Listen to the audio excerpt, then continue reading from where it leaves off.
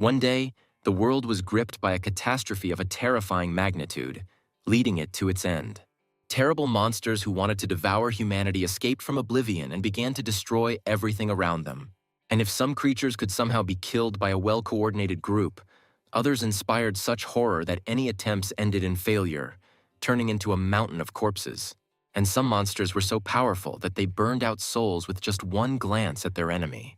People fought as desperately as they could, but over time, hope left each of them. However, in contrast to the horror caused by the monsters, a stargate appeared from oblivion, returning hope to humanity. Those people who were not deprived of talent had a chance to enter these gates and acquire incredible abilities that made it possible to retake the world from powerful monsters. The world has held firm for many years, and one of the strongest strongholds of humanity has become the City of Dawn, whose territory witnessed tragic events that day. Robert Guardian was kicked into the backyard of his own home. Rising to one knee, Robert swore at his adopted brother, reproaching him for his betrayal. Darren stood in the doorway with the Guardian family's personal lawyer, grinning at Robert, who sat in the dust. A man dressed in a classic suit stepped forward, giving Robert a haughty look and explaining that due to the fact that Robert had not awakened his abilities by the age of 18, by law he loses his right to reside in the territory of the awakened community. Robert was shocked to hear that Darren, as a child adopted by the Guardian family, had the right to take over Robert's home for his full use. And although Robert tried to prove that he was right by mentioning those who, despite being of age, did not have abilities, he was again hit for his insolence. Robert fell backwards to the ground, barely able to hear himself being condemned for not believing in the city's laws. Having collected his papers, the lawyer prepared to leave, leaving the right to deal with Robert to Darren. Raising his head, Robert noticed the man's sly gaze directed at Darren and barely heard him mention a certain promise from Darren. Smiling warmly at the lawyer, the guy said goodbye to him, guaranteeing the fulfillment of his promise. However, as soon as the man walked out of the gate, at the same instant a kick struck Robert to the ground again. Having brazenly knocked the guy down, Darren put his foot on his head, pressing him to the ground and about to reveal the most important surprises to him. Smirking at his defeated brother, the fair-haired man admitted that he had been poisoning Robert since he was 10 years old, which is why he was unable to awaken. It turned out that Darren planned to deal with Robert in order to completely take possession of all of his property, which would provide him with prosperity and security for the rest of his life. Furious at his brother, Robert tried to get up and deal with the scoundrel. However, Darren hit the guy with another terrible news, which he planned to completely unsettle him. It turned out that Darren lied to the guy's parents about their last expedition, saying that it was in it that they would find a way to help Robert awaken. However, desperately wanting to complete it, the parents died. Realizing that it was his brother who was responsible for the death of his parents, Robert fell into despair, kneeling right in front of Darren, grinning maliciously. Deciding to finally put an end to this matter, the fair-haired one again sent the guy to the ground with a kick and ordered him to get out. Without looking up from sadness, Robert stood up and walked out the gate. When the guy took a few steps from the house, he turned around and looked at Darren with a withering look, threatening in a broken voice that he would return and would definitely take revenge for himself and his family. However, as soon as he turned away, his brother created a poisonous dart in his hands and quietly threw it at Robert's neck. Looking at the latter with contempt, Darren was sure that he would never see his loser brother again. After leaving home, Robert wandered around the city for several hours without any plans, but with every step the strength left his body. The poison spread throughout the guy's body, poisoning the body and killing the mind, at one point causing the guy to stumble. Breathing heavily and trying to crawl on the ground, Robert swore in a hoarse whisper that he would definitely take revenge. But in the end, he closed his eyes and lost consciousness, sadly realizing that he would never wake up. At that moment, the clouds above the head of the guy lying on the ground thickened, and a light lit up in the very center of them. A second later, a column of flame shot through the skies at incredible speed, rushing towards the ground. And having reached the ground, the flame hit the head of the lying Robert. Surprisingly, the flame did not burn the body, but enveloped it like a blanket, shimmering on the skin and clothes until it went out. At the same moment, the guy opened his eyes, returning to life. When he rose to his knee, the first thing that came out of his mouth was the statement of the fact that the reincarnation technique had worked. It turns out that at the same time that Robert was learning about Darren's betrayal, somewhere in heaven, the warrior god Adrian himself became a victim of betrayal. The thief goddess. Milia struck him in the back with a mighty sword, forcing the mighty warrior to fall to his knee in confusion as to why his comrades were doing this to him. Amazed by his ignorance, his former comrades condemned God for wanting to oppose the demon god, considering the latter to be so powerful that it was impossible to imagine.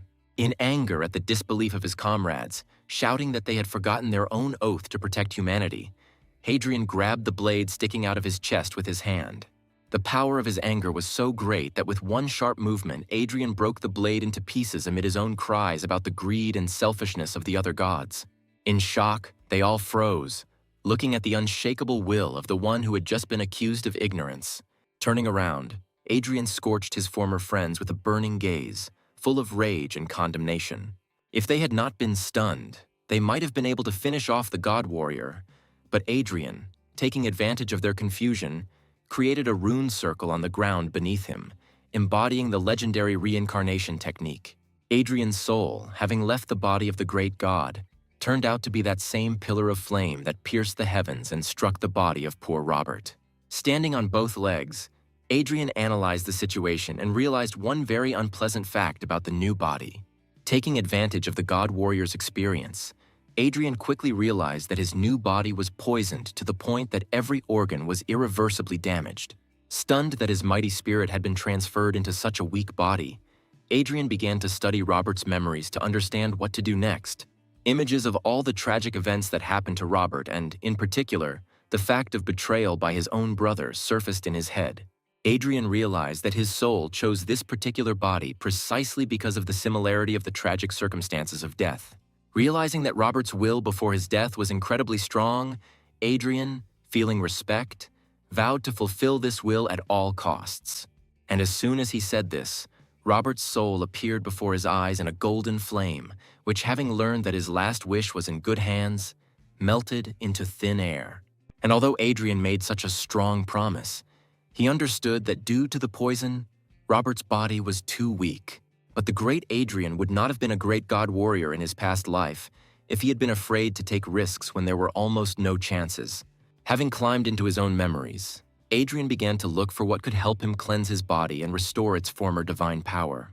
The answer was found almost instantly in the form of a secret technique that continues the path of the reincarnation technique, the 6 paths of reincarnation. Hadrian understood that this technique would allow him to regain all the power he needed for his purposes. But he also knew that before that, he needed to enter the Stargate in order to awaken.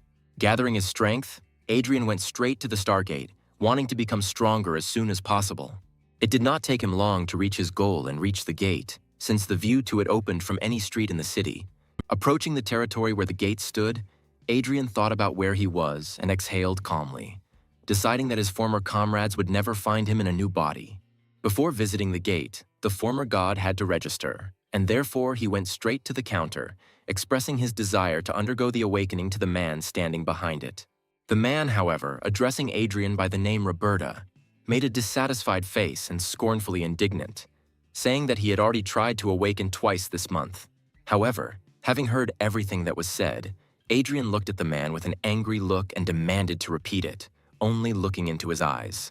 The man was clearly discouraged by such changes in Robert's character, and therefore was even speechless. The man was brought out of his stupor by the approaching captain of the guard named Harold, who wanted to know what happened between them. While the man was reporting to the captain, Hadrian used Robert's memories and learned that in the past, Captain Harold was saved by the guy's parents. Apparently, the captain was a man of honor, because upon hearing the report of the man behind the counter, he immediately began to scold him, reminding him of how much the Guardian family had done for the city. Having heard no answer from his subordinate, who lowered his head in shame, Harold demanded a star map of awakening for Hadrian. When he turned to the guy, Hadrian saw not an angry grimace but a warm smile, which caused quite pleasant emotions in the former god. But as soon as he took the card, Harold put his hand on the guy's shoulder and whispered that he should be more careful if he failed the awakening this time. And although the words were quite threatening, Hadrian realized that they were spoken with concern for the son of the family that had once saved him. For this reason, Hadrian saw off the departing captain with a grateful smile. Not one to hesitate, Hadrian turned away from the reception desk and headed straight towards the Stargate. Approaching, he pulled out the map given by Harold and raised it above his head, after which it flew up and was immediately absorbed by the gate, Adrian, sighing before taking the important step, immediately followed. The guy's eyes were immediately covered with a golden haze, which melted away after a couple of seconds, revealing to him a view of a huge open square full of others trying to awaken. Adrian tried to take a step but immediately trembled all over, because it was terribly difficult for the poisoned body to withstand even the pressure of the place of awakening. The guy realized that it would be incredibly difficult for him to achieve awakening under such conditions. He looked to the side and saw one of the test subjects fall under a bright pillar of light, the source of which was the star with which this person entered into resonance, and remembered that the more light of the star a person attracted, the greater the transformation his body would undergo. Turning his head in the other direction, Adrian saw with regret a man who had fallen to his knees in despair, because he could not resonate with any star, and because of this, he would remain an ordinary person. Raising his head, Adrian used the God Warrior's senses and noticed a star that his body could resonate with, but it was too weak to do so. The situation was deplorable, because even if the guy received the light of a star and could be reborn, the transformation would not be complete. However, Adrian would not have been a God Warrior in his past life if he had not been willing to take risks, and so he began to embody the 6 paths of reincarnation technique, summoning as much spiritual flame as his past divine soul could. He used all the experiences from his past life to make the flame bright and strong enough to purify his new body. The fiery silhouette flared up more and more every moment, dousing Adrian with a heat that he did not notice. When the silhouette flared up so that the flame could blind, the fire swirled around the guy's body, transforming him. At first, the movement of the flame was calm and measured, but in an instant it accelerated to the state of a fiery tornado. When the tornado began to dissipate, a rune circle was lined up underneath it, corresponding to the technique that Adrian, standing in the very center, was going to use. As if noticing the light of the flame below, the largest star, like the sun, lit up even brighter right above Adrian. And a moment later, a pillar of her light pierced the heavens and rushed towards Adrian, who readily accepted it. His body seemed to melt in this light, transported to where his transformation was to continue. The light from the star with which Adrian's body resonated turned out to be so strong and bright that the other test subjects turned surprised glances at it, seriously believing that it was the light of the sun, not a star. At that moment, Adrian found himself in open space alone with the star that had chosen him. Its flame immediately engulfed the body of Adrian, who was ready for this and tensed, intending to curb it. The flame burned the guy's body painfully, ready to burn him if he lacked fortitude. However, in a violent outburst of emotion, Adrian endured the pain of the flames. His angry grin said more clearly than any words that he would endure any pain just to achieve his goals. In the end, the star's flame went out on Adrian's body, making it clear that the guy had harnessed its power, which made him feel truly powerful. However, it turned out that the power of the technique he used summoned the light of more than one star, and another, darker one appeared in front of Adrian. Her flame also engulfed the guy's body, but he readily accepted it and curbed it without much difficulty, after which he felt agile and fast. Having dealt with 2, he saw the third and immediately set about obtaining her powers as well. The yellow flame gave way faster, and from it Adrian felt that his will and determination became even stronger. Next was the flame of a blue star, the harnessing of which seemed to open up a different perspective for his mind. The flame of the green star seemed to remove the veil from his eyes, and Adrian felt that nothing, even the most microscopic, could be hidden from his gaze. And finally, the last star, whose flame was bright purple, was also subordinated to the will of Adrian, which is why his perception, according to his own feelings, became more specific. In the end, the technique of the 6 paths of reincarnation led to the flames of all 6 stars surrounding the guy's body in a bizarre and bright whirlwind. The speed of this vortex was so great that from the outside, its shape looked like a sphere. In this realm, Adrian fell into a meditative state, synchronizing his own mind with the power of the stars and allowing it to have its full effect on his body. When Adrian felt that the job was done, the sphere burst into 1,000 pieces. Renewed, powerful, and absolutely healthy, Adrian climbed out, feeling his own omnipotence with every fiber of his body. The flame of one of the stars pliantly touched the guy's outstretched hand, which only confirmed his guess that the body was completely healed. At the same instant, a new, unusual rune circle lined up behind Adrian's back, the symbols of which, however, Adrian was familiar with. Adrian knew that after awakening, the body changes in accordance with the acquired class. But at this moment, he felt not only how the strength of a warrior permeates his body, causing a feeling of incredible strength in his muscles. He also noticed that his movements became smoother and his speed clearly increased, which was consistent with the class of a thief.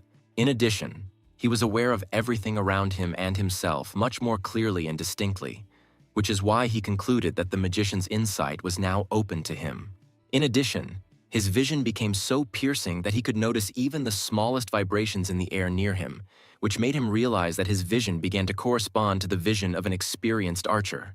And although the will of the former god warrior was already unshakable, he clearly felt that it had only become sharper, which is why he was ready to immediately rush into battle, which usually characterizes the knight class.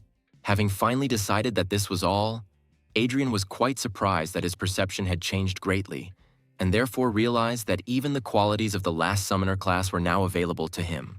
Adrian was absolutely shocked by the fact that he had discovered all 6 classes, because even in his previous life, he had only heard of a couple of cases where someone managed to discover a predisposition for several classes, and even then no more than 2. Clenching his fists proudly, the guy grinned, realizing that in this case he would easily surpass even his previous self. Looking up, he saw that the space around him began to crumble, which meant that the awakening process would soon end. At the same moment, Adrian, closing his eyes and opening them again, walked out of the Stargate back to the place from which he entered. And on the way out, he met with the very thing that he clearly did not want to see at all, because Darren stood there, instantly attacking Adrian with contemptuous comments towards his, as it seemed to the fair-haired, absolutely useless attempts to awaken. Having angrily looked at the scoundrel, Adrian, not wanting to stand on ceremony, boldly sent the guy. Darren was taken aback by this attitude from the one whom he had kicked with his own feet a few hours ago, and who now moved away from him as if the blonde man was not worth the dirt under his nails. Fury immediately boiled in the blood of Darren, who did not understand how Robert, who had been poisoned by him, could walk like this now as if nothing had happened. Outraged by this outcome, the fair-haired man pulled out his daggers and shouted at his brother, intending to finish off the insolent man that very second. Captain Harold's cry was heard from the direction of the gate, warning Darren not to do anything rash, and Adrian, hearing this, turned towards the attacker just in time. Using his thief-class skills, Darren quickly found himself right in front of Adrian, ready to plunge his blades into him. However, he could not oppose anything to the former god warrior with his vast combat experience, who in the blink of an eye saw a bunch of holes in the enemy's attack. Dodging the inept attack, Adrian rushed forward, thrusting his fist straight towards his opponent. As soon as he got close enough to Darren, his fist instantly hit the latter right in the jaw. Adrian's blow was so strong that Darren was thrown several meters away. As Darren approached the wall, those around him watched in shock as the two Awakened fought, amazed that Adrian was able to knock his brother down. Flipping in the air, Darren twisted and landed on his feet, not understanding how it was possible that his poisoned brother could send him flying with one blow. And although he was ready to immediately rush at Adrian again, his appearance as a warrior ready for battle put the guy into a stupor. At that very second, Captain Harold appeared between the fighters, shouting at Darren. Glancing at the blonde with an angry look, Harold heard him complain that the captain of the guard was too indulgent to the son of the Guardian family, and regretted that he had not yet been fired. An indignant Harold, looking contemptuously at Darren, pointed out that anyone with 2 eyes could clearly see that Adrian had awakened, which meant Darren had no right to attack him. And although Darren wanted to say something in response, he was distracted by the surprised exclamations of onlookers, who were amazed at how beautifully the guy was besieged by the newly awakened one with just one blow. Outraged to the extreme, Darren looked at Adrian with an angry look, but could not do anything about it, and therefore, without saying a word, he turned around and left. Grinning as he left, Harold walked up to Adrian and used his portable analyzer to find out what class the guy received. Looking at the screen, Harold saw the symbol of a warrior and hastened to congratulate Adrian on this with all his heart. He noticed that it now became clearer how Adrian managed to send Darren flying with one blow. People who had previously seen Adrian as a loser who could not awaken suddenly began to smile in front of him, admiring how hard he had hit his stupid brother who decided to launch a frontal attack on the warrior. Adrian smiled at them, but in his head, he was glad that he was able to hide the fact that he had unlocked more than one class, showing only the warrior class, because he was afraid that this feature might cause him difficulties. Harold put his hand on the guy's shoulder and, smiling warmly, again congratulated Adrian with all his heart. Taking the card out of the analyzer, Harold handed it to the guy, recommending that he quickly go to the Warrior Academy for training. Taking the card, Adrian examined it and sighed relaxedly, promising to try his best. However, to Harold's surprise, after removing the card, Adrian asked the captain when the monthly talent assessment would take place, in response to which the man replied that it would be today. And although Harold answered, he threw his shoulders up in surprise, asking the guy if he was going to go to the assessment, having just woken up. Having received an affirmative answer, Harold again put his hand on the guy's shoulder and looked seriously into his eyes, speaking with the desire to keep him from rash actions. He said that immediately after awakening, people receive the status of a student and must go to the academy to participate in a talent assessment after 1 or 3 years.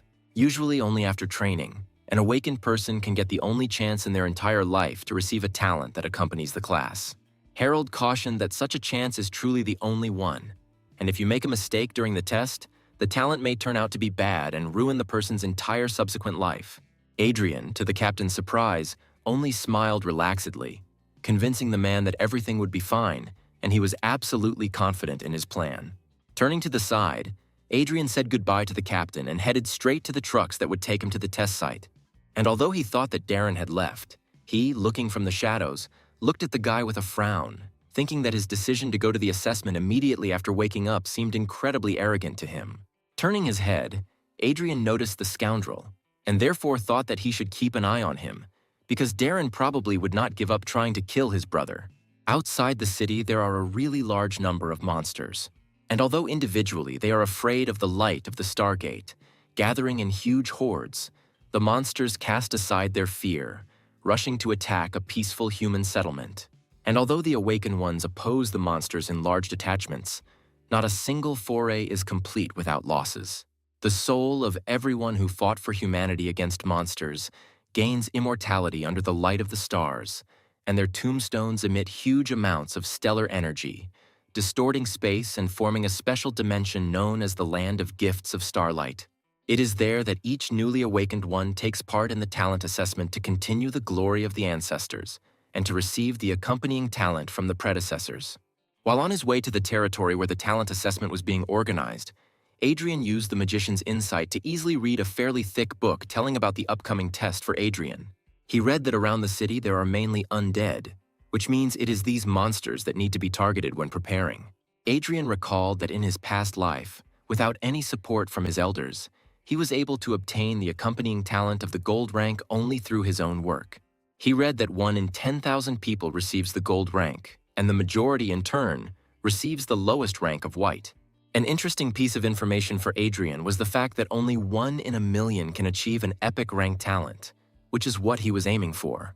Adrian had to look away from the book when the trucks finally reached their destination, and the guy was able to go straight to the hero's cemetery. Opening the book again, Adrian walked to his seat, trying not to be distracted by the whispers of the young men around him, surprised at his presence. Throwing a not cheerful glance at the pile of graves, Adrian was surprised that the guys who studied at the academy were so ignorant of the test. The guy's attention was suddenly attracted by a girl armed with a bow, about whom everyone around him instantly began to whisper.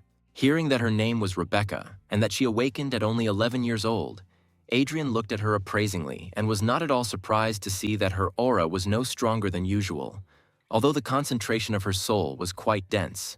At this time, a group of 6 tomb guardians of the lands of Gifts of Starlight lined up in front of the crowd of awakened disciples.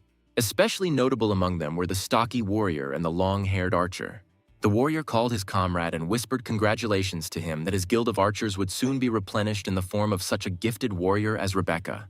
And although the archer waved away these congratulations, his appearance literally screamed about how happy he was. Seeing this, the warrior didn't miss the chance to joke about how disappointing it would be if she suddenly got no higher than iron rank. The comrades immediately began to argue, but the other guardians tried to calm them down and suggested finally starting the test. The guardian knight came forward with a speech in which he called on everyone present to pay tribute to their ancestors before the test. All those who came for the test did not hesitate to kneel in front of the tombstones. When they stood up again, the knight continued his speech, saying that these lands were truly dangerous and they had to be careful not to die. In turn, each of the guardians expressed parting words to the subjects. The largest tombstone suddenly lit up, and the streams of energy escaping from it formed a portal to the earth, where the test was to take place.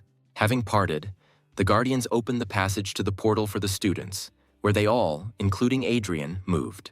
Adrian had a clear plan, and therefore he consulted the book in order to implement it as successfully as possible, although those around him clearly saw in his reading more stupidity than ingenuity. At one point, a fat guy blocked Adrian's path and directly called him an idiot, with a malicious grin recommending that he return to where the guy came from. Adrian did not respond to the attacks, only throwing a contemptuous look at the scoundrel, which caused even more aggression on the part of the fat man.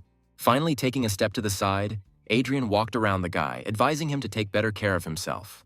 At the same instant, the silhouette of the ancestor's spirit shone above the fat man's head, forcing him to turn around.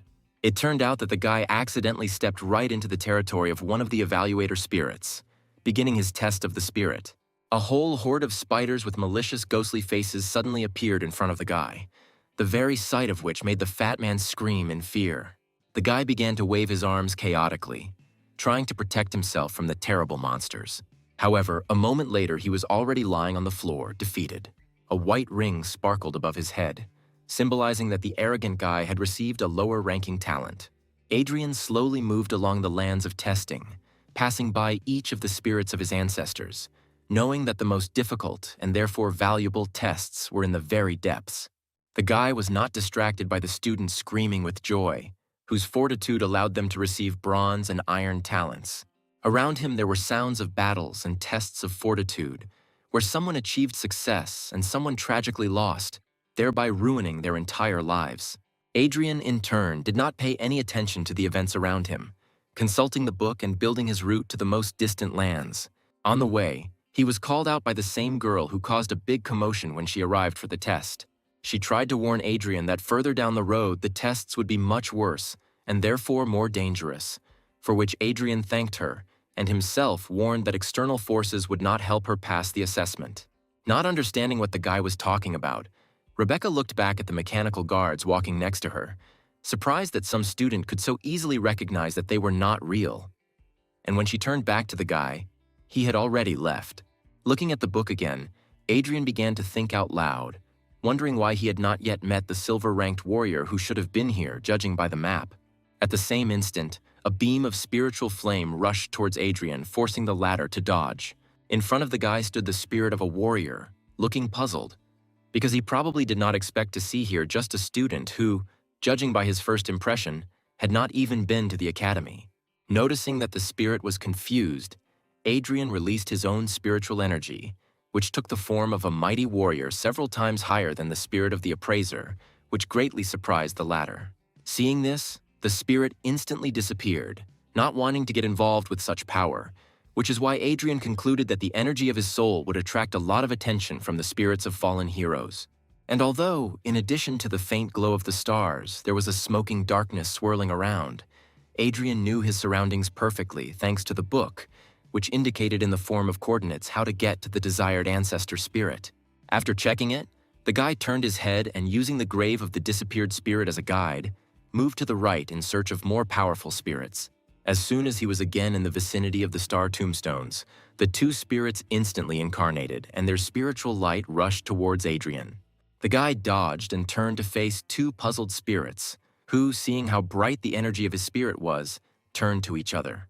To Adrian's surprise, the spirits began to fight with each other, from which the guy concluded that his soul was so attractive to them that they were ready to fight each other for it. Smiling awkwardly, the guy ran away, finally apologizing for not being able to choose them for his test. Adrian moved deeper and deeper, meeting more and more spirits who wanted to test the guy and give him their talent. Passing by the mighty warrior, Adrian met the spirit of a dexterous and nimble girl who tried to stay in his field of vision as long as possible. But he rejected her too. Seeing the golden spirit of the curvy sorceress, Adrian even became embarrassed and for a long second could not take his eyes off her attractive forms. But turning away, he moved towards the designated goal. For long hours, the guy traveled through the lands of talent assessment in search of epic rank spirits. But he did not come across them, although the fact was that even the golden spirits turned their attention to him.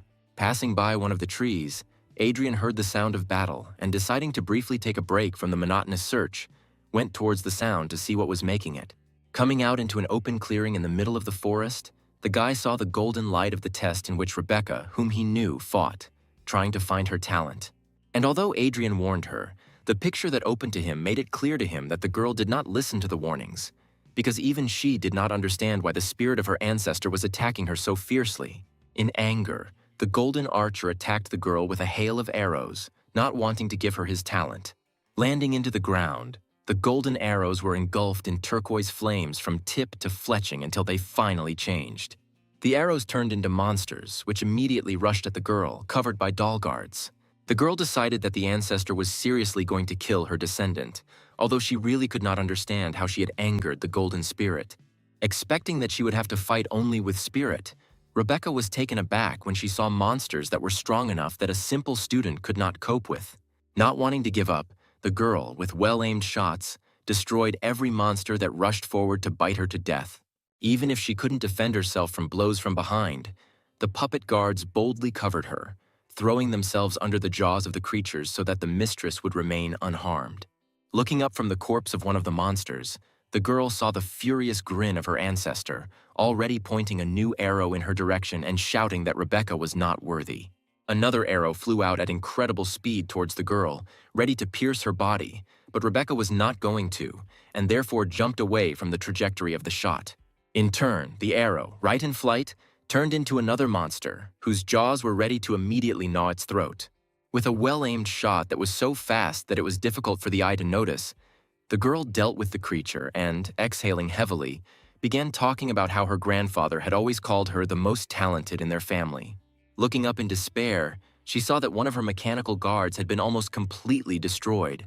Tears began to well up in her eyes from misunderstanding why her ancestor considered her unworthy and wanted to finish off his descendant. The spirit, however, did not pay attention to the girl's tears and aimed a new arrow at her, shouting in a voice full of rage that she was unworthy of his power. Proudly straightening up right in front of her ancestor, the girl boldly looked into the spirit's eyes burning with anger and cried out with the question of what she had done to deserve his rage. Peering out from behind the tree, Adrian calmly asked the girl if she really didn't understand what exactly she had done wrong. Distracted from his original goal, the golden spirit looked at Adrian and was immediately dumbfounded by how strong the aura was in this guy. Seeing her ancestor's surprise, the girl instantly felt angry and again threw a defiant glance at him, crying out about how hard she had honed her skills and strengthened her soul. Using all her will, Rebecca firmly looked at the spirit, constantly reassuring herself that she would never be left without the talent inherent in each member of her family. Pulling back the string of her bow, the girl cried out that she would release her arrow even if she had to die. At the same instant, her body was engulfed in harmless golden flames inherent to the spirit with which she fought, which is why Rebecca realized that she was able to resonate with her ancestor. Adrian smiled and noted that the talent assessment test is primarily about will, courage, and fortitude, and not physical strength.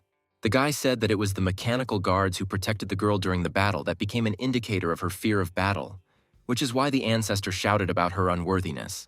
The golden light of the test finally faded, and Rebecca realized that the test was over in complete victory. Sighing heavily, she noticed how tense every muscle was after the hilarious fight. The golden archer extended his hand forward and the flame from it touched the girl's body, healing her and gifting her with what she had come for. Proud and pleased with herself, Rebecca passed the test and therefore received the sign of golden talent that accompanies her family. Looking from the side, Adrian smiled, seeing how the girl received something that would make her life incredibly prestigious. As the spirit vanished into thin air, Rebecca turned to him and awkwardly thanked him for the advice the guy had given her. And although the girl asked how he himself, being just a student awakened quite recently, ended up so far in the lands where the golden talents are located, Adrian only answered that his goal was the best possible talent. And turning away, moved away. Noting that his soul seemed weak, the girl heard the guy boldly say that it was none of her business and asked to keep his presence here a secret.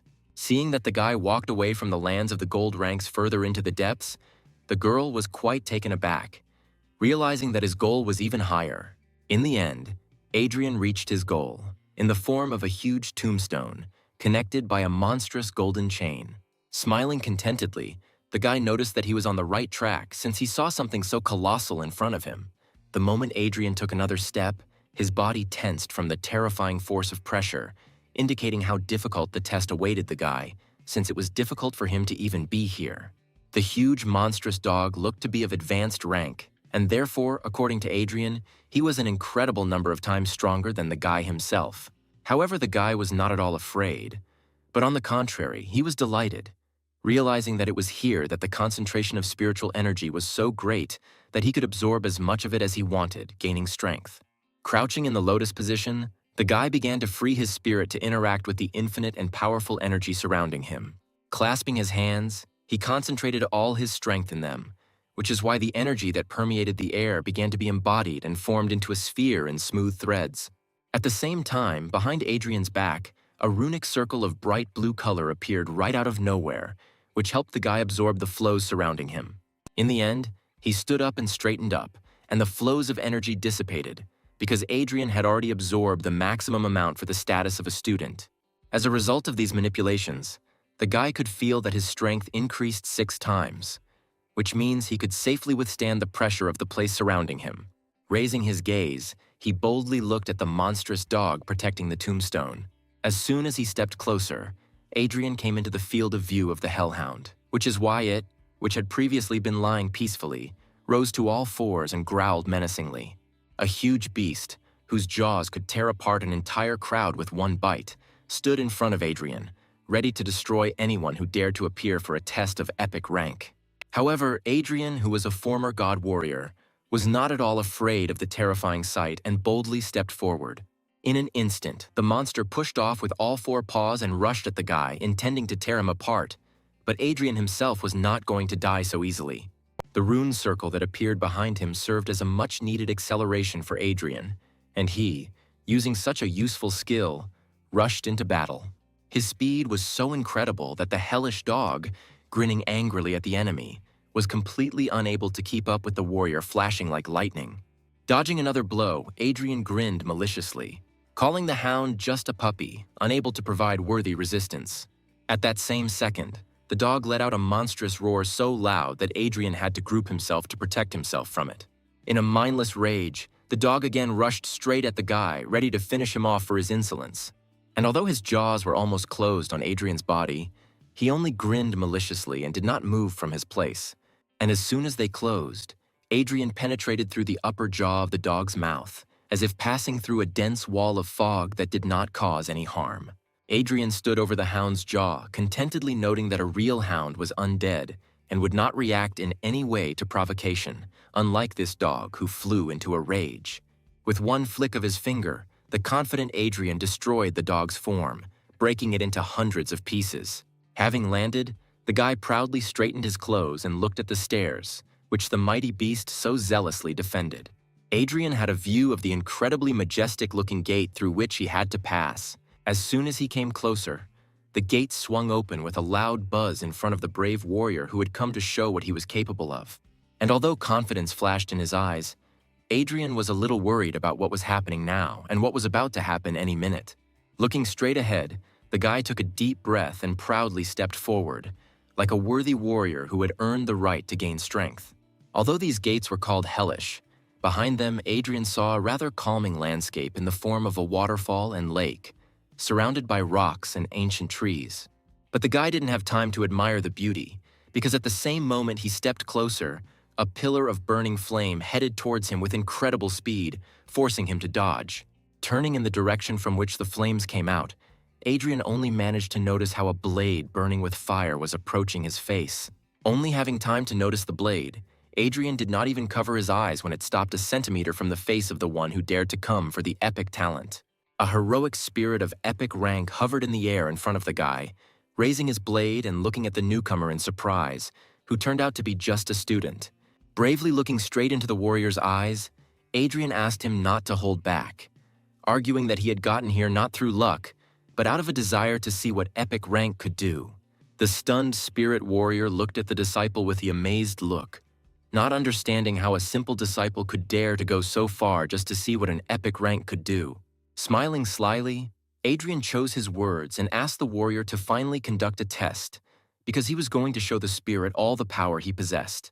Having softened, the warrior sighed and corrected the guy, noting that the fact that he had reached this place does not mean that he could defeat a representative of epic rank, but he smiled and agreed to show his power.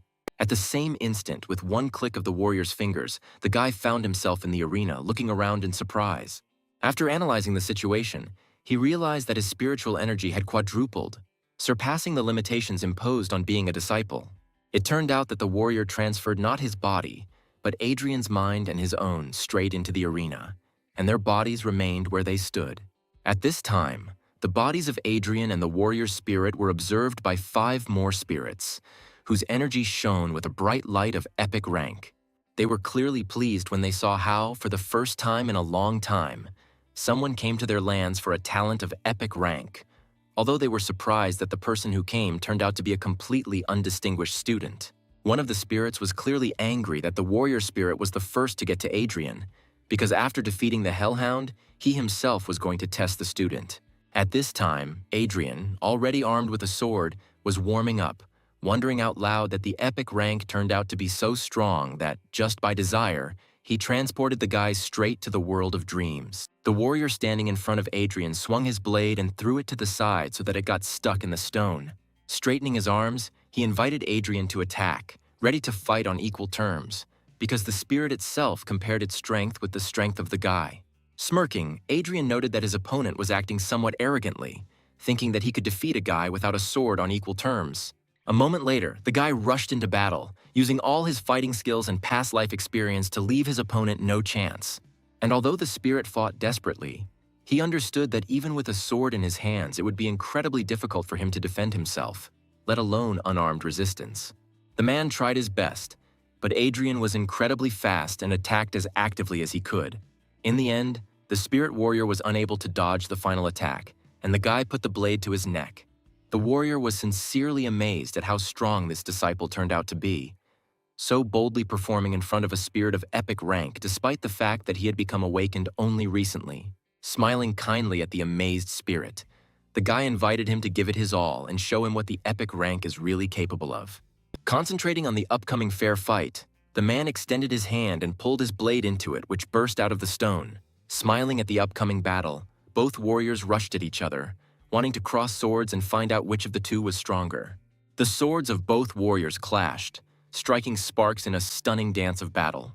And although the spirit warrior fought desperately, one mistake was enough for the former god warrior to make one precise attack with his blade. And this one blow was enough to knock out the blade and hands of the stunned enemy. The warrior spirit was absolutely at a loss, because he sincerely could not understand how only a student could defeat him. In his eyes, you could see the incomprehension with which he looked at his hands, as if doubting his own abilities. Satisfied with himself, Adrian thought that now the result of his test was quite satisfactory in order to finally receive the epic rank talent he deserved. And although he was ready to receive his reward, the spirit warrior suddenly disappeared into the air, causing confusion in Adrian. Returning to his body, the warrior curiously examined his opponent, whose mind was still in the world of dreams. Other epic spirits, seeing how their comrade returned to his body, were surprised, deciding that the test was over so quickly, and besides, there was no ritual for transferring talent, and they concluded that the guy had lost. However, they were puzzled when they saw that Adrian himself had not yet returned from the dream world, and therefore they asked their comrade what happened to them there. Raising his head proudly and not looking away, the warrior honestly admitted that he had lost the battle. The rest of the spirits were shocked when they heard that their comrade, whose strength reached an epic level, lost to an ordinary student, even though they were equal in the dream world. They assumed that the warrior had simply given in, but he shook his head and replied that the fight was fair and he was rightfully defeated, and for this reason he had an idea. After listening to their comrade, the epic spirits were divided, trying to decide whether to follow his plan or not. However, after consulting, they decided to agree, and at the same moment, all 6 were transported to the world of dreams and appeared before Adrian's eyes. Adrian, who had already thought that his rival had abandoned him in this world, relaxed when he discovered that he had returned with reinforcements in the form of 5 spirits of epic heroes. As soon as they appeared in this world, each of the 6 spirits first looked at the one they were about to test with an appraising glance. Smiling kindly, The spirit mage noticed that the guy did not blink an eye when he saw as many as 6 epic spirits in front of him. Scratching his beard, the elder opened his eyes and spoke with the hoarseness in his voice characteristic of his appearance. Removing one hand behind his back and nodding proudly towards his comrades, the magician invited Adrian to fight all 6 epic spirits at the same time. Looking at those who came with confusion, Adrian heard that if he wins, he will receive 1 epic talent from each of them, which is why his eyes sparkled with awareness of the situation. Behind the spirits of men stood the archer and the summoner, who, having sarcastically examined the guy, suggested that he leave with the talent of a warrior, because judging by his appearance, he would not have enough strength. In response, the former god warrior laughed like a madman, receiving sincere pleasure from the whole situation. Proudly looking up and raising his sword, the guy expressed his desire to accept the challenge and his unwavering readiness to fight. The magician frowned, calling the guy self-confident, and the knight called him arrogant, although he seemed to only like it more. Taking a stance, Adrian did not take his eyes off his opponents, ready for any attack from them. The spirits had already pulled out their weapons and also prepared for battle, warning the guy that the following events could be damn dangerous for him. At the same moment, as the magician finished speaking, the thief spirit disappeared from sight, rushing into an attack with amazing speed. In a second, the thief was right behind Adrian, ready to inflict a mortal wound on him with a blade in the back. However, he did not expect that, using the archer's reflexes, he instantly turned around and swung his sword towards his opponent. One strong blow to the defending enemy was enough to send the thief spirit flying. And although he defended himself, the force of the blow was so great that, having crashed into the wall, the spirit immediately lost consciousness, leaving the battle. Realizing that they could not win alone, the epic heroes rushed into battle all together in order to remove the smug smile from the opponent's face. The mage's fireballs were clearly of extraordinary power, but using the thief's speed and the archer's reaction, the guy easily dodged each of them. Thanks to the magician's insight, he could calculate every swing of the blade in order to protect himself from the archer's shots. The spirit mage tried to use a paralyzing discharge to stop the guy and allow his fellow knight to strike. But Adrian for some reason ignored the effect of the spell, rushing straight to the old man. Finding himself close to the spirit mage, the guy swung his hand to strike, noting with pleasure that the knight's physique and willpower perfectly protected against magic. Again, with one blow, Adrian was able to knock out the mage, ensuring that now magic would not prevent him from fighting. Turning around, the guy used all his reactions to deflect the arrows of the archer spirit flying at him and send them all back to the attacker. And although the girl dodged the arrows, Adrian, who immediately approached her, swung his blade, thereby knocking out the archer, leaving only 3 opponents in front of him. Cursing, the spirit knight complained to the spirit summoner that he could not keep track of her, and she, in turn, asked him to delay the enemy so that she could call on a huge bear to help. A simple ritual was enough for her to make a huge, monstrous bear rise to its full, mighty height in the arena. The spirit knight did not disappoint and, raising his morning star, used his ability to immobilize Adrian. At the same instant, the bear rushed to attack the guy, wanting to tear him apart with its claws. And although the bear was a beast created by the spirit of the summoner, Adrian's summoning abilities were stronger, and he seized control of the bear, forcing it to attack the knight, knocking him out of the fight with one blow.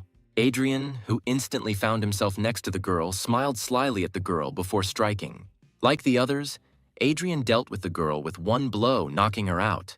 Turning to the last epic rank spirit, Adrian asked if he would fight, but the warrior smiled, answering that he had already lost before, and therefore there was no point in fighting. Turning around, Adrian saw that all the epic rank spirits had already stood up and cheered for his victory. Having congratulated him, they returned to the real world and stood over the guy's body in a circle, intending to perform a ritual after which Adrian would receive his talent. As promised, the spirits gave him not 1 talent, but 1 talent from each, although no one knew whether they could exist in one body. The energy released by each of the spirits flowed into Adrian's body and began to mix with the 5 others. The aura emanating from the mixing of talents turned out to be so bright that even the mighty epic spirits were amazed at the power of its light. The amazed spirit mage whispered tremulously that the resulting rank would be much higher than epic.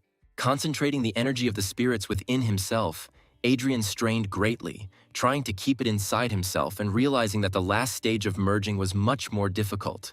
Unleashing the full power of his fighting spirit, Adrian used it to cope with such a difficult task. The guy's spirit was eventually able to contain all this powerful energy that permeated the body, and it transformed into a crystal heart in the guy's hands.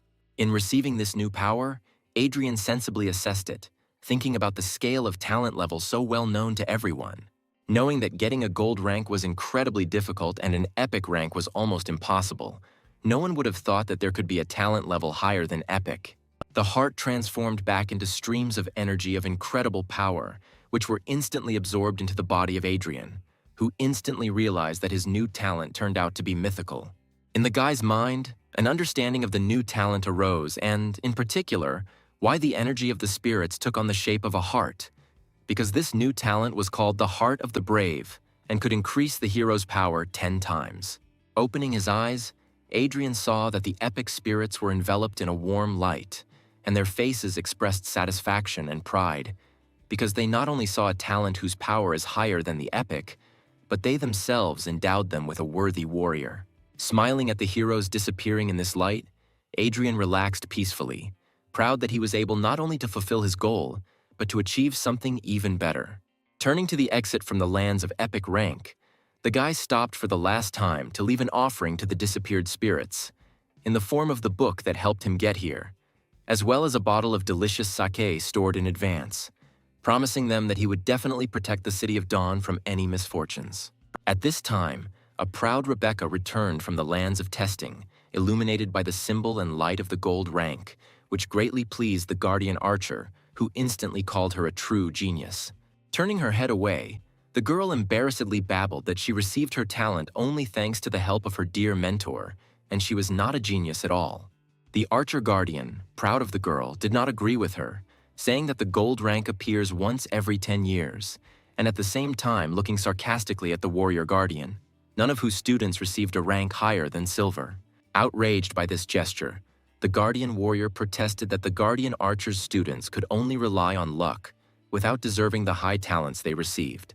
And although the guardian warrior claimed that among the warriors there would be such a strong awakened one that he could receive a gold rank, he only met a malicious grin from his comrade. Distracted from the squabble between the two guardians, Rebecca looked around, trying to spot Adrian and finally find out what rank the one who so calmly walked past the lands of the gold rank received. Realizing that there was no guy in the area, the girl looked at the portal, anxiously waiting for him to come out of it. When the guardian archer decided to announce the end of the test, Rebecca asked him to stop and wait, because one test subject never left the test grounds. At the same moment, Adrian, stretching his neck, climbed out of the portal, meeting there not with a storm of applause, but only with such familiar disdain, because the guardian archer was sure that the guy had failed his test.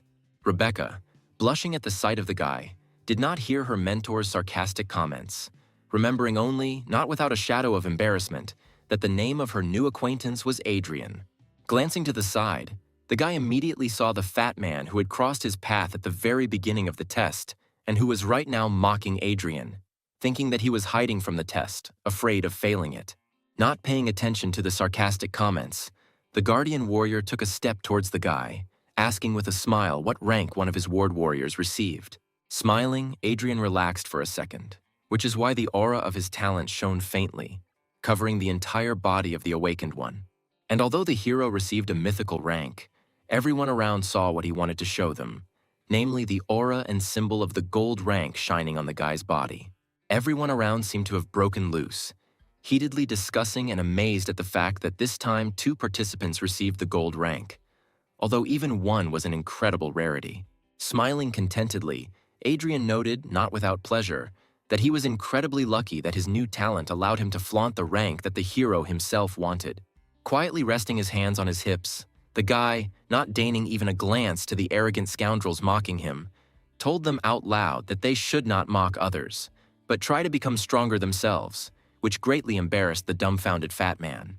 And only Rebecca, whose confused look Adrian caught, could not understand why the guy received only a gold rank, because he went much further than the place where the golden spirits were. As if he had read the girl's thoughts, Adrian put his index finger to his lips, reminding her that he had asked her to remain silent about where he was going in the testing lands. Once again embarrassed by the attention of her new acquaintance, Rebecca only thought about how many secrets Adrian had from everyone around him. And while she was reasoning, the guardian warrior rushed to Adrian, whose smile made it clear that he was incredibly happy that one of his charges was finally able to receive a gold rank. Although Adrian, not receiving pleasure from someone else's touch, asked him to leave him alone, calling him a bearded man. Offended by the unexpected name-calling, the Guardian took one step away from Adrian, removing his hand from his shoulder. However, after a moment, he put aside his offense, deciding that a student receiving a gold rank was much more important than any grievances, and therefore he again put his hand on his shoulder and smiled joyfully, saying how very proud he was of his student. However, other warrior teachers, looking at the man with disapproval, noted displeasedly that they were seeing Adrian for the first time, and therefore did not consider his victory in the test to be their merit. However, even the Guardian Archer, who just a second ago was mocking his comrade, now stood with a serious look, noting that receiving as many as 2 golden talents was a real historical event. The news that 2 entire members had achieved gold rank spread with incredible speed through the streets of the City of Dawn. So quickly that almost on the same day, Darren, who wanted to finish Adrian off more and more every second, learned about this truly frightening event for him. He instantly flew into a rage as soon as he found out that Adrian had received a gold rank, because the guy did everything to prevent this from happening. Adrian himself, after the test, did not want to waste time, and realizing that he could not do without the academy, after the test he immediately went there. His mere appearance at the academy became news number 1 for all the people there, because gold rank among warriors is an incredible rarity. Standing near the counter with the Guardian Warrior, whose name, as it turned out, was Frank, Adrian heard with slight dissatisfaction all these comments addressed to him, which from malicious and arrogant became interested and flirting. Frowning, Adrian even began to regret that he showed people his gold rank, because he received much more unnecessary attention than he wanted. Finally, the man behind the counter, smiling welcomingly, handed Adrian an envelope, a badge with a warrior symbol and a card indicating his status. Still proud of his ward, Frank put his hands on his hips and wholeheartedly congratulated Adrian on officially joining the Warriors Guild. Adrian was about to unpack the envelope, but Frank, who stepped aside, waved his hand and called him to follow, because he was going to help the guy get a well-deserved reward for his work. For the first time since the test, Adrian smiled at Frank and followed, noting to himself that he was surprised by the fact that the guild treated its members well enough. Walking through the long corridors of the academy, the men arrived at a training room filled with mannequins and exercise equipment, in the middle of which stood a stocky man whose hair, with its bright green color, resembled a fresh apple. Having greeted Adrian and Frank, the man introduced himself as Roosevelt Walter and added that he was the treasurer of the Warriors Guild, and therefore it was he who would offer Adrian a reward corresponding to the gold rank. Looking into the box that Roosevelt bowed his head and handed to the guy, Adrian saw a book there, the inscription on the cover of which read about the name of a special skill of the warrior class. Taking the box from Adrian's hands, Frank himself looked inside and smiled, looking up at Roosevelt and noting that the treasurer is very generous, because this skill is really powerful, to which Roosevelt, not without pleasure, said that they are obliged to invest all their efforts in the development of a gold rank hero. In addition to the skill, Adrian also received as many as 10 star stones of the initial rank, which is a significant reward, since Frank himself received only 1 at one time. Opening the book, Adrian read a couple of lines, but almost immediately became perplexed by their content. Roosevelt smiled again when he saw the guy's reaction and said that learning skills is an incredibly important activity for every awakened person, and therefore Adrian is recommended to start learning as soon as possible. Smiling joyfully, the guy agreed with the treasurer, promising to start training as soon as possible, and thought to himself that things were turning out very, very interesting. As soon as Adrian and Frank left, Roosevelt removed the smile from his face and headed to his office, where Darren was already waiting for him, who immediately began asking the treasurer whether he had completed his task. Calmly closing the door behind him, Roosevelt looked at Darren slightly dissatisfied and just as calmly noted that he could cope with any task much better than Darren. It turned out that Roosevelt specially altered Adrian's skill book, and because of it, the guy could soon become insane. Enjoying the thought of how sinisterly ingenious his plan was, Roosevelt finished the thought by telling Darren that he would have to send a request for a duel as soon as Adrian went crazy, thanks to which the guy would be able to get rid of his rival without unnecessary problems. Exhaling in a relaxed manner, Darren smiled at Roosevelt, noting with pleasure that he always completes tasks 100%, and therefore, as gratitude for his work, he will definitely thank his comrade when Adrian dies. Looking away, Roosevelt said that he was only following orders from above, and therefore did not count on a reward, but of course he would be happy with it. He chose to turn away when Darren, with a distraught look and a cruel smile on his face, promised that he would kill his sworn brother no matter the cost. And although the plan was really good and would have worked on someone else, Adrian's real mythic rank told him perfectly well that the skill was actually altered, which bodes well for him. Adrian thought deeply, comparing all the facts with each other and seriously suspecting that this trouble with the skill was directly related to Darren. Having instantly seen through Roosevelt's plan, Adrian put the book aside and decided that he would gladly play along with him, pretending that he had really fallen under the influence of such a weak illness that the book was supposed to create on him. Adrian sarcastically imagined what Roosevelt would look like when he saw that his plan did not work, especially if Frank was nearby, and the 10-star stones that he received for his gold rank would help the guy in this matter. Having opened the box, Adrian remembered that star stones are actually the energy of real star stones concentrated into crystal form, using which the awakened can very quickly increase power and become stronger. Realizing that thanks to his experience as a god warrior, the guy understands all skills even at the divine level. But if he wants to gain power, he needs to start all over again. Sitting in the lotus position in the room allocated to him personally, Adrian closed his eyes and used his spirit to begin to absorb energy, while simultaneously discussing how the skill of an unpredictable fist blade is a rare skill, and it is necessary to learn it. Using his experience, the guy read all the necessary techniques for developing this skill and found out exactly which nuances of this technique were spoiled and corrected them without any problems.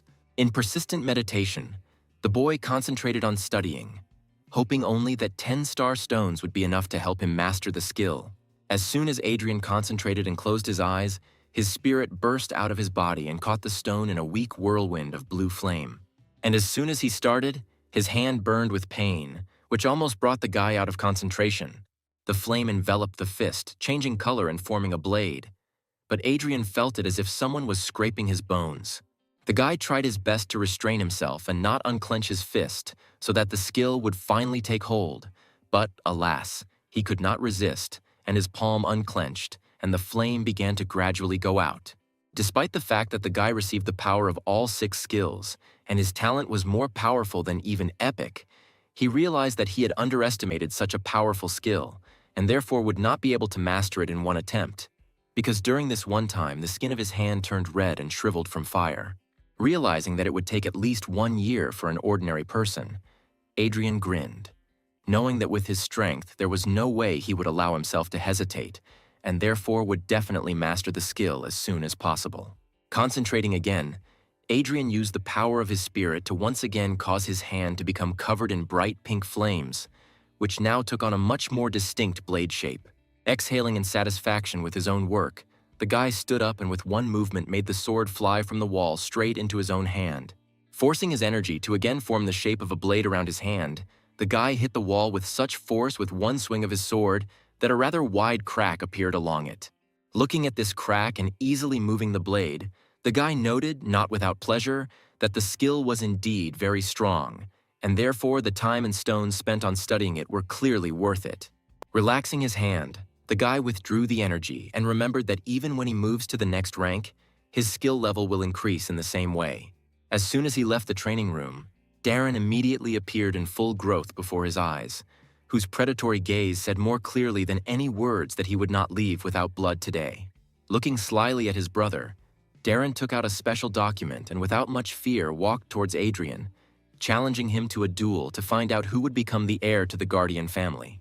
Pulling out the document about the duel in front of Adrian, Darren publicly asked Adrian if he would accept the challenge, which is why everyone around them turned their attention to the guys. Proudly placing his hands on his hips, Adrian looked at Darren with interest, clearly pleased that he had predicted all the upcoming events and noting how much attention they attracted. With a smile, the guy noted that now he himself had become awakened, which means his entire inheritance goes to him and only him. Not expecting such words, Darren looked around with caution, hearing how everyone around him began to discuss him with condemnation for trying to take away Adrian's rightful inheritance. Hearing someone calling for him to be kicked out of the academy, Darren raised a paper in front of him in a panic, indicating that this duel was agreed upon by the awakened community. The warriors around looked at the paper in bewilderment, not understanding how the community could even allow such a conflict to happen. Realizing that no one would touch him now, Darren believed in himself and again turned to Adrian, indicating that refusal would mean that he was renouncing any claims to the Guardian family inheritance. And although Adrian himself felt angry, he understood that this anger was caused by the memories of the guy in whose body he was reborn, and Darren was not worth even a drop of his hatred. Smiling maliciously, Darren asked if Adrian would agree to a duel to the death, clearly remembering that Adrian himself should now be in a deranged state. Something suddenly flashed in front of the guy, and when he reacted, Adrian was already standing a few steps away from him, relaxingly reading the paper that his brother had just held in his hands. Amazed by such incredible speed, Darren looked in amazement at his hand, in which he literally just held the paper that Adrian now had. Looking with contempt at the perplexed guy, Adrian held out the paper forward and in a firm voice answered the duel request with his consent. Looking up at his brother again, Darren looked at Adrian in shock, still trying to understand how he had snatched the document from his hand so quickly. However, Darren was not afraid, glad that they had ruined the unpredictable fist blade skill, which meant that Adrian was about to lose control of himself. Taking a stance, Darren prepared for the attack and was 100% sure that today he would finally finish off the brother who had so bothered him. And although the opponent stood ready to fight, Adrian was relaxed and calm, realizing that Darren would never be able to win. In an instant, dark green energy swirled around Darren and his blade glowed bright green. And in another moment, he suddenly disappeared in the place where he stood and suddenly found himself to the left of Adrian with a blade already prepared for the fatal blow. At the same instant, his energy took the form of a snake and the blade rushed towards Adrian's throat, ready to cut it and end the life of the unlucky victim. With a slight movement of his hand, the hero intercepted the opponent's attack and deflected it to the side, noting with a smile that Darren was repeating himself in his techniques. Panicked by such a difficult situation, Darren simply could not believe that his opponent was so clever that he had read all his skills so much that he was able to intercept his attack. Seizing a moment when Darren would be defenseless, Adrian used his new blade fist skill. With one blow so familiar, the guy sent his opponent flying. Falling on his back, Darren hit hard, but using his thief's reflexes, he quickly turned over and stood on both legs, grinning angrily at Adrian. There was confusion in his eyes, because he expected Adriana to go crazy with his new skill.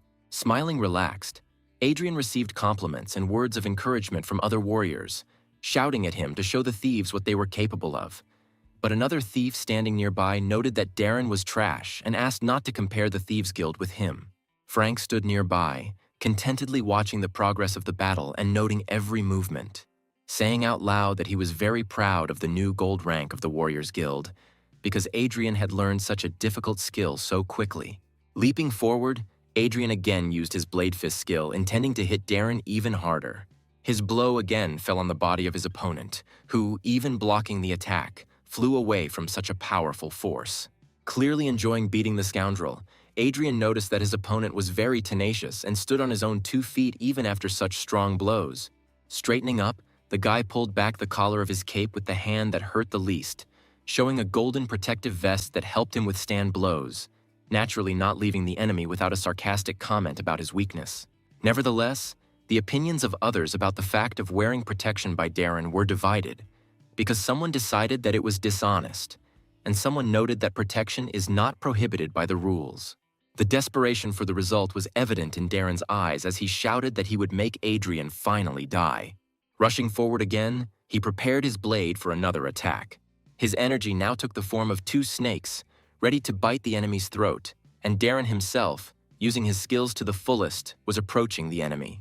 This time, without even a hint of a smile, Adrian called Darren a narrow-minded idiot, facing the oncoming attack without fear. Again, with a single effortless movement, Adrian used his blade fist to block such a powerful attack without any effort. Darren's eyes showed fear, because he clearly did not expect his opponent to block his most powerful skill so easily.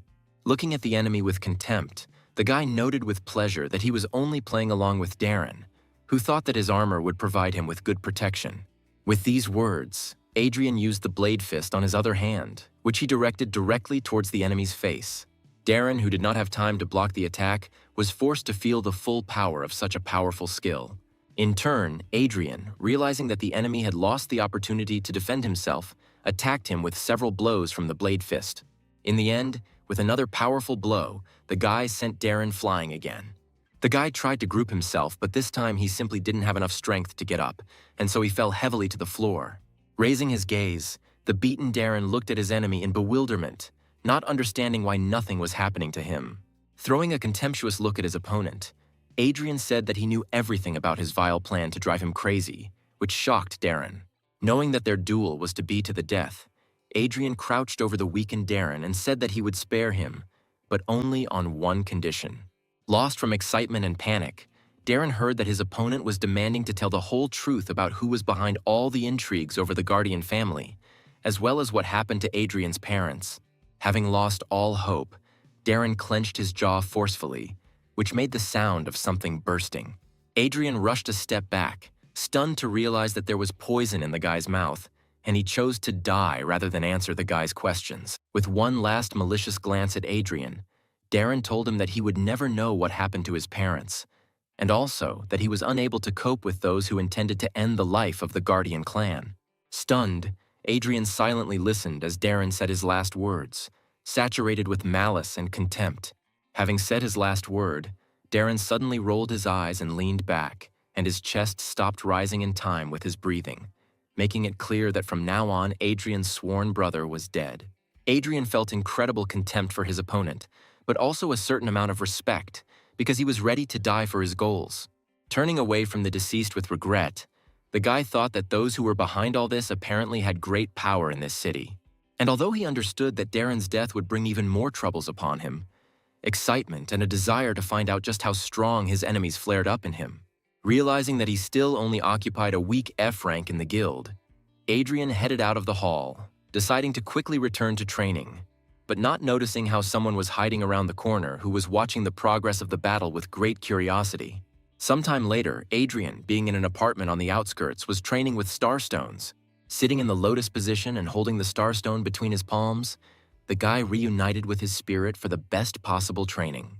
In the end, another stone crumbled into dust, having exhausted all its stellar energy. Upset over the loss of the last starstone, Adrian thought out loud, coming to the understanding that his body was indeed incredibly strong, because in a couple of days he had absorbed all the energy of the 10 starstones received for the talent test.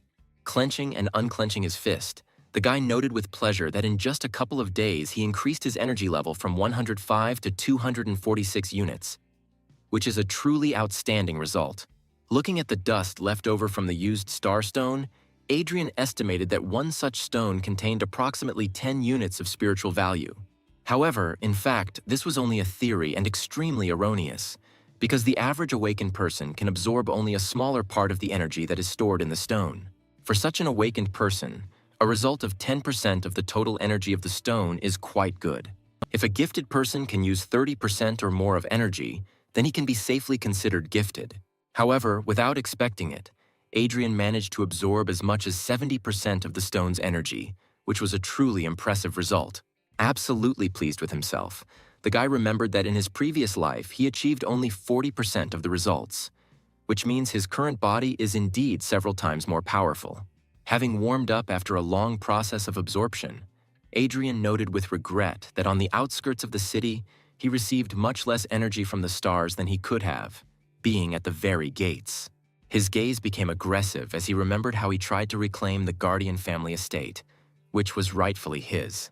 Immediately after the battle, Adrian went to the residence of the Awakened community to gain access to his estate. But, as it turned out, after passing into Darren's possession, the estate no longer belonged to the Guardian family. Smiling boldly and intertwining his fingers in a businesslike manner, the man noted that after Darren's death, the estate passed into the possession of the Awakened Society, and Adrian was given only a small apartment on the outskirts. Adrian had to admit that it would be very difficult to return his property because, apparently, this estate was of great value to the one who was plotting against the guy.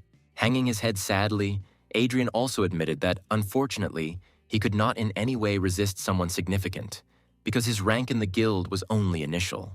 And another sad thought visited the guy's mind when he realized that he had miscalculated again. He learned that, although he does not have the right to the estate, he will still get the inheritance, although it turned out to be much less than what the guy expected, and it will only be enough for 20 stones of stellar energy. Pressing his fingers to his head, Adrian winced at the headache, noting that he never thought that one day he would stress so much over money problems. After searching his pockets thoroughly, the guy pulled out a warrior token given to him by the guild. With one swipe of his finger across the surface of the token, Adrian caused a reaction that resulted in a holographic light projecting an image into the air. Without a trace of a smile, the guy looked at the numbers indicating his level and amount of energy, and not cheerfully noted that he needed a lot more starstones. With a slight movement of his finger on the token, the guy changed the picture and saw in front of him several tasks that the guild had provided him, and gloomily noted that the rewards for them were not bad, but there were very few merits, and he needed as many of them as possible, because 100 merits are exchanged for 1 starstone. Looking at the result of his research, Adrian doubted whether he should try tasks that were more difficult for his rank. And although he himself understood that he could easily cope with a task at a higher level, he doubted it only because its successful completion immediately after waking up would attract too much unnecessary attention. While he was under the wing of the Warriors Guild, no one could even lay a finger on him. But if he went too far, ill-wishers would come from everywhere and still be able to get him. While flipping through various tasks, Adrian suddenly came across something that caught his attention. Touching the hologram, the guy read about a task that was 2 whole ranks more difficult, but it only required exploring the surroundings of the forest nearby, and the reward promised as many as 20 merits. Taking a closer look at the picture that came with the task, Adrian noticed something interesting, deciding that the task seemed very interesting to him. After some time, Adrian arrived in the suburbs where some of the awakened ones lived and worked. After wandering around the territory for a long time, the guy finally noticed a fork and realized in which direction the moss forest was located, which became his new goal. At that moment, when he was about to leave, the guy heard a clear voice from behind, calling him by name. Turning around, he saw Rebecca in full battle dress, who, clearly delighted to meet a new acquaintance, asked him if he had accepted the same task with the moss forest as she had. At first, Adrian didn't even immediately remember the girl, but remembering how he helped her during the test, he awkwardly confirmed her guess. Rebecca, clearly overjoyed even more, immediately approached the guy almost closely, asking if he would then like to join her squad, since they had come on the same mission, quite embarrassing Adrian himself. A silhouette of a man suddenly appeared behind her, immediately bringing the girl down to earth with the assertion that she should have first asked the squad leader before calling anyone into the squad. Coming out into the light, the stocky man noted that for a squad of rank E, a hero of rank EF would be a burden. But despite the unflattering comment, he still introduced himself as Mark Hoffman. Turning around, Rebecca immediately began to protest, insisting that she did not consider Adrian a burden. The man who came up, hearing Adrian's name, called Mark a real ignorant, because Adrian was the one who, along with Rebecca, received a gold-rank talent in the recent test. Stretching out his hand for a handshake, the man introduced himself as Howard and noted that he was the squad's archer. Pleased by the polite attitude, Adrian shook Howard's hand with a smile and heard from him an invitation to join the squad. Dissatisfied with such a positive attitude of the commander towards the guy, Mark said that he did not see anything outstanding in the gold rank and only looked at the level, and for their squad, Adrian's level made him a burden. With one sharp shout, Howard silenced Mark, pointing out that the knight was talking complete nonsense. Embarrassed by such a pleasant attitude, Adrian accepted the invitation to join the squad and, trying not to pay attention to Mark, followed Howard, who led the squad straight to the moss forest. When the team finally entered the forest, the sky was covered with the crowns of mighty trees, whose trunks were intricately intertwined. As soon as they climbed deep enough, tree creatures began to emerge from the bushes at them, forcing the heroes to fight. Wanting to cover the combatants, Rebecca pulled the bowstring and aimed a burning arrow towards the snarling monsters. With one well-aimed shot, she hit one of the monsters, causing the flames to immediately flare up, engulfing its woody body. And although the shot was accurate, and the flame clearly wounded the monster, it suddenly extinguished it with a growl, turning to the one that had so suddenly carried out such a strong attack. The monster was about to rush straight at Rebecca, but Mark suddenly appeared between them, taking the monster's attack on his strong shield. Before Rebecca had time to prepare a new arrow, she noticed that Commander Howard was already preparing to fire, calmly taking aim at his enemy. The commander's equally well-aimed shot surprisingly caused much more damage, because upon impact, the arrow suddenly exploded, dousing not just one, but a group of tree monsters at once with a bright flame. Deciding that the monsters were dead, Mark allowed himself to be distracted and turned to the commander in order to note how easily he dealt with the enemies.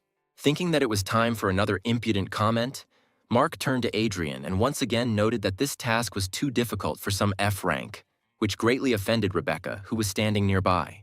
The angry girl was indignant because the first arrow was shot from her bow, and she herself is only F rank, which means Mark believes that she is not suitable for this task, but the guy protested, justifying that he was only talking about Adrian. Dissatisfied with this attitude towards her comrade, Rebecca boldly put the knight in his place, noting that if he decides to continue to belittle Adrian, then next time he should think twice before speaking. At this time, the commander, who had not previously intervened in the skirmish, suddenly turned around at a rustling in the bushes. Instantly assessing the situation, he shouted to his comrades, alerting them to a sudden ambush attack. Without having time to dodge, Rebecca barely noticed how a sharp projectile was flying towards her face and closed her eyes in panic. Without straining at all, Adrian intercepted the arrow in one deft movement and, clenching his fist, broke it into pieces, which made Rebecca quite surprised. Throwing away the fragments of the arrow, the guy pointed towards the bushes from which the projectile flew out and shouted that that was where the attacker was. The team thief, named Gerald, instantly jumped onto the tree and rushed in the indicated direction straight along the branches, promising to deal with the monster. In a couple of jumps, he caught up with the already fleeing tree monster with a bow in his hands and raised his blades to attack. It only took him a moment to cut the monster's entire body into pieces in a few attacks.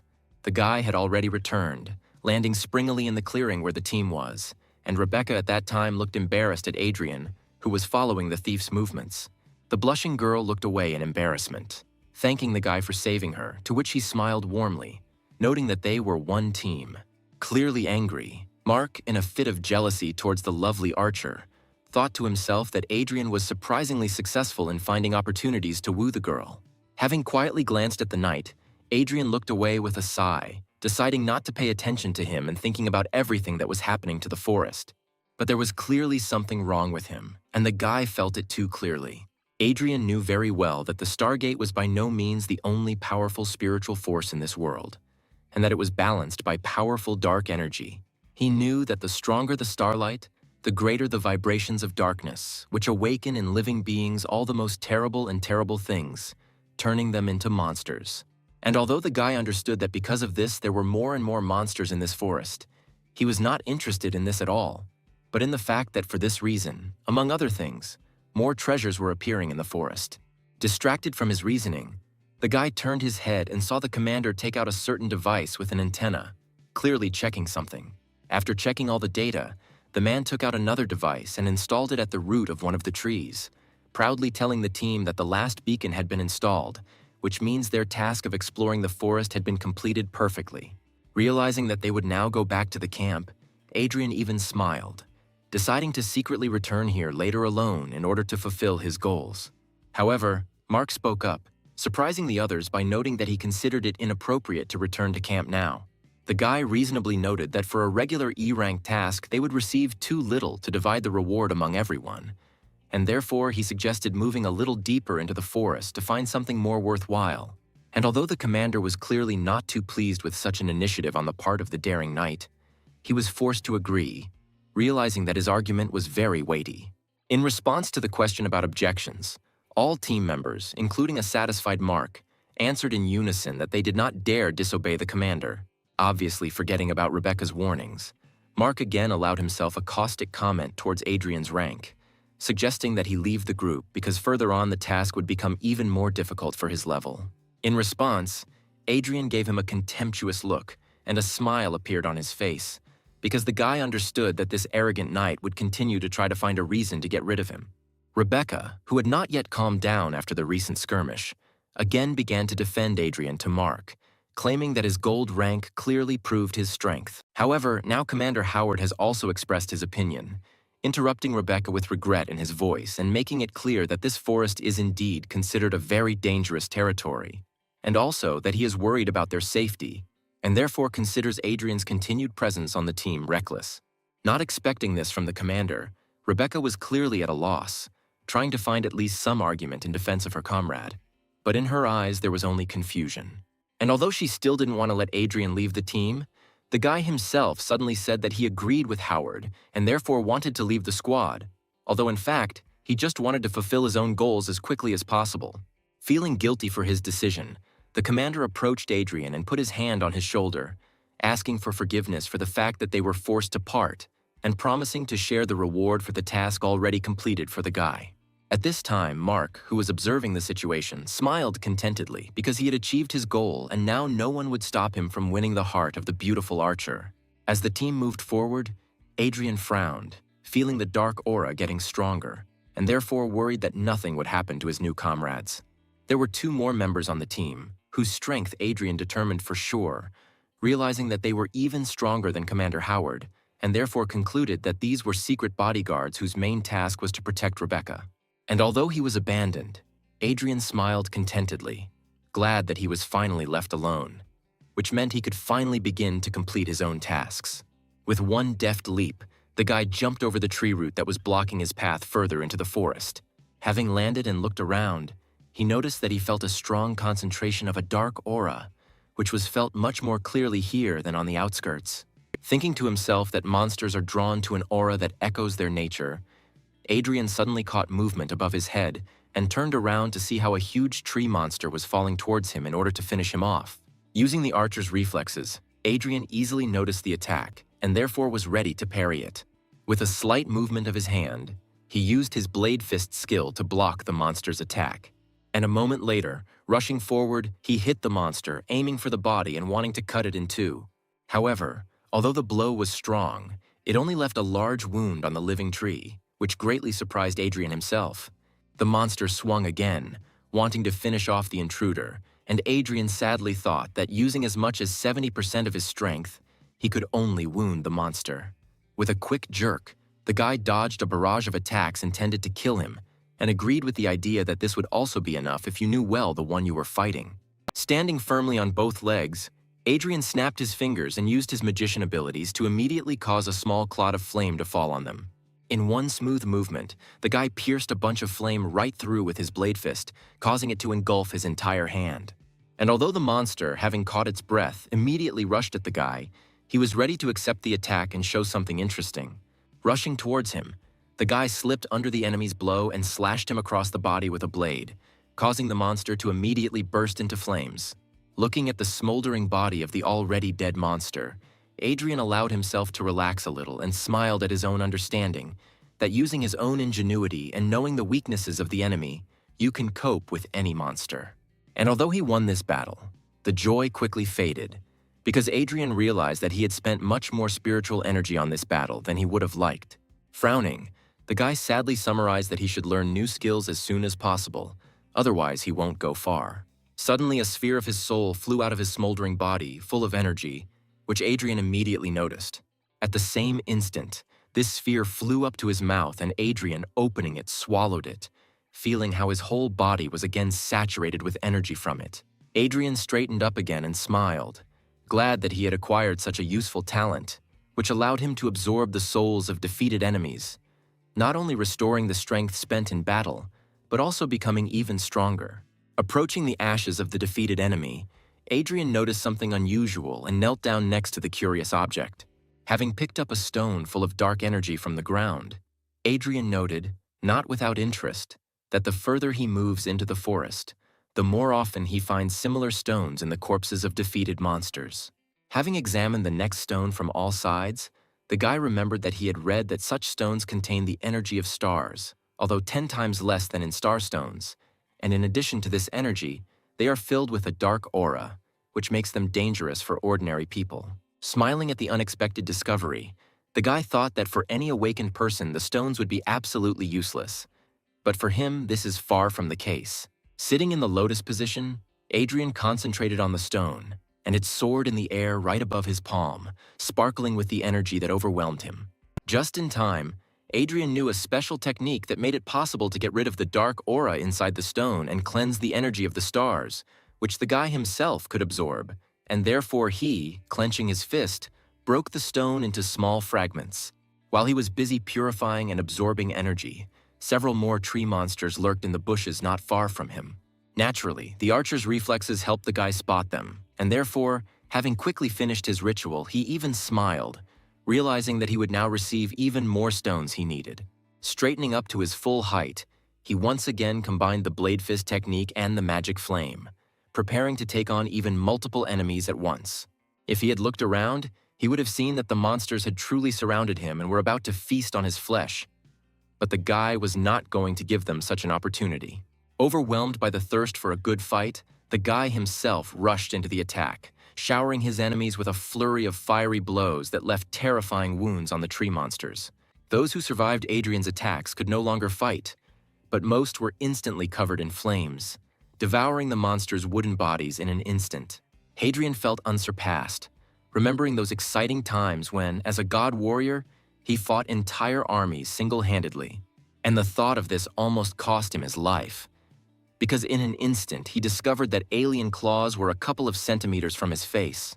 Using all his reflexes, Adrian managed to dodge, causing the enemy attack to fly past.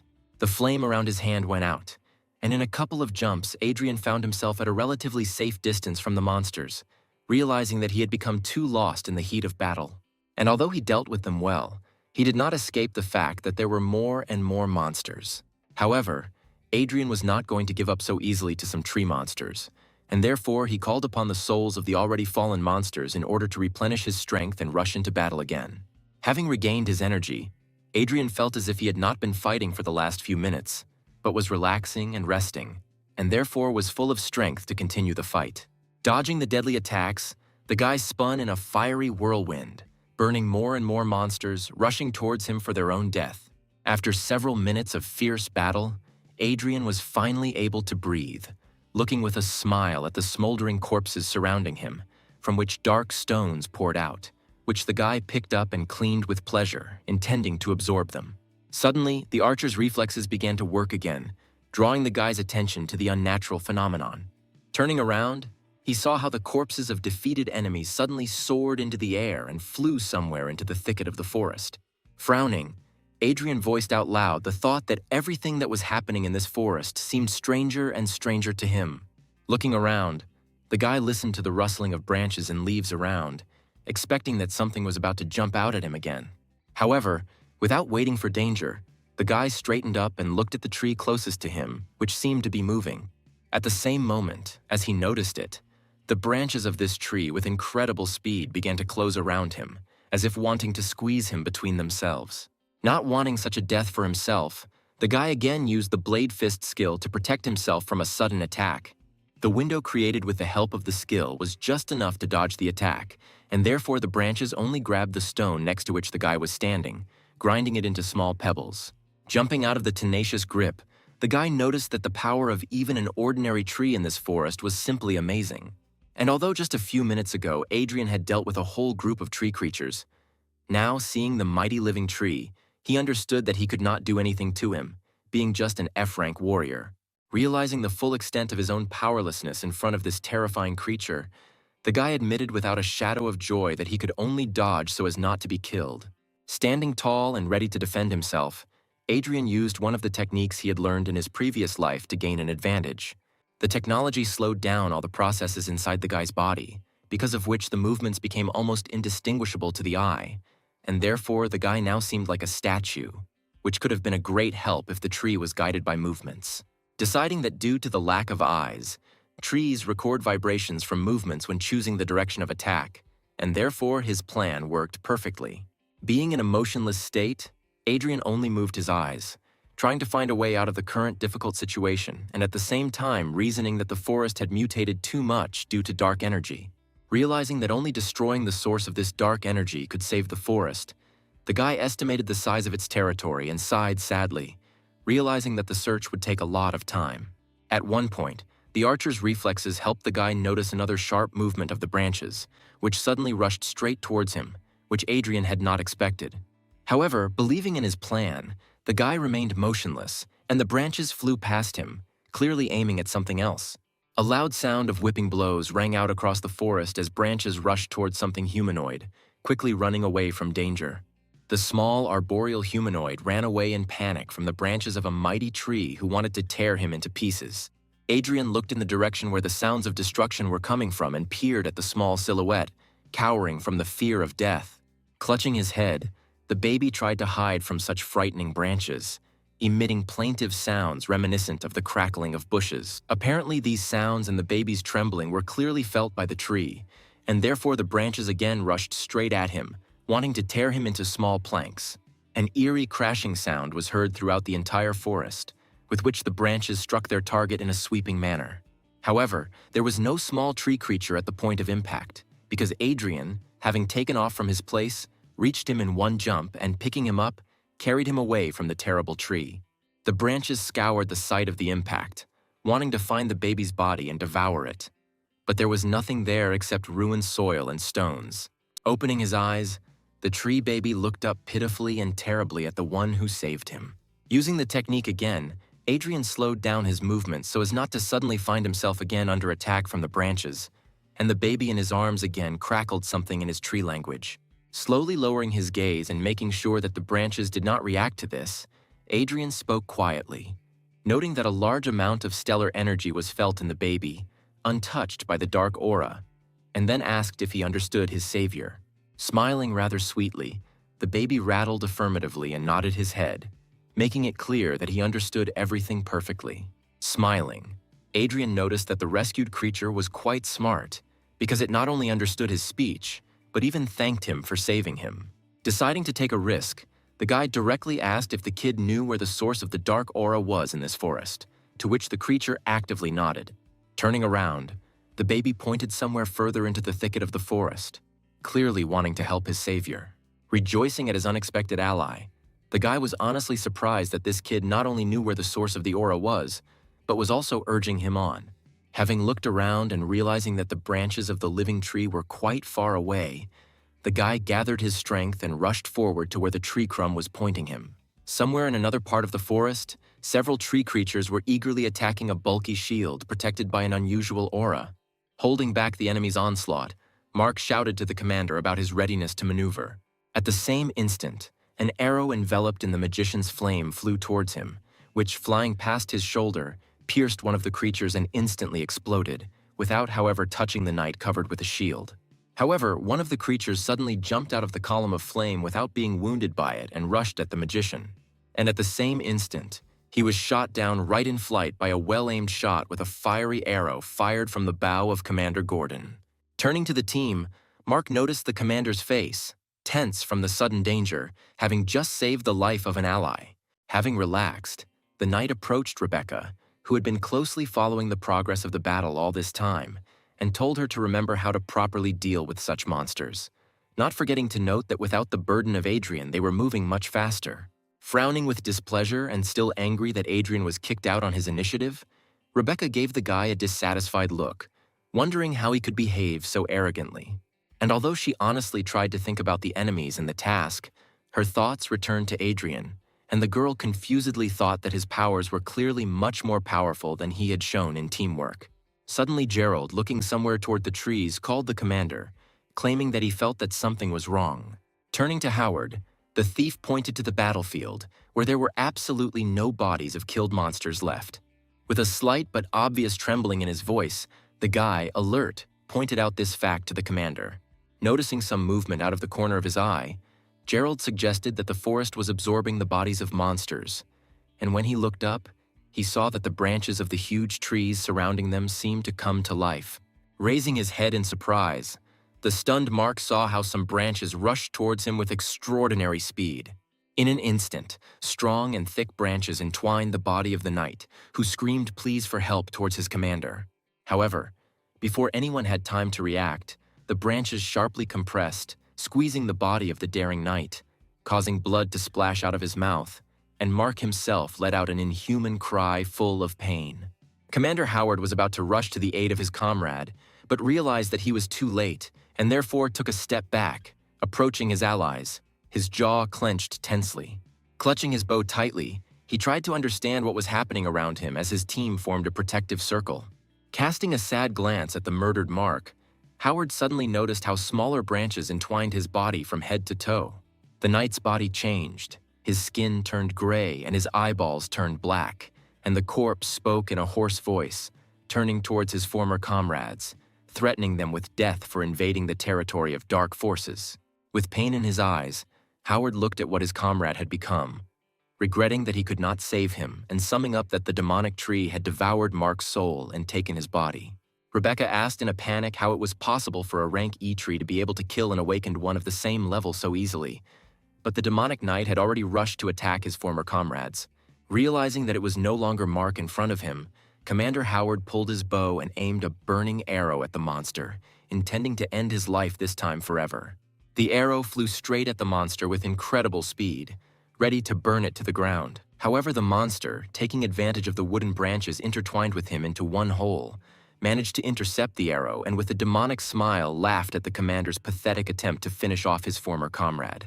The amazed Howard froze in place, not understanding how his most powerful attack, which so easily dealt with the wooden monsters, now did no damage. And at this time, the demon, taking advantage of the confusion of the squad leader, rushed to the attack, ready to kill not only Howard, but the entire squad. For the first time in a long time, Commander Howard truly felt the fear that took his breath away and chilled his body, which is why he didn't even hear Rebecca screaming at him asking him to dodge. Frozen in place, the man only had time to think about how to dodge, but was unable to move a single muscle. And although Howard could not defend himself in any way, the monster was suddenly carried away from the man by a blade-sharp gust of wind called from Rebecca. Covering himself with his mutilated hands, the monster jumped a few steps to the side, never reaching the commander with its razor-sharp claws. At the same instant that the blow reached the monster, the commander was picked up in one jump and carried even further away from the monster by Gerald, who suddenly appeared nearby. Leaving the commander in safety, the guy straightened up and approached the one who caused that gust of wind of incredible power. And Howard himself, realizing that the gust of wind spell belonged to the D rank, asked if their comrades belonged to this very rank. All this time, a magician named Matthew, who had been helping only with low-rank spells, threw back his hood and admitted with a sigh that he did not want him and Gerald to be discovered so easily. Rebecca, who began to guess what was happening, looked at the thief and the magician, wanting to ask a question that suddenly appeared in her head, but Matthew interrupted her. Glancing briefly at the girl with his golden eyes, the man confirmed her unspoken guess, saying that they were sent by the Rebecca family to protect her. The archer's gaze clearly showed the pain that arose from the realization that even her own family did not believe in her strength. Realizing that now was not the time for conversation, Gerald rushed into battle, assuring his ward that everything would be fine and entrusting cover to his faithful fellow magician, who was already casting a new spell. At the same instant as the thief's blades clashed with the monster's incredibly powerful hands, the magician finished casting the spell and another windy attack hit the enemy, causing the sound of an explosion to be heard throughout the forest. Even despite the teamwork of the powerful tandem of a mage and a D-rank thief, who were covered by as many as 2 archers, the monster skillfully fought 1 against 4, which caused great bewilderment for Gerald, who was beginning to run out of steam. The exhausted archers were breathing heavily. Matthew was holding his wounded side, and Gerald was clutching his blades with already very sore hands, not intending to give up. It turned out that the tree that killed Mark and merged with his body was changing his body worse and worse every second, making him not just a monster, but a real tree demon, whose bloodlust was visible in every movement and even glance. Even the unwounded monster suddenly roared, and the already powerful body looked many times stronger than it was. Realizing that the battle was going completely against the team, Matthew made a difficult decision, intending to protect Rebecca at all costs, and therefore, folding his hand into an unusual symbol, the man began to use a new spell and asked Rebecca to run when it was ready. Looking around at her exhausted team and the rather tired Rebecca herself, she tried to disagree, realizing that without her, the squad's remaining chances of survival would be completely lost. At the same moment, when she tried to voice the reason for her refusal, Matthew used a spell, immediately causing 2 gusts of wind of incredible strength, cutting through huge roots in its path and rushing towards the girl. And as soon as the magical wind reached the archer, it suddenly began to spin, gently picking her up and lifting her into the air, dragging her somewhere deep into the forest, away from the battle. The girl, who had fallen to her knees far from the battlefield, raised her head, shocked that they had done this to her. And although she wanted to return as quickly as possible, a sudden crunch of branches from the side made her turn her head towards the bushes, from which other monsters were running towards her. Realizing that she couldn't cope alone, Rebecca took one last sad look at the battlefield and, turning sharply, rushed to run as far as possible from the monsters attacking her. But even though she was far from the most terrifying monster, her strength began to leave her, which is why the archer began to panic. Realizing that she was about to fall, realizing that there was no way she could escape, the girl turned around to make a last desperate attempt to defend herself. But before her eyes, another monster had already rushed at her, revealing sharp claws and about to tear the fragile archer apart. From the fear that gripped her mind, tears flowed down the girl's cheeks, and she herself muttered in a trembling voice, apologizing to those who gave their last strength to save her. Trying to shield herself from the attacking monster with her hands, the girl closed her eyes, realizing that she was about to die. But at the same moment, something suddenly attacked the monsters, dousing each of them with an uncontrollable flame, causing the creatures to scream loudly. Hearing the screams, the girl opened her eyes and looked at what had happened. But when she saw the one who protected her, she opened her eyes in shock. Adrian, standing at his full height, turned his head to Rebecca, wanting to assess whether she was injured, although the girl herself looked at him with much greater curiosity, because his hand was blazing with both flame and unusual pink energy. Turning his head back towards the enemies, Adrian, concentrating, asked the girl what happened to them since she found herself alone against 3 monsters. The girl, amazed by the spectacle, looked at Adrian without looking away, and instead of answering in a trembling voice, she only asked how he could so easily deal with 3 E-rank monsters alone. Sighing, the guy glanced at the new creatures that came closer, growling towards the couple and wanting to kill both. Realizing that it would be much more difficult for him to fight and protect Rebecca at the same time, Adrian decided that it would be much better to use a different strategy, and therefore, with a smooth movement, he put his hand on the archer's waist, pulling her towards him, which caused incredible embarrassment on the part of the girl. The girl tried to object to such an unexpected close contact, but Adrian interrupted her, giving her a hard look and threatening that if she did not shut up, he would throw her to be eaten. Looking around, Rebecca panicked again, whispering that the monsters were coming straight at them, to which Adrian suddenly released a blue aura, already familiar to this forest, thanks to which their movement slowed down. Immediately after this, the monsters, who had previously been running straight towards the couple, for some reason ran past, and then stopped altogether, looking around lostly in search of the suddenly disappeared prey, which greatly surprised Rebecca, who realized that the monsters did not see them at all. Confused again, Rebecca looked at the guy again, thinking that this was the skill he received for passing the gold rank test. And although Adrian tried to concentrate on the enemies, he could not help but notice that for some reason the girl pressed herself even closer to him, which greatly embarrassed the guy. In the end, when the monsters dispersed, Adrian led Rebecca somewhere deep into the forest, where they found a safe enough place for them to rest. Crouching under the roots of a large but lifeless tree, Adrian sighed, leaned back on the roots, and again asked what had happened to the detachment. Having scorched the girl with a stern look, he asked directly how she could get lost alone in the forest if their team included as many as 2 Awaken D ranks. Rebecca, who had been embarrassed until this time, opened her eyes in surprise, because she did not expect that Adrian was so strong that he could easily understand the level of power of those about whom she herself knew nothing.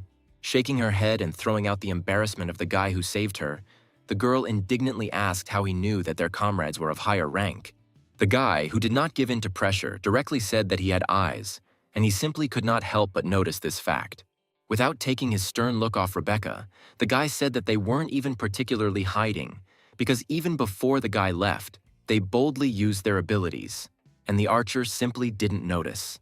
The guy harshly reprimanded the girl because she is a gold rank archer, which means she should have noticed it herself, but Rebecca turned out to be so inept that she missed simple information that was right under her nose.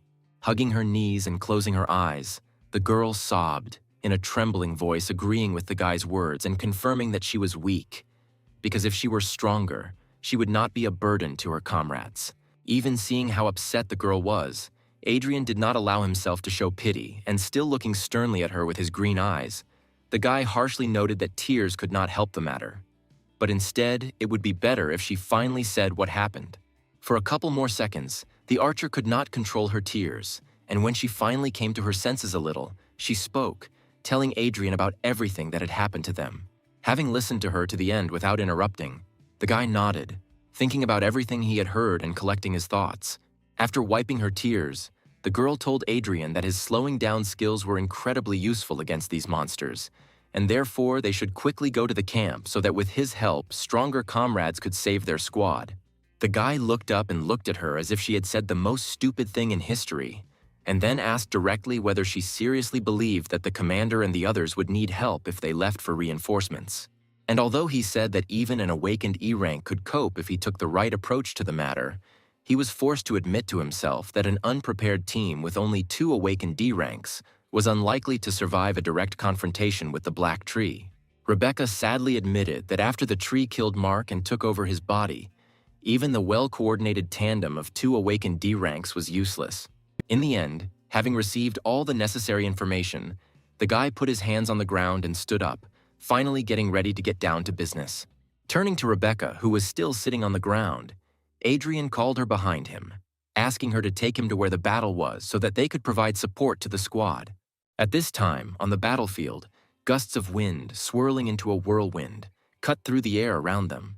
Mark, who had become a demonic monster, showered the magical barrier with a flurry of attacks of incredible power, wanting to get to what it was covering.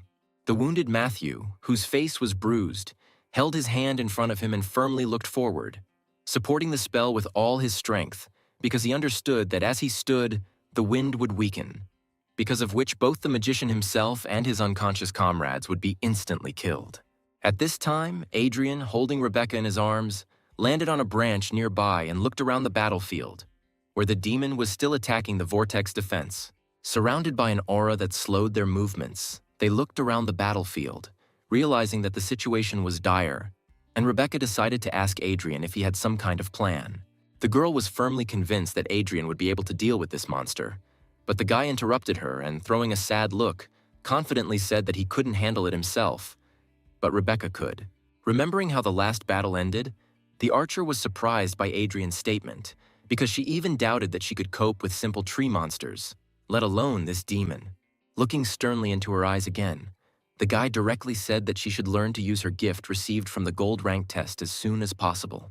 In a harsh voice, the guy mentioned that she had never used a single skill yet, which made him doubt whether she deserved her gold rank. Turning to the monster, the guy summarized that she needed to learn to use her skill now if she wanted to save the commander and those who were ready to give their own lives for her.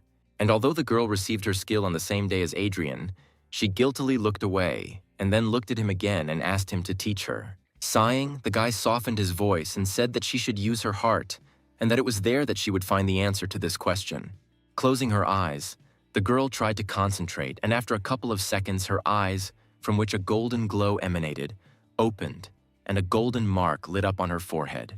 Looking into the archer's eyes, the guy immediately realized that she had acquired the Eagle Eye skill, which is considered very strong among all gold rank skills.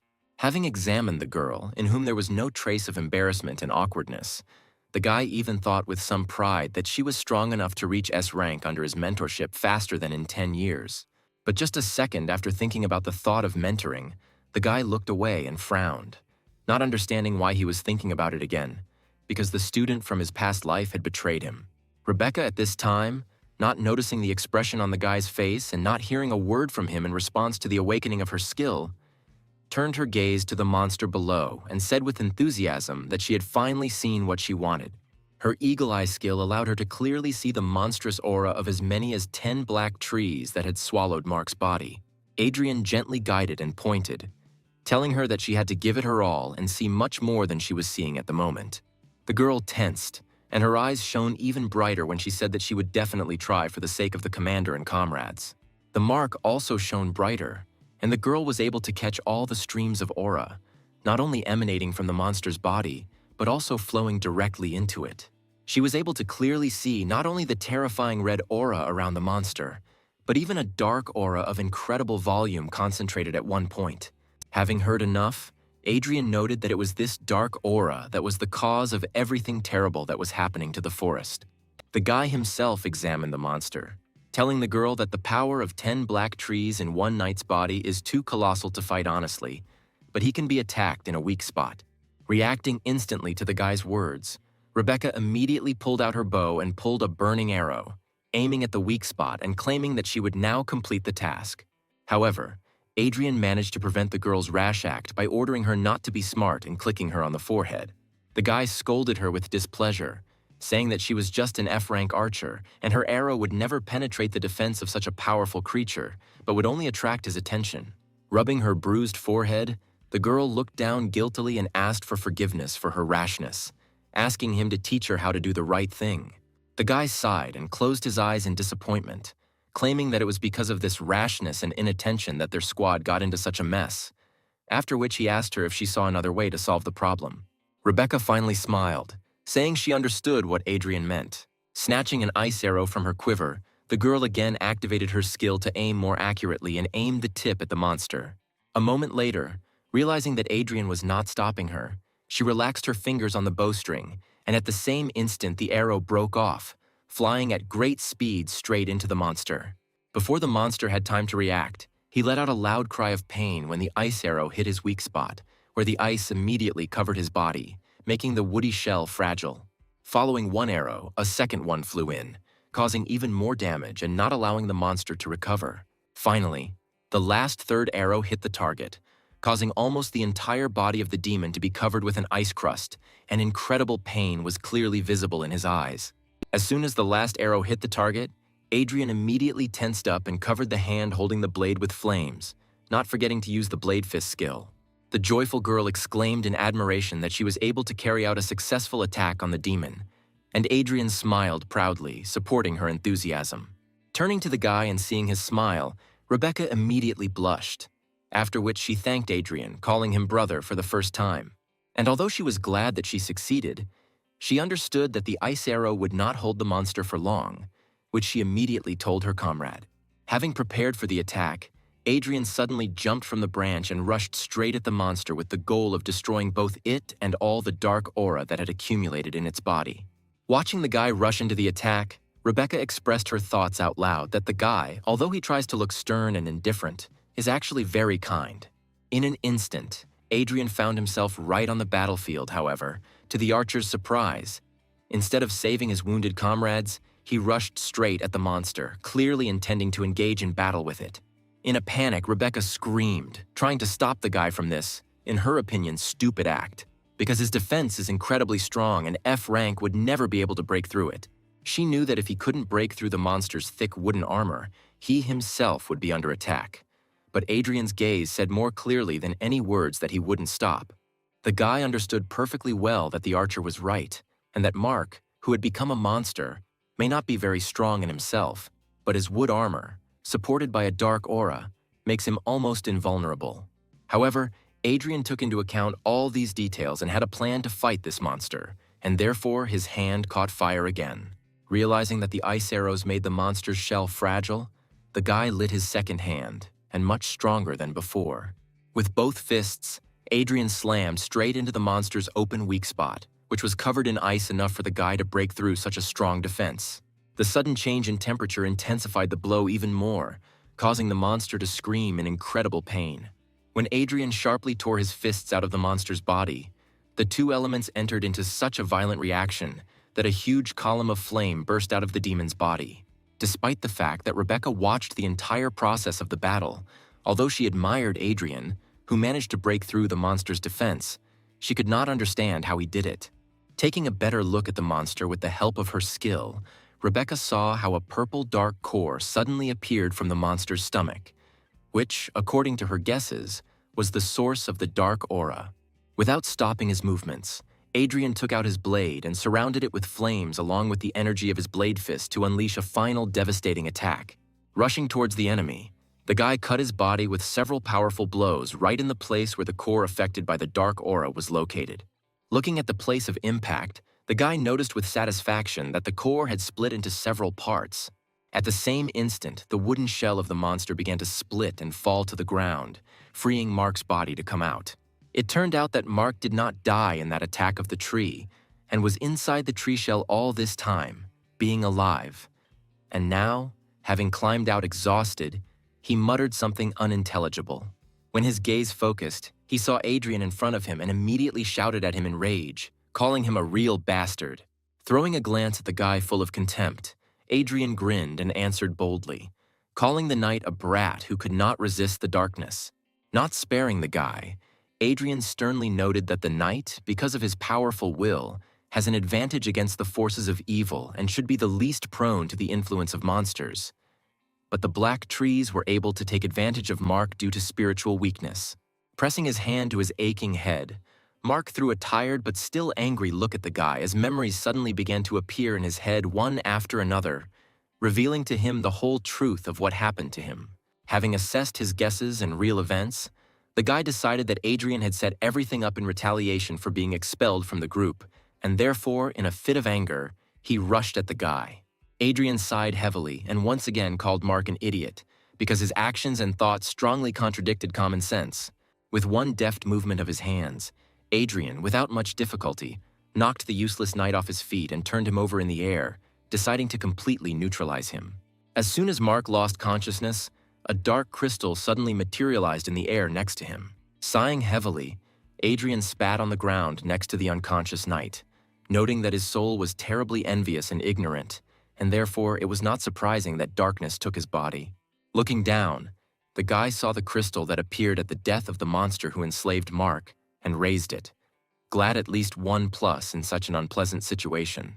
Holding it in his hand, Adrian assessed the stone and realized that it was much better than all the ones he got from killing ordinary tree monsters.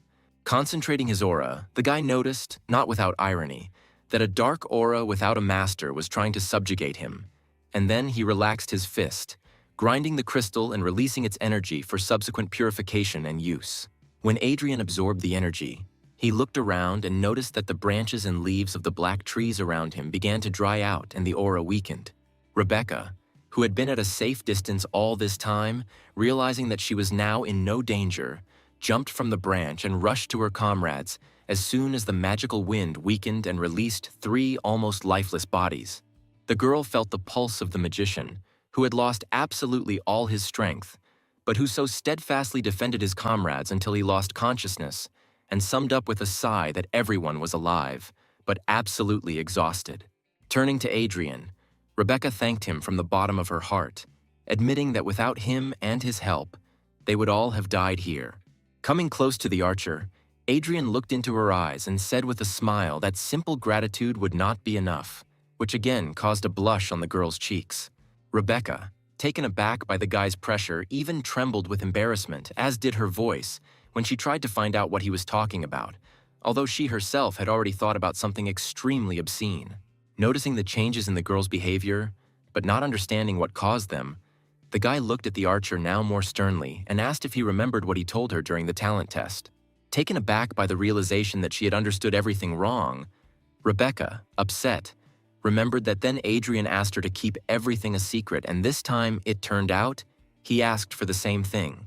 Having praised her for her quick wit, the guy put his hands in his pockets and casually walked away from the clearing, telling the girl that it was now safe here and she better not go anywhere while he was doing business. The archer asked what kind of business he might have now, to which the guy relaxed and calmly said that he was going further into the forest to completely destroy the dark scourge. The amazed Rebecca, who thought that the core in Mark's body was the source of the dark aura around her, wanted to ask again, but Adrian had already left. Just in case, again using the technique of slowing down movements, Adrian moved through the forest, focusing on his own sensations. Peering at the trees around, the guy noticed that all the trees affected by darkness began to dry out, which only confirmed his guess that with the destruction of that core, the darkness in the forest became much less. Suddenly, from under Adrian's suit, the same baby he had recently saved from the black trees appeared. Before this, Adrian walked straight to where this same little guy was pointing until he heard the sounds of carnage, which is why he had to turn around. But now, after stroking the little one on the top of his head, the guy asked him to show him again where to go. Satisfied that he was safe and being given affection, the baby gladly helped the guy again, pointing him to where the main source of the dark aura was. Having covered a long distance in the direction where the tree baby was pointing, the guy finally reached a truly colossal tree, whose top was without a single leaf, and whose branches were blacker than night. Looking around, Adrian noticed out loud that the environment smelled terribly of rot, and the dark aura was felt much stronger. But the guy also felt something unusual. Stretching his paw towards the tree, the baby summoned a stream of green energy, which was immediately picked up by several leaves from the ground. Smoothly, as if along waves, the energy flowed to the tree and touched it and was absorbed into the mighty trunk, and all the leaves weakly fell to the ground. As if alive, the roots of the tree suddenly began to move, but without a threat, like other trees, opening a passage to the heart of the tree for the awakened one who came. Delighted that he had such a useful kid as an ally, Adrian smiled and moved inside the tree, noting that without him he would never have been able to get here. When the guy went inside, the roots began to move again, now blocking the passage, and Adrian asked the little one if this was where he himself had come from. The guy reinforced his question with stroking, and the baby in response again crackled something in his own language, unfortunately incomprehensible to Adrian. Adrian, in turn, deciding that this was an affirmative answer, wondered how such a sweet and kind creature could appear from a place affected by a dark aura. Moving inside the tree for quite a long time, Adrian suddenly thought that during the entire journey he had not felt a single monster. Finally, the guy noticed something that looked like an exit from a long-running tree tunnel and hurried there, wanting to get this matter over with as soon as possible. However, when Adrian approached the exit from the tunnel, what he saw was too much of a surprise for him. Inside the tree, there was something very reminiscent of a human settlement. But this village turned out to be abandoned, and there were no signs of life around. And although the creation was clearly man-made, Adrian noticed that for a human village, this village looked quite unusual. And besides, he doubted that it was the source of erosion, because he did not feel the dark energy around the settlement at all. However, having walked deeper into the settlement, the guy suddenly noticed an unusual aura, which alone evoked a feeling of danger. Having decided to investigate the discovered phenomenon, the guy used one of his techniques to properly examine the surrounding space in the manner of anomalies. Waves of energy spread out from him along the walls and the ground, and then returned, revealing to the guy more and more clear information about the energy surrounding this place. At one moment, Adrian turned sharply in the direction from which one of the waves brought a feeling of strong, dark energy that would have caused great fear in any other person. Frowningly looking into the bushes, from where shining red eyes full of rage were looking at him, the guy admitted that this aura was too powerful, and he would not be able to cope with it if he was only F-ranked. The guy sadly thought that he was literally just a little bit short of raising his rank, and then he remembered that he had saved one of the particularly strong crystals of dark energy and decided to use it, hoping that this stone would be enough to raise his rank. The only thing the guy doubted was that he could absorb such a large amount of energy at once. But suddenly a tree baby emerged from under the suit and attracted Adrian's attention. Looking at the baby, Adrian noticed that he was pointing somewhere to the side, saying something in his own language, and asked if he wanted them to go exactly there. The kid nodded actively, and the expression on his face expressed some anxiety, which made the guy wonder if his little comrade felt the terrifying aura that he himself felt. Dismissing these thoughts and not taking his eyes off the terrifying aura, Adrian agreed with the kid, deciding once again to go where he pointed. Having walked a little further into the village, bypassing the place from which a terrifying aura was felt, Adrian suddenly emerged from the cave in which the settlement began and saw a small tree standing close to a flimsy fence. Boldly jumping from the guy's arms, the baby approached this small tree, looking at it with care and affection, and touched its trunk, again causing smooth flows of green energy that merged with the internal energy of the tree. Flowing inside the tree, the energy reached the branches and divided into several streams, which, released outward, were transformed into spheres floating in the air with images that turned out to be the memories of the Ents. Peering into the spheres, the guy saw in them how in the past life in this village was in full swing. Adrian saw a peaceful colony of Ents, whose faces were framed by smiles, and realized that it was they who built this small settlement. The guy saw how these creatures cared about nature and coexisted with it in peace and order, and therefore did not understand what could happen, that now this forest is in such decline. Shifting his gaze from one sphere to another, the guy looked for an answer but did not find it, and at one moment, they completely began to tear apart, which is why Adrian lost the opportunity to understand what had happened. Hearing the baby calling him, the guy was distracted from his thoughts and knelt down to understand what the baby was telling him, and he, in turn, actively moved his hands, which made it clear that he wanted Adrian to find out what happened to village residents. When the baby noticed that his big comrade understood the request, he folded his hands and made a pitiful expression on his face, showing with all his appearance how much he needed Adrian's help. Naturally, after such invaluable help from the little one himself, Adrian could not but agree, but immediately added that there had been no living people here for a long time, and therefore there was nothing special to count on. The baby looked very upset and desperate, and Adrian, picking up the baby, pressed him to his shoulder, hugging him tightly to calm him down. Making sure that the baby was holding tight, Adrian jumped over the fence, expressing out loud the hope that the villagers were still alive. However, what he saw left him speechless, because any hopes for an optimal outcome instantly evaporated. The bodies of murdered Ents lay all around, each of them killed with varying degrees of cruelty, but most were connected by the fact that they were torn into pieces, which is why there were a lot of splinters on the ground here in the ladies. As soon as the baby saw such a horrific picture, tears and hysterics immediately burst out, because the baby had lost all his relatives on this land that smelled of death. Adrian covered the baby's eyes to block his view of the corpses of his relatives, regretfully asking him not to look. Realizing that it was impossible to leave members of the little Ent's family like that, Adrian spent a lot of time burying each of them, after which he patiently and compassionately waited for the baby to say goodbye. Looking sadly at the baby, the guy thought that he would not calm down soon, because he was still just a child, and such an injury was too much for him now. Finally, the guy sighed and turned to the side, deciding that it was better to leave the baby alone now while he himself went to destroy what had caused such tragic events. However, as soon as he turned around, the baby jumped onto his shoulder with a furious expression on his face, which greatly surprised the guy. Looking at the baby, Adrian saw in his eyes military determination and a strong thirst for revenge for his relatives. And although Adrian understood that this lesson was too harsh for the kid, the guy stroked him on the top of the head, noting out loud that now he understands that good must be repaid with good and evil with evil. Returning, Adrian stopped when he again felt the dark aura of death and invited the kid to look around in the manner of something unusual. Looking in the direction where he saw a terrifying, cruel look, the guy did not find anyone there and moved on, reaching the place where the dark aura was felt so clearly that it could be felt powerfully on the skin. Concentrating around himself an aura of slowing down the flow of energy for less noticeability, the guy rushed forward and the dark fog instantly surrounded him, but did not cause any harm. Satisfied that the disguise was working since they had not yet been attacked, the guy looked around with special attention. Feeling such a dense fog around him, consisting of a dark aura, the guy thought that this fog could be the very reason why the forest suddenly began to mutate.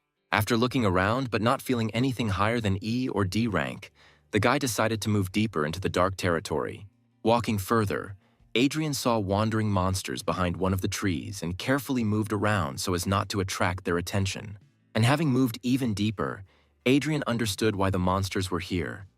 Because before his eyes there was something unusual. It turned out that the trunks of several black trees were intertwined together, forming something very similar to a dark altar.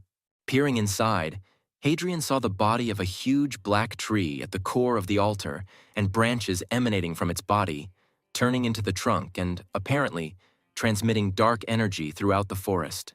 Next to the huge black tree, a smaller monster was actively moving, dressed in unusual robes and covered with ritual tattoos, which, according to the guy, was a priest. Hiding behind cover so as not to be noticed, the guy carefully watched what was happening as best he could, wondering what was happening, but guessing that the priest wanted to absorb the dark energy of a huge black tree. Standing proudly next to the huge Ent, the priest cried out that he needed a sacrifice in order to absorb his power and finally become the king of the moss forest. Staring in amazement at what was happening, the baby quietly cracked something in his own language and did not notice how his body suddenly lit up, because his aura began to resist the dark energy surrounding him. Feeling this, the huge Ent suddenly moved and thundered something, which attracted the attention of the crazy priest. Realizing what this meant, the priest raised his staff and cried out about the presence of an outsider, after which he summoned streams of dark energy moving at deadly speed, which began to scour around in search of an intruder. And when they found it, they rushed to Adrian, intending to capture him at the command of their master and maybe even kill him. Realizing that he had been discovered, Adrian dispelled his camouflage aura, which immediately neutralized the priest's magic, and the guy himself gloomily noted that he could no longer count on the effect of surprise. The demonic priest looked at the guy with hatred and shouted loudly that everyone who interferes with his ascension must be immediately destroyed, be it people or forest spirits. After one of his commands, a whole crowd of monsters rushed at Adrian with loud screams, wanting to please their master and deal with the intruder. Realizing that he could not hesitate, the guy took a fighting stance and used a fiery fist blade in order to quickly deal with the monsters that were interfering with him. Rushing into battle, the guy tried not to take his eyes off the priest and at the same time not lose concentration from the battle, successfully destroying every monster that was stupid enough to come within striking distance. Despite the fact that there were indeed a lot of enemies, the guy successfully broke through the crowd, destroying the monsters one after another in incredible combat pirouettes. And although Adrian successfully fought against these monsters, he understood that very soon his strength would begin to leave him, and any confusion could cost him his life. It was for this reason that the guy focused again on the priest, who was shouting instructions to his demonic ears. Remembering the old saying that if you want to kill a monster, cut off its head, the guy rushed straight towards the priest with one powerful leap, intending to finish him off with one concentrated blow. Knowing very well the weaknesses of different classes of creatures, Adrian understood that it would not be difficult to deal with the magician in close combat, and therefore rushed towards the monster even faster. Trying to get even closer, the guy suddenly noticed that the priest was not casting spells, trying to defend himself, but was doing something that was not usually typical for magicians. Instead of using spells, the sorcerer swung his staff as if he was going to hit the guy on the head, which even confused him. Adrian was already so close that he didn't want to dodge and waste time just to reach it. But the magician's blow touched the ground, and in a powerful stream of energy, crushed the stone exactly in the place where Adrian had just been. Having landed irritably, the guy angrily noticed that the strength of this magician was equal to the strength of a mid-ranking warrior, and therefore Adrian was forced to dodge to save his own life from the blow. Straightening up and taking a fighting stance, Adrian watched as the monster with a gesture attracted some plates that looked very similar to metal. Frowning, the guy realized that the battle would be much more difficult than he had expected. Having fused together with metal plates that took the form of armor, the monster, who turned out to be both a magician and a warrior, cried out, ready to take the fight. Hearing the priest call himself the king of the moss forest, the guy grinned, out loud calling his enemy's words real nonsense. Angry at such a dismissive attitude, the magician rushed at his enemy, wanting to finish him off for insulting him. And although the guy behaved confidently, he knew that he was unlikely to overcome this fight, and therefore he took out that very powerful crystal from his pocket, intending to use it now. Realizing that there was no choice left, Adrian broke the crystal into small fragments in one movement, hoping only that he had not made a mistake in his calculations. Absorbing the released energy, Adrian met a monster that had already rushed at him, whose staff was approaching the guy's head, ready to crush him forever. The guy's eyes lit up, and he himself felt his spiritual energy growing even more until it finally crossed the threshold for increasing his rank. And at the same moment, as the guy felt his own strengthening, the sound of a powerful explosion was heard above the altar. The explosion was so powerful that the hard rock split and the fragments flew away from the source of destruction. The magician, confident that his blow had reached its target, felt the full power of this explosion, was stunned by it, and was thrown to the side. In turn, Adrian stood confidently on both legs, feeling how much stronger he had become, and how colossal the difference was between the E and E ranks. During his promotion, Adrian instantly summoned a fiery fist blade and counterattacked the enemy, which caused such a powerful explosion. But now, looking gloomily at his opponent, he realized that he had not killed him. Slightly hunched over and leaning on his staff, the monster coughed heavily, trying to withstand the pain from the blow, but it was clear from him that he was not going to die. Growling in anger, the monster released powerful clots of dark flame from its body, wanting to finally finish off the annoying enemy. Seeing that the enemy was overcome with rage, Adrian stood up, ready to fight again, and noted with a grin that it would be easier for him to kill the enemy if he lost control of himself. Before the self-confident hero had time to blink, the monster found itself in the air 1 meter in front of the guy, already swinging for another powerful blow. Surprised by the speed of the monster, Adrian slid out of the attack with a smooth movement, instantly destroying the stone surface it hit.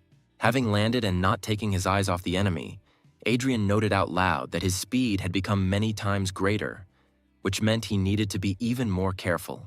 Before he could come to his senses, he was already in the air, successfully dodging another powerful blow from his staff. Turning over in the air, Adrian used his flaming fist blade to unleash 3 powerful attacks at once on the enemy, who had not had time to regroup to defend himself. And although the blow clearly reached its target, Adrian was forced to dodge powerful attacks again because his own blow could not penetrate the monster's strong defense. While Adrian was preparing for another melee attack, the monster suddenly created a sphere of dark energy in his hand and took aim. Adrian, accustomed to close combat, was clearly surprised when a projectile flew at him and tried to dodge. But the sphere changed the direction of its flight right in the air.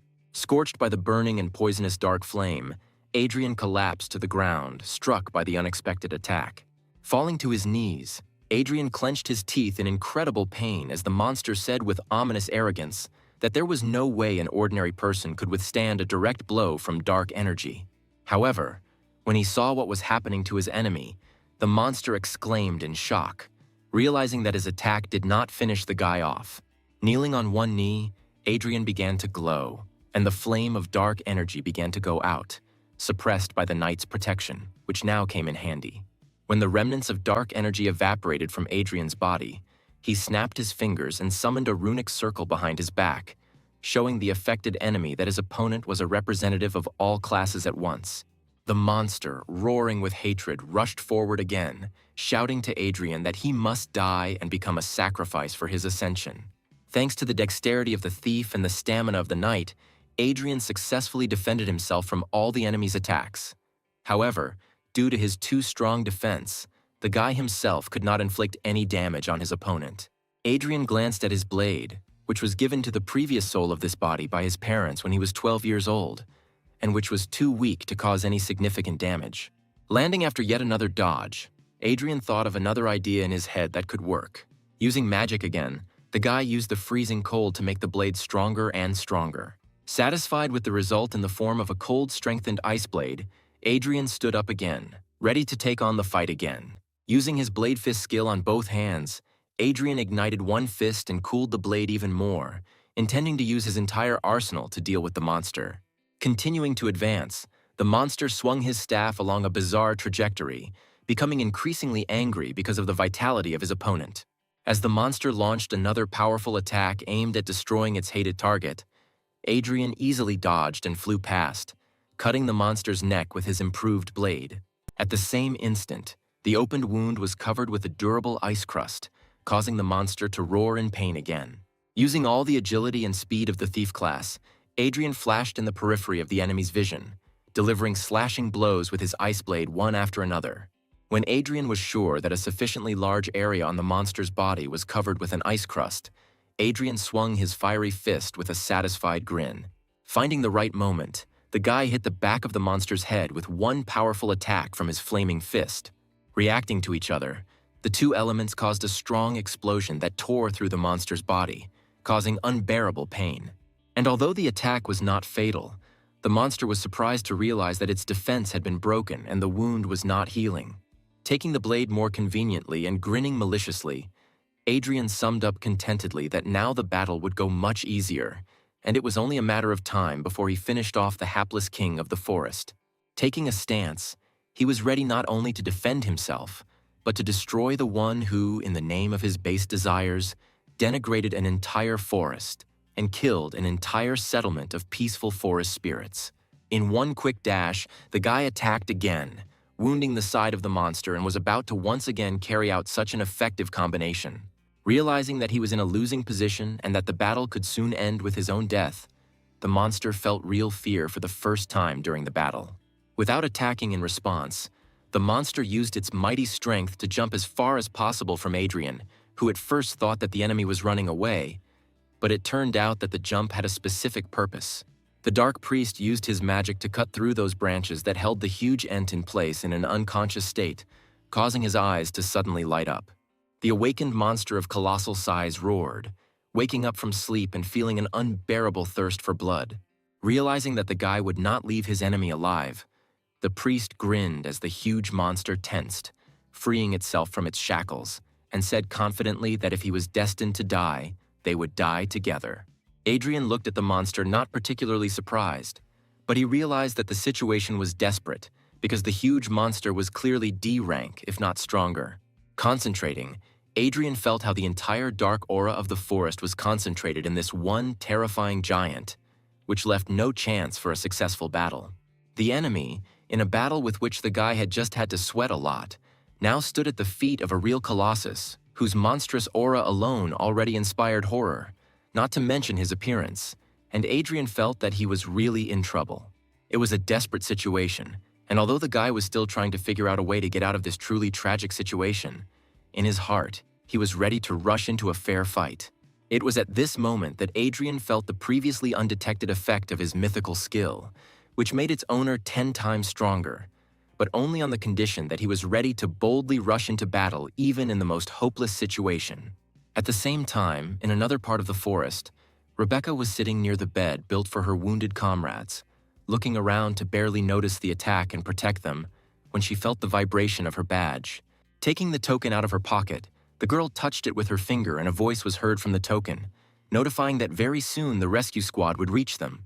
Relieved that help was on the way, but still worried, Rebecca asked them to move quickly because her comrades urgently needed medical attention.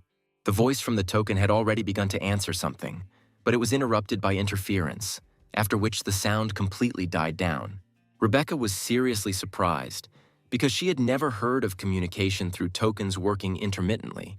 Hearing a sound so loud and booming that it reminded her of thunder, the girl raised her head and saw a huge column of dark energy, so strong that it pierced the skies, coming from the depths of the forest. Amazed by what she saw, the girl thought in fear that Adrian had gone there, which means he could be in great danger. At that time, Adrian stood in a fighting stance in front of a real titan, whose body was literally glowing from incredible amounts of dark energy permeating his body. The guy tried to maintain the firmness of his stance, but powerful gusts of wind and fragments of stones forced him to move. Adrian tried to assess his strength and realized that the monster was still D rank, but the entire dark aura of the forest flowed towards him endlessly, making him much more powerful than he was while he was inside the tree.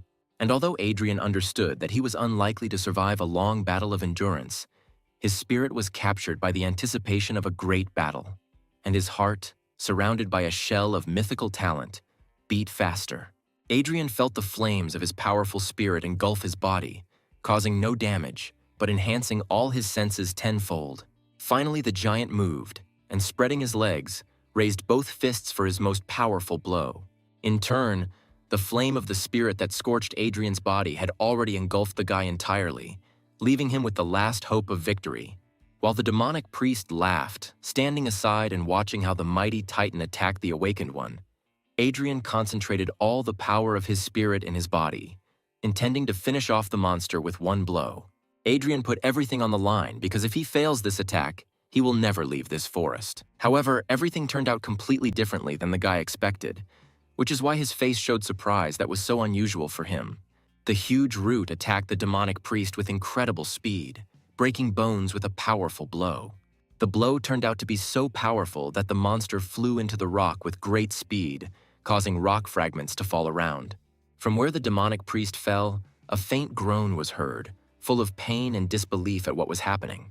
Because of his broken back, the priest could not stand up and was forced to lean on his hands, trembling in pain and trying to ask in a voice full of suffering how the giant could attack his relative.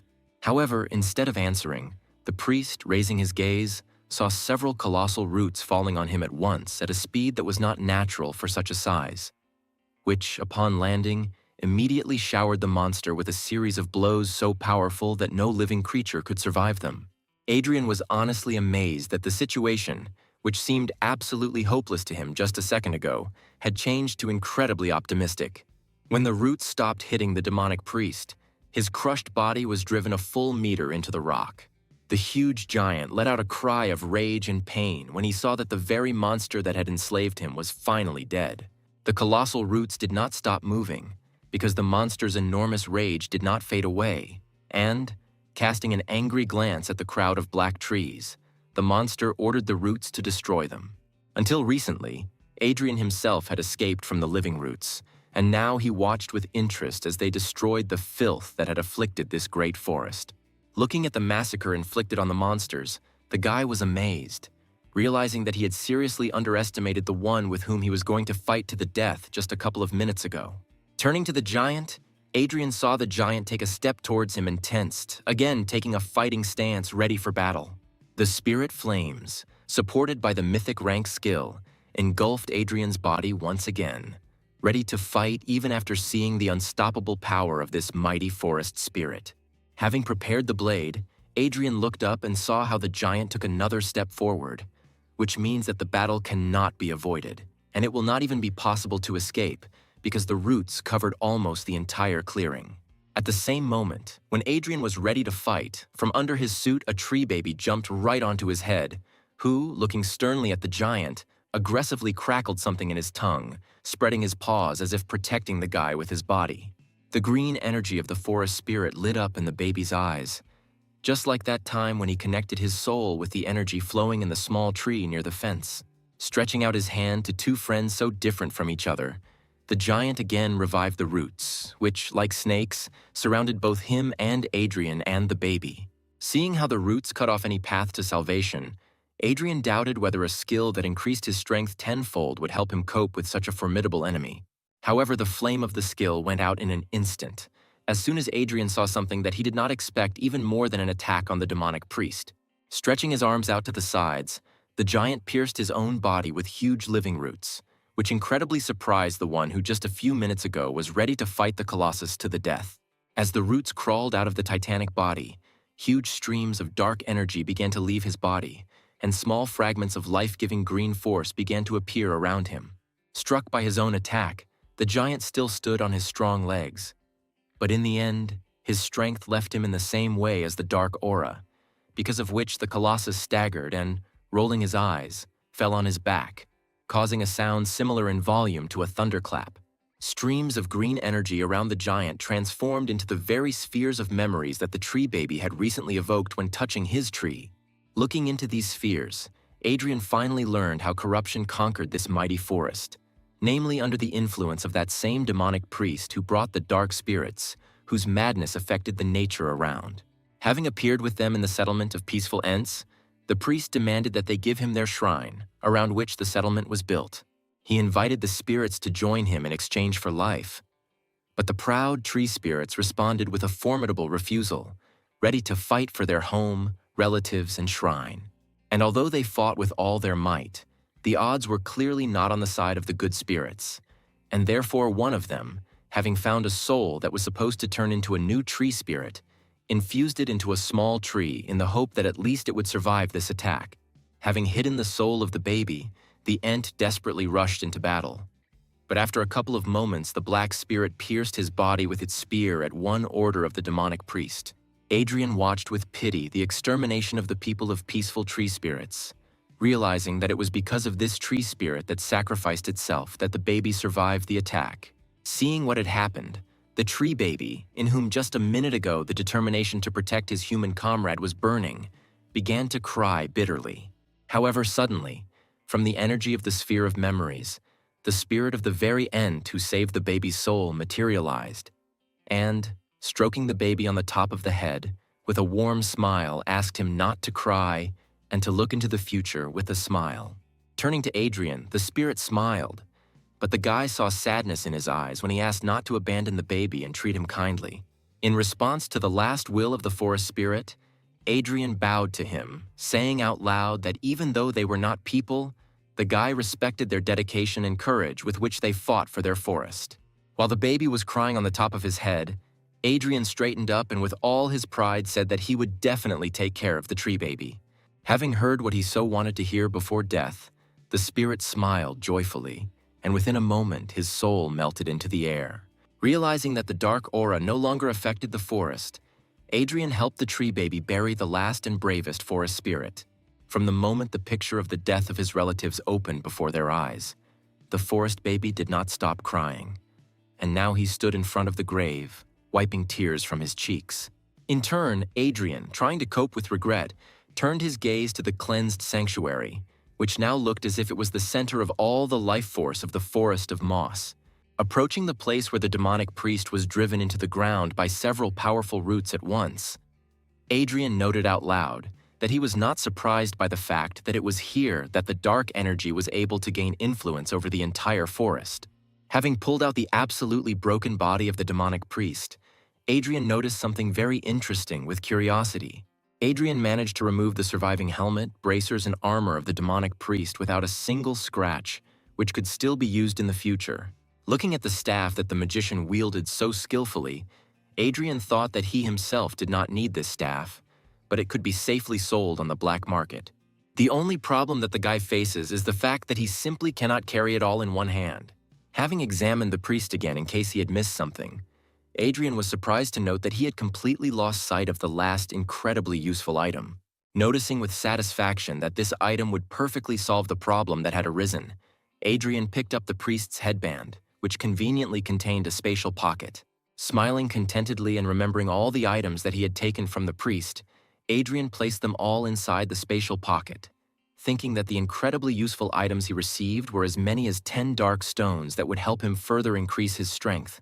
However, the most useful, without a doubt, could be considered the spatial pocket itself, which you can keep for yourself and store a lot of useful items in it. The only thing that confused Adrian was that the spatial pocket was a rather rare artifact that even C-rank heroes could rarely afford, and therefore it was surprising that some demonic priest of only D rank had it. Throwing aside serious thoughts, the guy shook his head and allowed himself to relax, because just recently he thought that death awaited him, and therefore he could think about something less important, such as the fact that the bandage looked incredibly unreliable, and she will definitely have to do it later. Finally, a tree kid approached Adrian, sadly hanging his head, and the guy asked him if he had said goodbye to his relatives. Nodding affirmatively, the forest baby jumped onto Adrian's shoulder, who smiled at the baby's readiness to move on. Patting the baby on the head, Adrian told him with affection in his voice that he would definitely take care of him and teach him everything that he himself knew. At the same time, Rebecca established a connection, and a voice was heard from the token, indicating that D-rank energy had been detected somewhere in the forest, which could be very dangerous.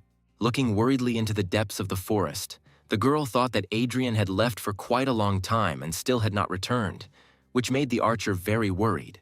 However, at the same instant, as if in response to her thoughts, something flashed between the trees, moving in her direction with incredible speed. Calling Adrian brother again, the girl was noticeably happy when she realized that her worries were in vain, and the guy returned without a single scratch. Blushing in front of the guy, in whom the girl had a clear interest, the girl informed him that a rank D mutation had been noticed in the forest, to which Adrian only calmly smiled. Instead of thinking about mutations, Adrian became more interested in whether the evacuation team would arrive soon.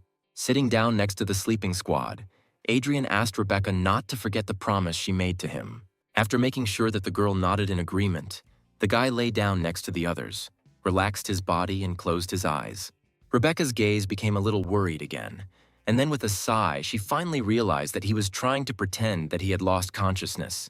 At the same moment, turning towards the forest, Rebecca noticed the approach of silhouettes that turned out to be familiar to her.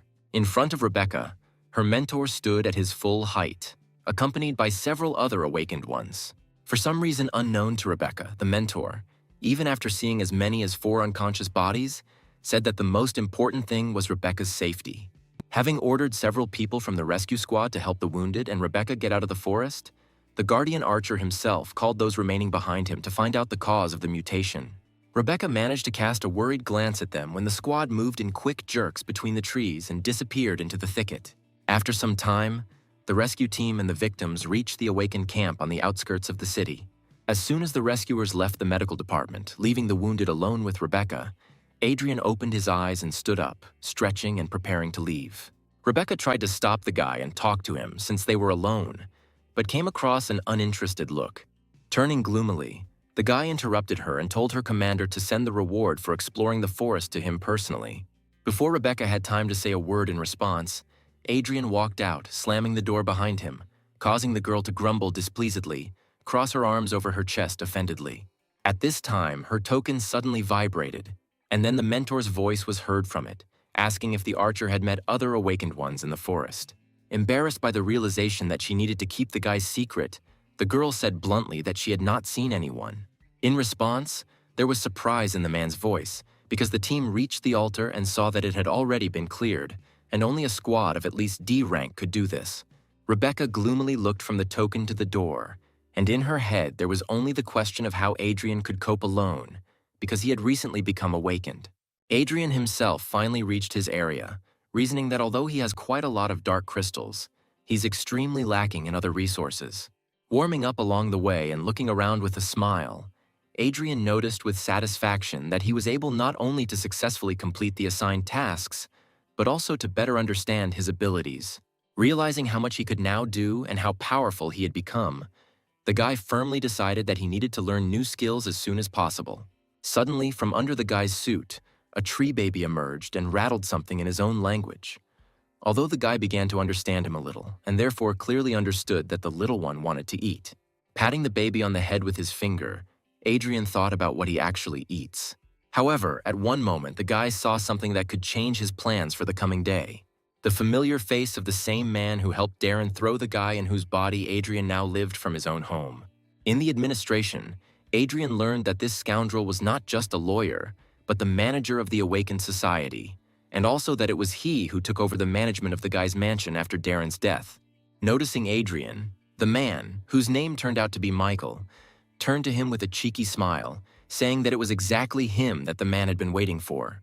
Michael sarcastically remarked that the Guardian family's house was truly wonderful, and how sorry he was that Adrian had lost it, to which the guy smiled, recommending that he enjoy it while he could. And although he looked friendly in appearance, in his heart the guy despised Michael, remembering that no one had behaved so arrogantly towards him for a very long time.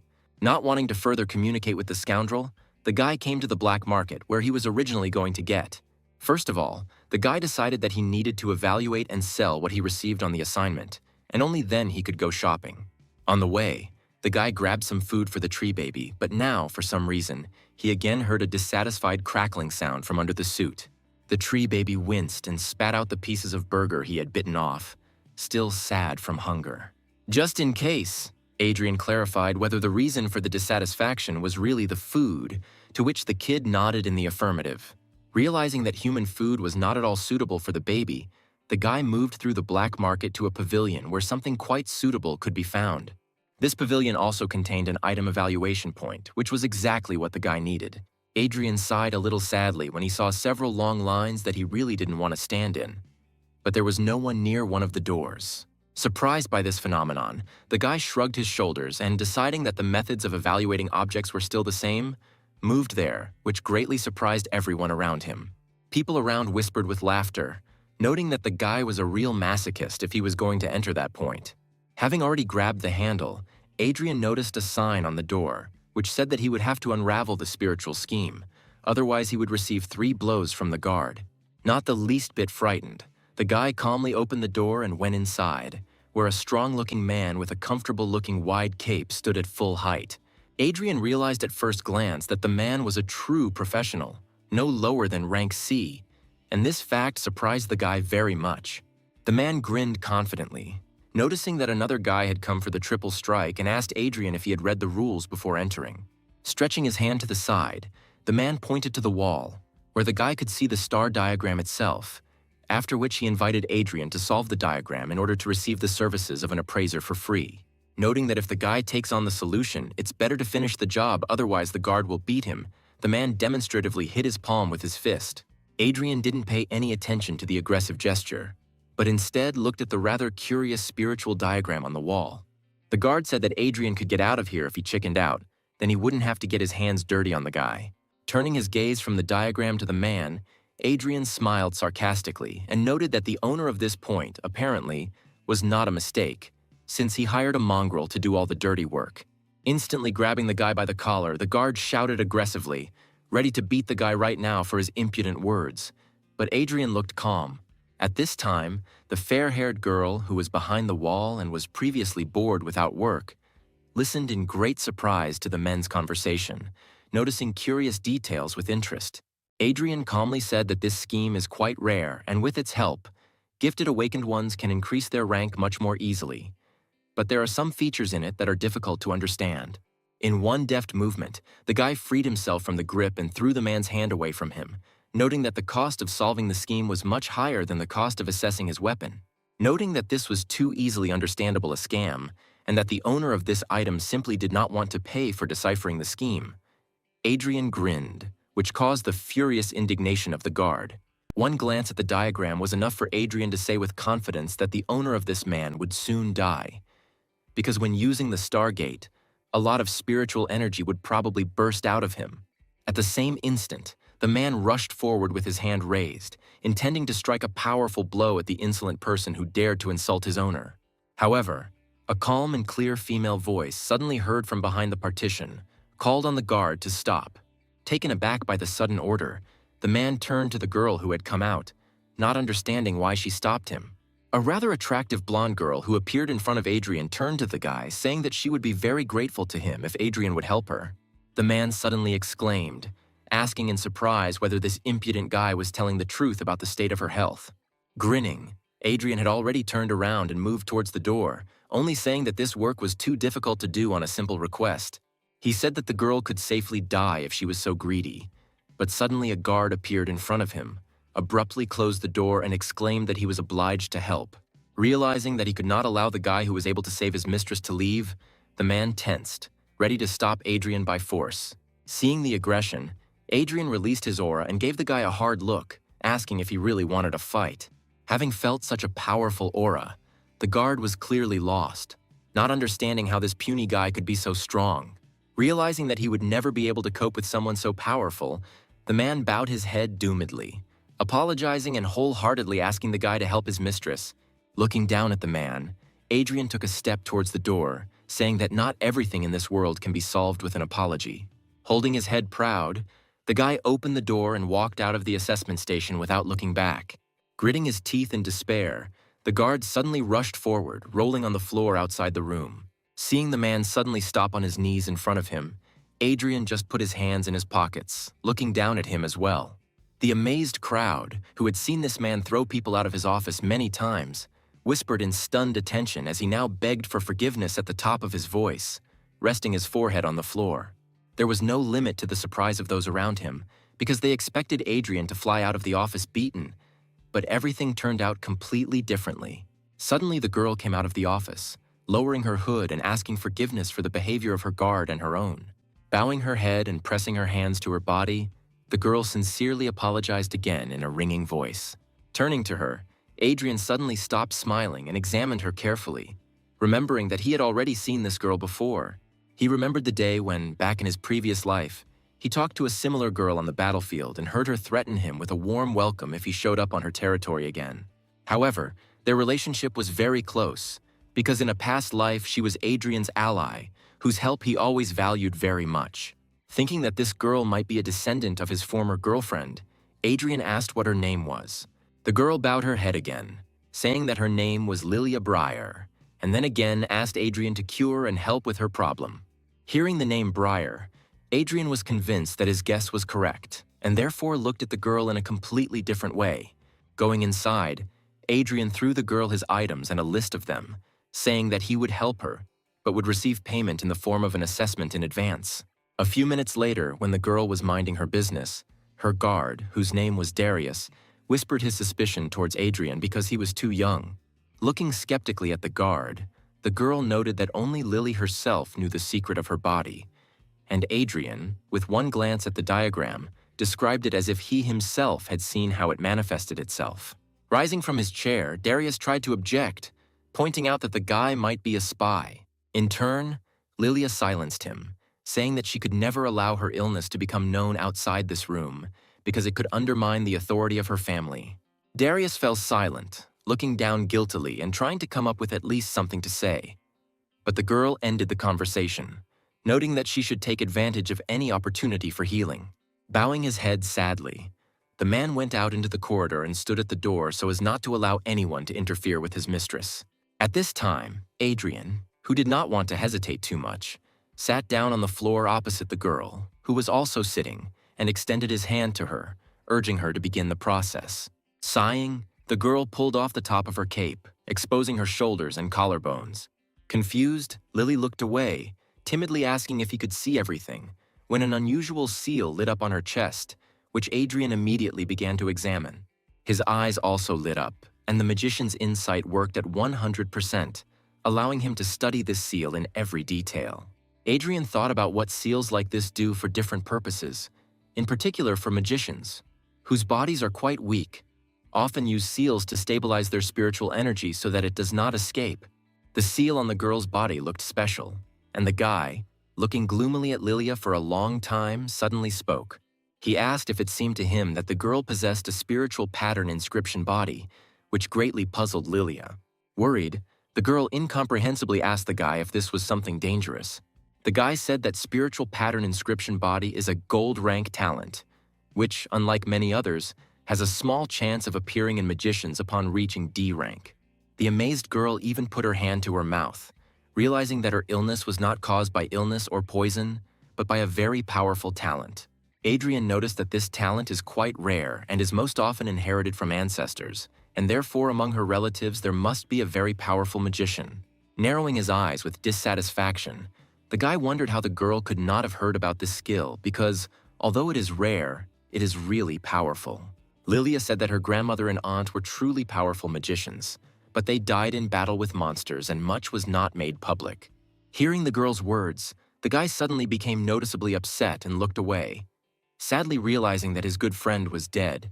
Squeezing his eyes in pain, the guy ordered himself not to think about those who had left and, opening his eyes, said that he would now teach Lilia one of his techniques, thanks to which she could be healed. In his head, the guy sadly noticed that her relative owned this technique, which means he can leave Lilia something very valuable that is connected with her. Bowing her head to the floor, the girl bowed again, thanking Adrian from the bottom of her heart for his generosity. Standing outside the door, Darius frowned with displeasure, trying not to listen to the women's sighs behind the wall. Sitting in the lotus position and trying her best to learn a new technique for her, Lilia had been tense for quite a long time, which is why she involuntarily sighed. About an hour after starting to study the technique, a small amount of energy suddenly flowed out of Lilia's chest, forming a sphere. The tense girl did not notice this, but the guy, surprised, recognized in this sphere the one the likes of which appear when he kills monsters. Having quickly absorbed this energy, the guy thought that her spiritual energy, due to studying the technique, began to overflow, and therefore left her body. Taking advantage of this energy, the guy took out one of the dark stones that he had with him and broke it, intending to cleanse it. It usually takes Adrian about 5 minutes to clear the energy of the dark crystal, but the girl's absorbed power turned out to be so pure that it sped up this process tenfold. Adrian watched as the stone crumbled in his hand and thought that this activity could be useful not only for Lilia, but for him too. Taking all the crystals that he had with him, the guy decided to cleanse and absorb all the energy that was in them. Concentrating, the guy used one of his spirit techniques to be able to absorb enough to raise his rank to D. Suddenly, streams of energy scratched the guy's cheek, causing him bewilderment. Adrian's eyes widened in fear, because he remembered that his body was still too weak, and therefore it was not clear whether it could withstand such an amount of energy. The guy tensely and angrily tried to withstand the flow of this powerful force, while his body was covered with more and more wounds, which could lead to very dangerous consequences. Adrian's strength began to leave him, and it became more and more difficult to withstand such pressure when he looked up. Lilia, who had previously been very tense, managed to concentrate on her goal without any special difficulties. Blushing with tension, Adrian decided that there was no other way out, which meant he would have to take extreme measures. Bringing his hands together in a seal, the guy released his spirit to use the desired technique to the fullest. Adrian's face was already covered in small scratches, and his expression reflected his pain as he began to form his energy for subsequent manipulations. Realizing the difficulty of the entire upcoming operation, the guy used another technique to separate the energy flows into thin threads that could be transformed into new forms. From these threads of energy, the guy formed a new formation of an empty array, ready to absorb new properties. This array suddenly formed right in the air as Adrian used the last technique to store all the excess of this energy directly into the array.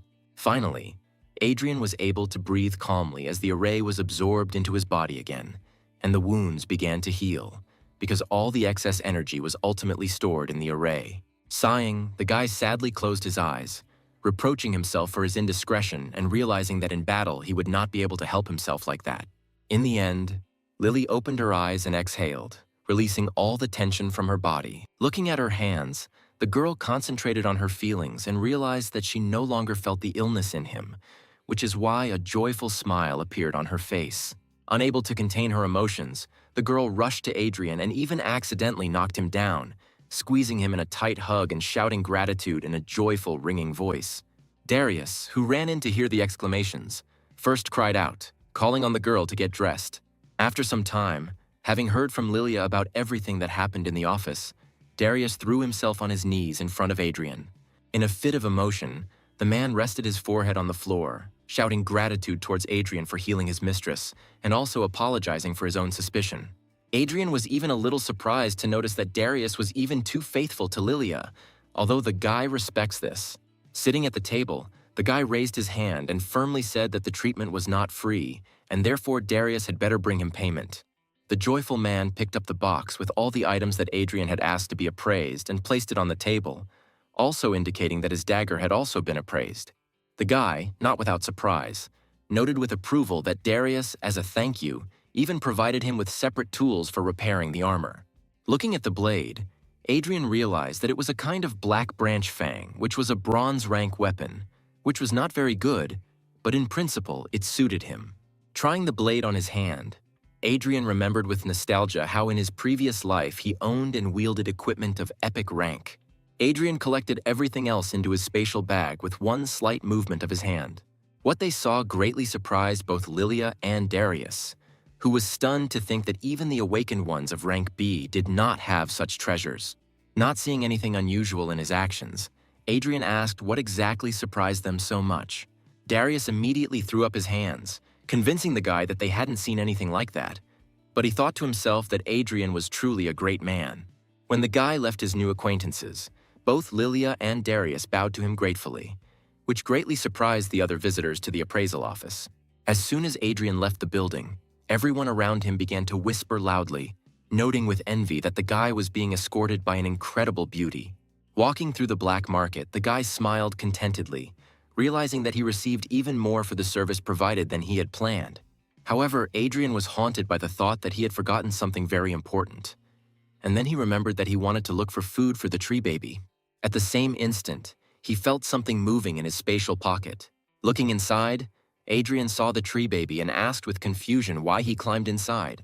When the kid turned to the guy, Adrian saw that the very hungry kid had drunk all the spiritual energy potions that the guy had just acquired.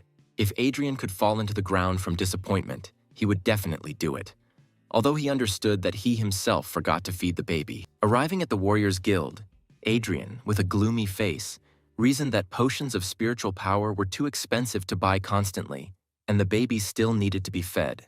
And although the realization that the baby would ruin him in this way did not make the guy too happy, he was inspired to find a positive in the situation, thinking that the baby would certainly grow up to be very strong. The guy was going to look for more tasks, but a joyful Frank suddenly appeared in front of him, saying that he had signed Adrian up for a meeting between the guilds of warriors and knights. And although Frank was clearly very glad that he gave such a gift to the guy, Adrian turned away and said that he was not interested in this initiative. He simply understood that this event of exchange of experience between newcomers, warriors, and knights would bring him absolutely no benefit. The guy thought that the reward for this would be meager, but Frank silently handed him a piece of paper on which was written about a reward of 1,000,000, as well as 10 boxes of potions of spiritual power. Adrian paused for a couple of seconds, just wondering what a great reward this was. And when he finally realized the essence of this award, he tore the piece of paper from Frank's hands and proudly said that he would definitely live up to his mentor's expectations and take first place. And although Adrian insisted that he would easily get first place, Frank laughed good-naturedly, saying that the guy had only recently become awakened, and therefore there was no point in counting on anything. Frank noted that there would be a lot of elite there, and he invited Adrian to gain experience, although the guy himself had no doubt that he would win. As Adrian moved towards the exit, Michael and Roosevelt watched him, telling the hooded man that it was Adrian who caused his brother Mark to die before being rescued from the forest. They insisted to the man armed with the sword that the fatal wound was inflicted by the weapon and not by the monster, and Adrian, who was in conflict with the knight, was under the main suspicion. Sighing sadly, the man stated that if Adrian really killed Mark, then he himself was destined to die, which brought smiles on the faces of the two scoundrels. Having spent very little time walking around the City of Dawn, Adrian reached the Arena of the Awakened, where the meeting between the warriors and knights was to take place. Adrian read that this event is organized specifically between gifted awakened ones, which means that all participants there will be at least silver rank. Coming out to the arena, the guy looked at it and admitted that this place, built for meetings between guilds of different classes, looked really majestic. Once again, Adrian attracted the attention of all the awakened ones who came to the event, who considered him a real arrogant for his presence in the arena. After talking with other organizers, the presenter announced the start of the event and said that the order of battles was determined by the numbers on the bracelets issued to the participants. To his own surprise, Adrian was among the first in line for the duel, and when he came out, stretching his arms, he found himself in the field of view of Rebecca and her mentor, who had come to watch the event. And although the archer's mentor said that Adrian was too arrogant for someone who had recently awakened, Rebecca did not dare comment on his words, awkwardly looking away. Adrian respectfully bowed to his opponent, who, having also bowed, sarcastically noted that the guy would be too easy a target. A slightly plump and rather young knight of rank E took a stance, ready to deal with the enemy in a few seconds. However, the knight did not even have time to take a step when Adrian's burning fist crashed into his jaw. Looking at his opponent with arrogance in his eyes, Adrian told him to shut up if he wanted to do anything in this fight. From such a powerful blow, the knight flew to the side, unable to stay on his feet. Having landed, the guy regrouped and cleared his throat, rubbing his bruised jaw and noting that the blow was quite strong. The people around, including Roosevelt, Michael, and their comrade who had recently arrived, were greatly amazed that the newly awakened one was able to send an E-rank knight flying with one blow. Baring his teeth with displeasure, the knight was indignant that Adrian attacked him suddenly, and that was the only reason he was able to hit.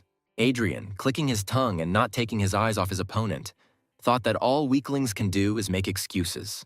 Turning his head, the guy noticed that a very cruel aura, full of anger, was felt from the audience. Having listened to his own feelings, the guy realized that one of those who radiates this aura is Michael.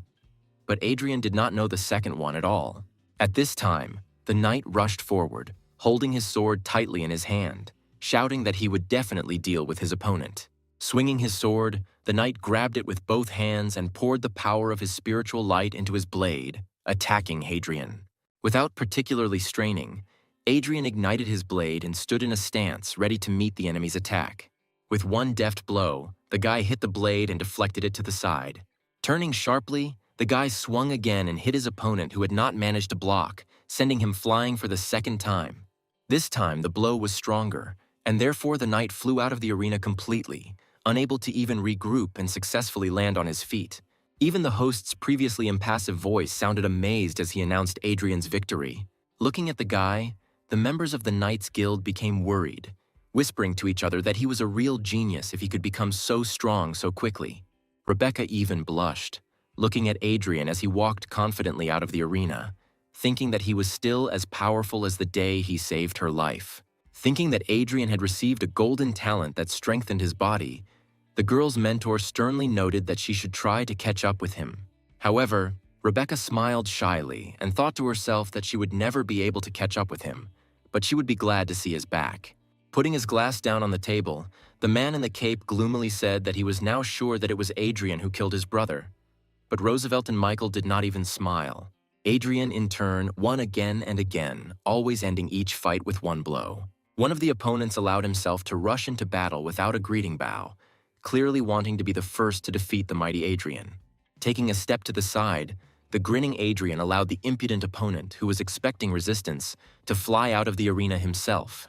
Descending from the arena, the guy smiled smugly, listening with pleasure to the dissatisfied comments of the knights, who thought that the whole point was in his golden talent.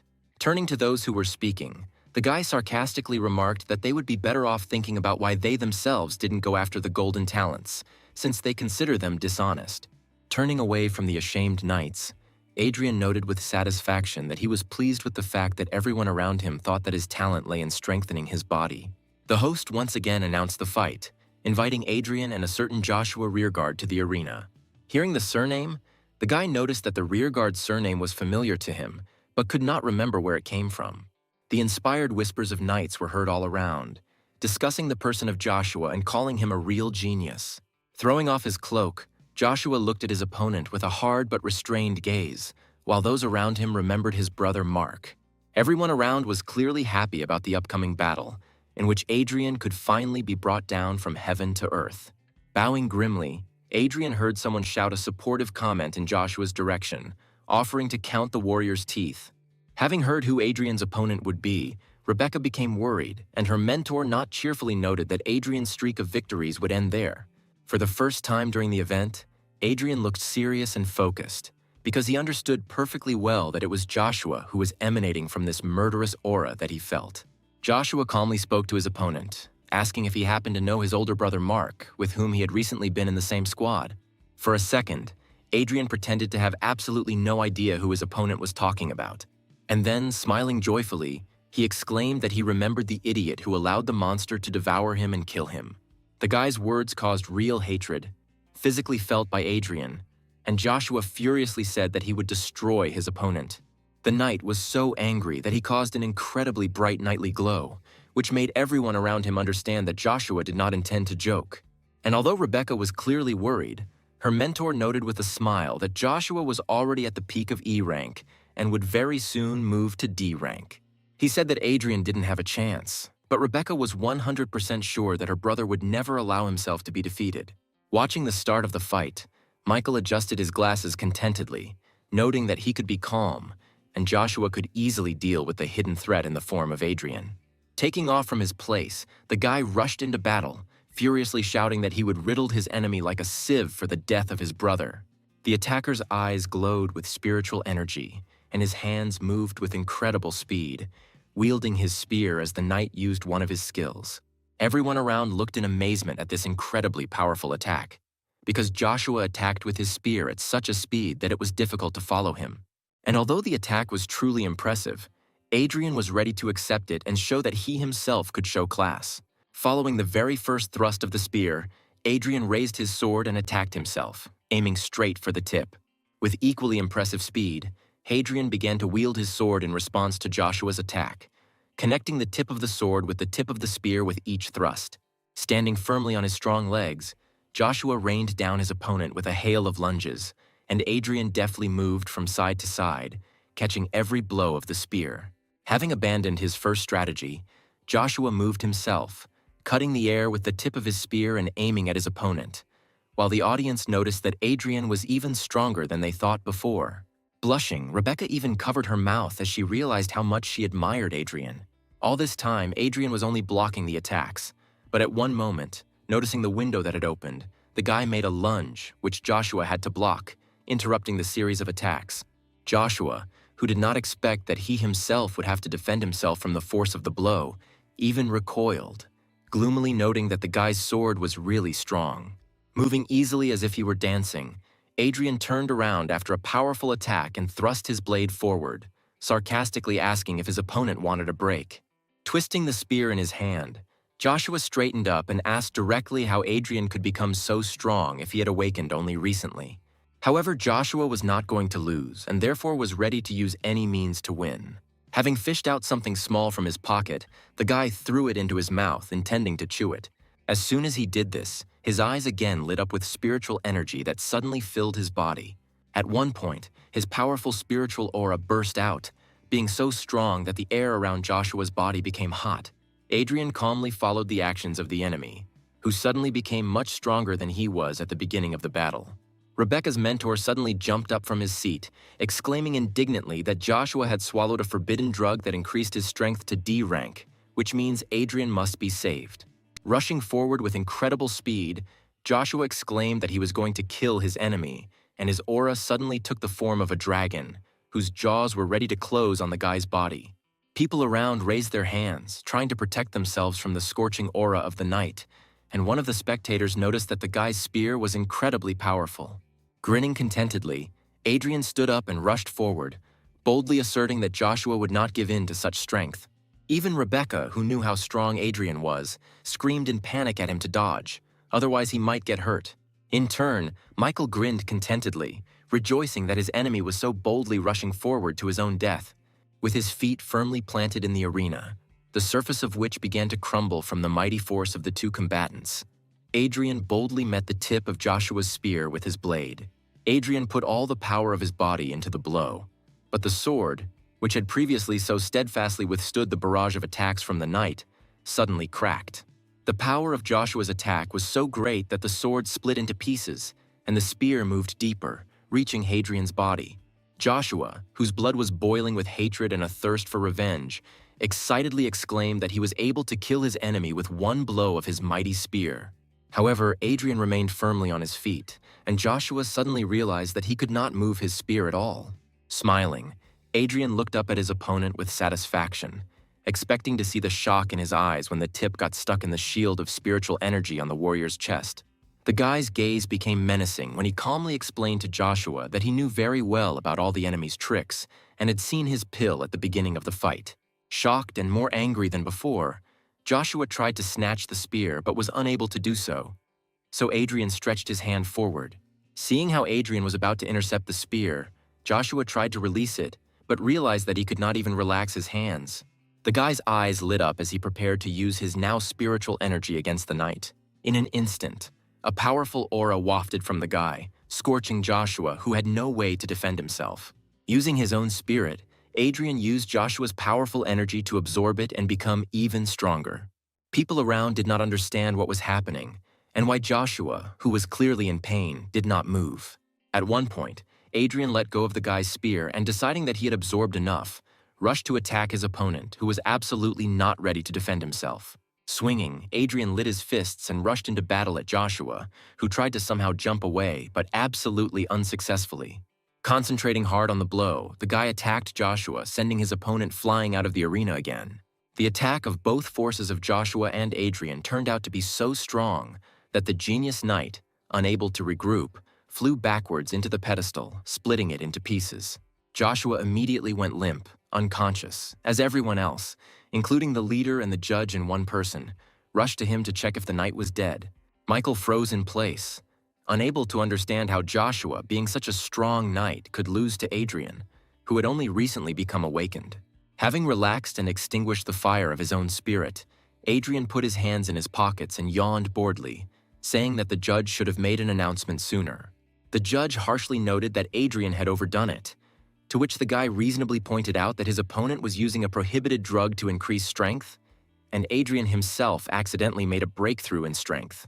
The judge was stunned speechless when he heard about the breakthrough and was once again surprised by Adrian's strength, realizing that he had reached the peak of E rank. Joshua at the same time regained consciousness and, raising a furious glance at Adrian, was about to rush back into battle. However, feeling something strange in his chest, the guy looked down and saw a strange dent in his armor, which for some reason burned very much. Within a second, this dent suddenly exploded, piercing the armor and once again injuring the knight so beloved by everyone. The judge immediately called the medical team to help Joshua, and Adrian grinned and walked out of the arena, thinking to himself that the wound was not fatal. People were simply amazed, because they realized that none of those present would be able to defeat him. At this time, in the Warriors Guild, behind one of the doors, the stomping of feet was heard, clearly signaling someone in a hurry to leave the office. Opening the door, Frank grumbled dissatisfiedly, saying that the head of the guild had called the man to his place too suddenly, and the warrior was going to watch the meeting of knights and warriors. Deciding that he would still have time to at least look at the end of the event, Frank quickly walked away, while at the same time Roosevelt grinned, realizing that the time had come to act. As the man hurried to the exit, he was suddenly surrounded by several people in suits. Frank turned to Roosevelt as he approached and asked directly what he needed, because the man was in a hurry to watch Adrian's fights at a meeting with the Guild of Knights. Roosevelt yelled at Adrian's mentor, reproaching him for the fact that the man sent the weak Adrian into battles against experienced knights. And because of his stupidity, the genius of the Warriors Guild was now dead. Frank's eyes widened in horror when he heard that his pupil, about whom he had been worried all this time, died because of him.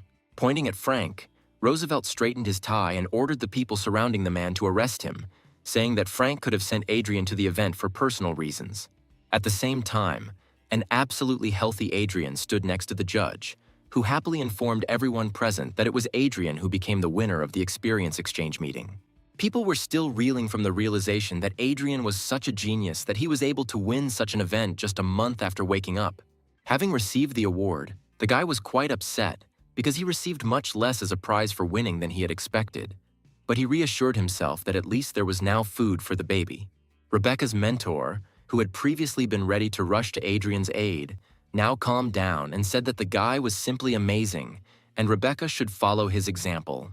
And Rebecca, without taking her eyes off the guy at all, could only agree with her mentor, although she did not listen to him at all, occupying all her thoughts with Adrian. Suddenly, the mentor gasped, remembering the event called the Dawn Fortress, and thinking that the Warriors Guild could now, despite all the rules, appoint Adrian as a participant. And although the girl reasonably noted that he would not be allowed to do this because of his little experience, the mentor said that if the guy were in the Archer Guild, he would do anything to make Adrian a member. Having finished the matter, Adrian heads back to the guild to return to training as soon as possible. The guy pulled out a bottle of spiritual potion from his spatial pocket to feed the tree baby. Having accepted the treat, the baby sat down on the cork and began to drink greedily, smiling happily at the fact that he had finally eaten deliciously again. Glancing at his spatial pocket, the guy again noticed that he looked disgusting, and also thought that he really wanted to surprise Frank with his victory at the event. The driver of Adrian's car turned out to be one of the guild's assistants, who asked the guy why he left the arena so early, and then suggested that it was because the event was not too exciting for Adrian. Adrian said that the meeting was over. That's why he left, to which the assistant was extremely surprised, exclaiming that earlier the event lasted until late at night, and then asked who the winner was. Without much enthusiasm, Adrian, resting his cheek on his hand, said that he was the winner of the event this time.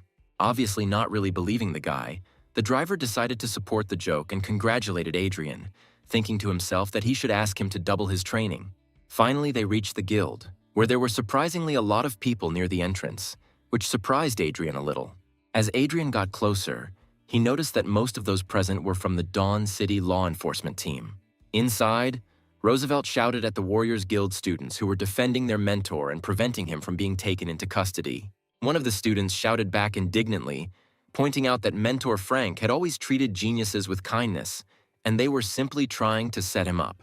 A representative of law enforcement named Hans came forward and calmly said that Frank was only pretending to be a good-natured person. But in fact, he was destroying young animals to please others. Giving the student a calm but menacing look, the man said that they had received notification of Adrian's death and had found irrefutable evidence of Frank's involvement.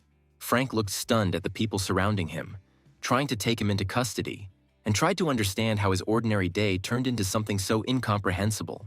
Turning towards his students, he told them to leave, noting that his conscience was clear and he was ready to surrender if he received a fair decision from law enforcement officials. The warrior's disciples clenched their teeth in anger, but were forced to allow their mentor to be detained, who, frowning ahead, folded his hands behind his back. Finally calming down, Roosevelt told Frank to his face that he had not set him up, and that indeed there was irrefutable evidence of the warrior's guilt. Roosevelt had already managed to relax and sigh with satisfaction, because his work for the day was done. But suddenly he felt warmth from the outside. A fiery fist suddenly crashed into Roosevelt's jaw, confusing his thoughts and knocking him off his feet. The mighty blow was so strong that Roosevelt went flying and crashed headfirst into a nearby wooden support.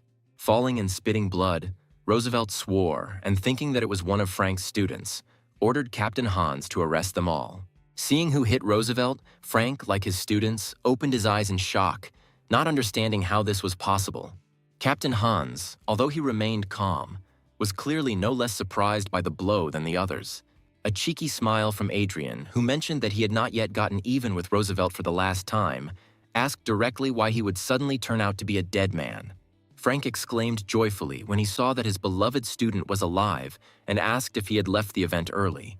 Captain Hans frowned a little, thinking to himself that Adrian should actually be dead now, and Roosevelt apparently couldn't be relied upon at all. Trembling with emotion, Roosevelt stood up, asking Adrian in a trembling voice how he could be alive, and then faltered mid-sentence when he began to say that Joshua should have killed him. Realizing that he had spilled the beans, the man covered his mouth, looking into emptiness with a panicked gaze. Hearing Roosevelt's words, the enraged warrior disciples screamed, accusing the man of being the one. Everyone around began to accuse Roosevelt of being the one who tried to frame Frank's mentor.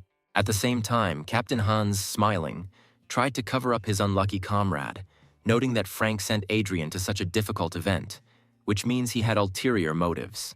The man noted that Adrian was lucky that he decided to leave the event early and said that they would arrest both Frank and Roosevelt, but stopped short when the guy said that the meeting was, in fact, already over. The people around fell silent in shock, wondering how the meeting could end so early, because usually at such a time it was just really beginning. At this time, one of the warrior disciples who was present at the event entered the doors of the main entrance and joyfully exclaimed that Hadrian had won the event in just half a day.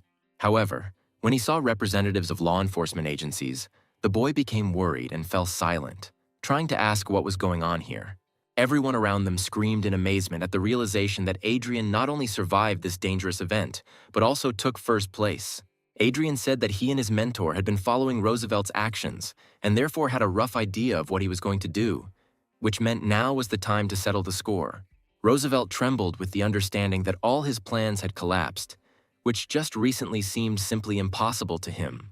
Hammering his fist into his palm, Adrian said that Frank suspected the man long before he handed the guy the modified skill for the gold rank, and although Adrian was going to deal with the scoundrel himself, a man suddenly rushed in front of him, from whom he himself did not expect action at all.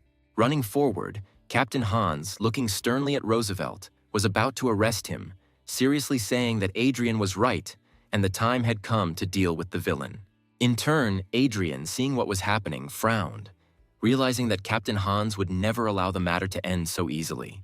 After some time, Adrian was already standing on the top floor of the guild building, frowning at what was happening below. Down there, they were taking away the wounded Adrian Roosevelt after being hit, intending to provide him with first aid before his arrest. Frank, who stood next to him, urged the guy not to worry and noted that the director of the guild would definitely investigate everything as soon as he came out of seclusion. Suddenly, he grabbed Adrian by the shoulder, which greatly surprised the guy, who at any moment expected some kind of danger in his direction. Seeing the serious look of his mentor, Adrian already thought that the man was going to attack him, which the guy did not expect at all. However, Frank, subverting the guy's expectations, laughed out loud, amazed that Adrian not only took first place at the experience exchange event, but also did it in just half a day. However, the man rejoiced so much that his back suddenly began to hurt, causing Frank to cry out in pain, and Adrian noticed that the man shouldn't strain himself so much and it was better for him to go rest. Hearing that Adrian was also asking for a reward, the man frowned, saying that he was too arrogant and the reward would definitely be significant. But he should wait. Adrian honestly didn't understand what else he should expect, and why he still couldn't get his reward, if everyone around him was happy that he was improving the reputation of the Warriors Guild. Suddenly, a rather attractive girl named Aura, who is Frank's assistant, entered the room and brought what the man asked to prepare. Thanking the girl, Frank told the guy that there was no doubt about his strength, but now he must test Adrian's spiritual strength, and then tell him something very important. Opening the box, the man pointed to a blue glowing orb, which is used to evaluate the levels and talent of the Awakened. Stepping aside, Frank allowed Adrian to approach and touch the ball to make an assessment. As soon as the guy put his hand to the ball, threads of blue energy flew out of it, which immediately entwined the guy's hand. Suddenly, the light of the ball and the energy emanating from it turned golden, which made Frank notice with satisfaction that the guy really had golden talent, which couldn't help but rejoice. And then suddenly words flashed above the ball, saying that Adrian had raised his level to D rank, which was very impressive. Frank smiled in surprise, glad that his student had reached such a high milestone in such a short time, and the stunned Aura whispered that the guy was a real genius. Raising his head, Frank noticed with a smile that Adrian had a golden talent, and even received the D rank in just a month. And there had not been such excellent representatives of the Warriors Guild for a very long time. Absolutely not surprised, Adrian turned his gaze to Frank and asked him in a calm voice what was so important about what he wanted to talk to his student about. Throwing a sly look at the guy, the man chuckled and spoke with a smile and enthusiasm in his voice, asking if he knew about the test of the Fortress of Dawn. Adrian heard from Frank that he was now 100% sure that the guy would be able to stand up for himself, and he himself recalled that the previous owner of this body dreamed of distinguishing himself in this test. The guy also remembered that the Dawn Fortress was a temporary gathering place created in the wasteland by the ancestors of humanity, who went through many murders to build a city. After the city was built, the fortress was abandoned and overrun by monsters. Adrian remembered that every 3 years, the managers of the City of Dawn organize an event there for those awakened under 30 years of age to honor the memory of their ancestors.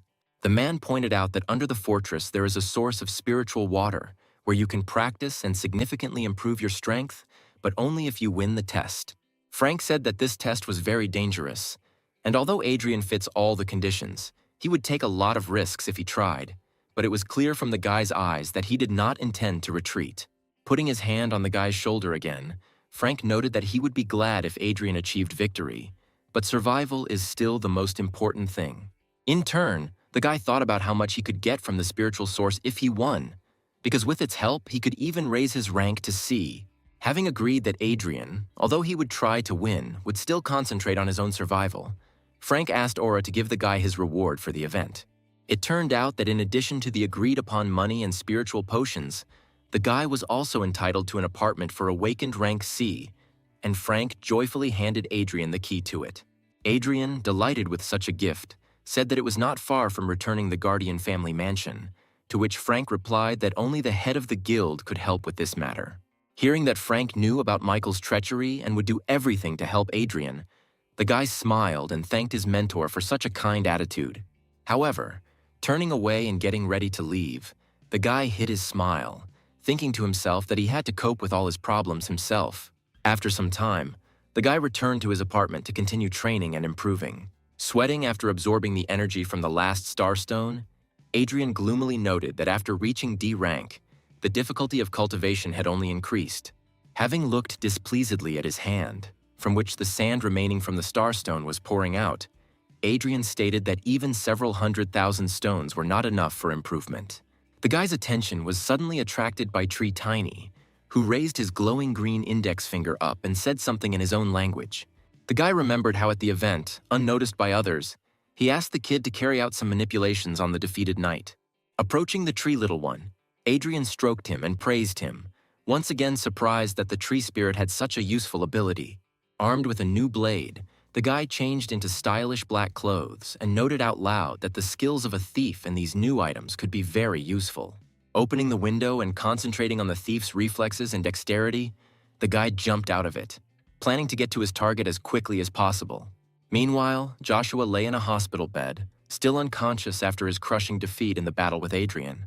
Michael suddenly entered his room, accompanied by an unusually tall man and a surprisingly small guy. A man named Vincent was the deputy head of the law enforcement department, and having seen Joshua's wounds, he easily understood what exactly caused his injury. Michael said that Adrian, although strong, is still too inexperienced, which means he needs to be destroyed as soon as possible. The man noted that very soon he would take part in testing the Fortress of Dawn, and Vincent, agreeing, turned his gaze to the small guy and said that this was the job just for him. The guy in the blue jacket even grinned, saying that killing some E-rank brat would not be difficult for him. Satisfied with the answer, Vincent went to the exit, followed by the others, and the man noted that Joshua knew too much, and he was also disabled, which meant they needed to get rid of him. The guy in the jacket agreed and then slammed the door behind him, leaving Joshua alone.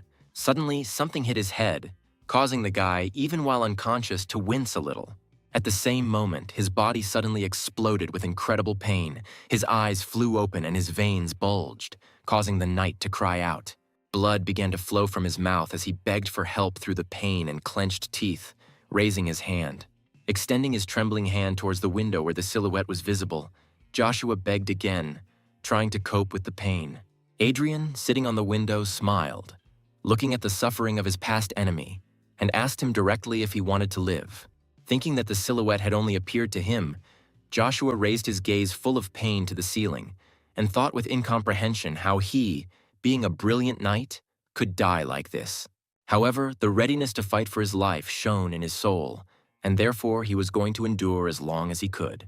Turning his head, he saw that Adrian was standing next to his bed, directly asking the knight if he wanted to live, which greatly surprised the latter. Smiling maliciously, Adrian invited Joshua to tell him everything he knew, and only in this case would the guy feel sorry for him, although the knight himself thought that this was just a hallucination. Joshua thought that even if this was the real Adrian being a warrior, he would not be able to cope with the C-rank poison that was killing him, although Adrian himself noted that he could neutralize it without much effort. Turning his head to Tree Baby, who was greedily drinking another bottle of spiritual potion, Adrian brought a rag to him. The kid grumbled something when Adrian wiped his mouth with the rag, leaving a small stain on it. Turning his head back, the guy folded a rag on Joshua's forehead, which greatly surprised the latter, who fixed an incomprehensible look on Adrian. Adrian did not explain to him that the saliva of the tree spirits contains a large amount of life-giving energy that can neutralize poison, although Joshua did not believe in such a miracle. However, raising his hand and seeing that the trembling and pain in it had subsided slightly, the guy allowed the hope of his own salvation to flash in his mind. Adrian himself saw that the remedy worked even very quickly, which means that all those potions that he drank still paid off. Having more or less regained his strength, Joshua asked how Adrian knew how to get rid of such an effective poison. To be convincing, Adrian released his spirit and then threateningly told the guy that he could only temporarily rid him of the poison, and therefore he should start talking if he wants to live. Joshua thought that Adrian's aura was even more frightening than Deputy Chief of Law Enforcement Vincent.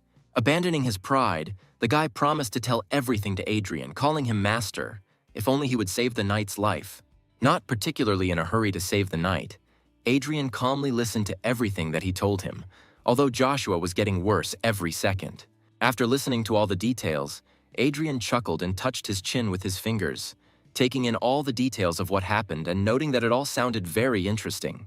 Joshua told everything he knew, and therefore asked Adrian for salvation again, to which the warrior himself noted with a smile that he would definitely keep his promise. Touching his fingers to the sick knight's forehead, Adrian sarcastically noted that Joshua would have to die before he was saved. After some time, the knight, wrapped in a body bag, was taken somewhere along the corridors of the institution by a nurse. Watching from the side where Joshua was being taken, Adrian thought about everything he had heard, and in particular about the Dark Star organization. Frowning, the guy noticed that these people, one of whose bosses is a certain Vincent, did everything to get rid of the parents of the previous owner of the guy's body. And although Joshua did not know the reasons for this attitude towards the Guardian family, Adrian was intrigued, and he was already looking forward to the day of revenge finally coming. Hiding behind the wall, the guy thought that in 4 days the test of the Fortress of Dawn would take place, which means he would be able to break through to rank C, which would help him in this task much more. After some time, not far from the Fortress of Dawn itself, something quite curious happened. The genius talent of the Thieves Guild named Pierre rushed to the Fortress of Dawn along with his mentor, who never ceased to repeat that Pierre was a real treasure for them. The guy, turning to the master, said that he was completely confident in his victory in the test, and also that he was keeping his promotion to rank C and acquiring a new skill a secret. For clarity, the guy created a figure of beautiful pink patterns on his hand, showing how hard he tried to mold his spiritual energy. The mentor, clearly flattering his student, noted that his formation of spiritual energy was truly rare, and with it he could achieve incredibly much. The man also noted that the last person to do such a molding was the head of the Warriors Guild, to which Pierre replied that he would show how much stronger he was than the latter. Suddenly, in front of the two thieves, a little further into the forest, a powerful explosion was heard, the flash of which was so strong that it reached the sky. The mentor said that most likely someone is now fighting monsters there, and therefore Pierre should be more careful, because the monsters here are at least C rank. When he invited the guy to go have a look and find out if the fighter needed help, Pierre had already rushed forward. When the thieves came closer, they saw a whole pack of dead red fiery wolves, along with the leader, which was very strange, because the leader was definitely of C rank. The guy suddenly saw a running silhouette to the side and called out to the master, attracting his attention. Having peered at the silhouette, the mentor said that it clearly belonged to a young guy, which means, most likely, this is another one of the test participants. Looking at the corpses of the monsters, the guy noticed that they were killed with filigree precision, something that neither he nor anyone else from the Thieves Guild could have done alone. Seeing that the guy felt behind, the mentor calmly rebuked him, saying that in their business the most important thing was to be careful, which meant he needed to focus on himself. He noted that too many geniuses died only because they were too hasty, to which the student bowed his head and thanked the master for his teaching, promising to be careful with this stranger. A few minutes later, Hadrian, in his black robe, reached the Dawn Fortress, cursing that he had to abandon such valuable bodies of the firewolves because he was noticed. Putting aside his irritation, the guy took off his hood and looked at the huge, majestic building that stood in front of him, which turned out to be the Fortress of Dawn. His student was met by Frank, who came forward and asked if everything was okay, and also offered the guy to join their squad as an alternative to his solo adventures. It was clear that before the guy arrived, Frank was very worried, and when Adrian asked what it was about, Frank said with a smile that he was worried that the guy would miss the beginning of the test. Adrian kindly said that the mentor should not have worried, and that he was simply delayed on the road by several D-rank monsters. Having looked at the guy more closely, Frank said with interest that his strength had clearly increased during the week that they had not seen each other. Smiling embarrassedly and scratching the back of his head, the guy said that his mentor was clearly overpraising him, although inside he understood that he had been killing monsters all this time, and therefore it was not surprising that he seemed stronger. Having said that he had prepared well enough and there was no need to worry about him, Adrian asked how the master himself was feeling after that unpleasant event in the guild. Grinning, Frank said that such scratches would not get through him, and he was a tough enough nut to crack not to complain. Suddenly the man tensed up and spoke through his teeth about the pain, but quickly remembered that he was trying to save face and interrupted himself, noting that he was not in pain, but just the wound was itching. Smiling at the man, Adrian noticed to himself that his mentor Frank was truly a stubborn warrior. Having coped with the pain, the man turned and walked towards the building, gesturing for the guy to follow. With surprise, the guy noticed that the entire Fortress of Dawn was surrounded by a protective star seal of incredible strength and such enormous size that it extended throughout the entire territory of the ruins. Adrian noticed that there were a surprising number of awakened people in the fortress, and then asked if they were all going to participate in the test, to which Frank shook his head. The man said that the Trial of the Dawn Fortress was held every 3 years, and was therefore an important event that was broadcast on televisions for ordinary people to watch. The man tried to warn the guy one last time and told him that the monsters appearing under the Fortress of Dawn were all at least C rank, and therefore he should be very careful. Smiling, the guy said that Frank had already told him about this 10 times. Although inside, Adrian really liked that someone treated him so kindly. Adrian sarcastically noted that it was precisely because of his habit of talking a lot that mentor Frank never found a wife, to which the man was indignant and shouted that he actually cares about the guy. And although Frank was feignedly offended, and Adrian tried to ask for forgiveness, one of the talented warriors of the guild named Vic approached and laughingly noted that the guy was damn right. Putting his arm around the guy's shoulder, the warrior told his mentor not to worry, because he would do everything in his power to prevent Adrian from getting into trouble. Smiling, Adrian noticed to himself that he really felt like a family in the guild, because all its senior members cared so much about him. Frank and Adrian moved further into the fortress, where crumbling pieces of architecture that looked like ruins gave way to beautiful views and striking buildings. Suddenly, mentor Frank's attention was attracted by a familiar voice calling the man's name. Turning around, Frank saw 2 stunning-looking girls from the Magician's Guild, one of whom was clearly the eldest. Frank froze in place, recognizing his old friend Aurora, from whom Adrian felt an incredibly strong B-rank aura. Vic told the guy in a whisper that Aurora is a manager from the Magician's Guild, just like Frank is from the Warrior's Guild, and that the girl is a B-rank mage, and they have known their mentor Frank since childhood. He said that the mentor was always competing with Aurora, but had long fallen behind her, and therefore was always lost in her presence. And Aurora immediately asked the man how he still remained C-rank. Looking behind Frank, the woman pointed at Adrian with a nod and asked if he was the genius with the golden talent, and then reproached Frank for sending the guy to the test too early. The girl sarcastically talked to Frank, noting that it seemed that the Warriors Guild had no successor, to which Frank grinned and reasonably noted that Adrian was gaining experience here. Angry at the woman, Frank pointed to the other warriors who had come and proudly noted that they were the elite and would definitely surpass all the magicians in the test. The woman did not stop mocking Frank and asked if it would be with their mediocrity that they would crush the magicians, to which Frank clenched his jaw angrily.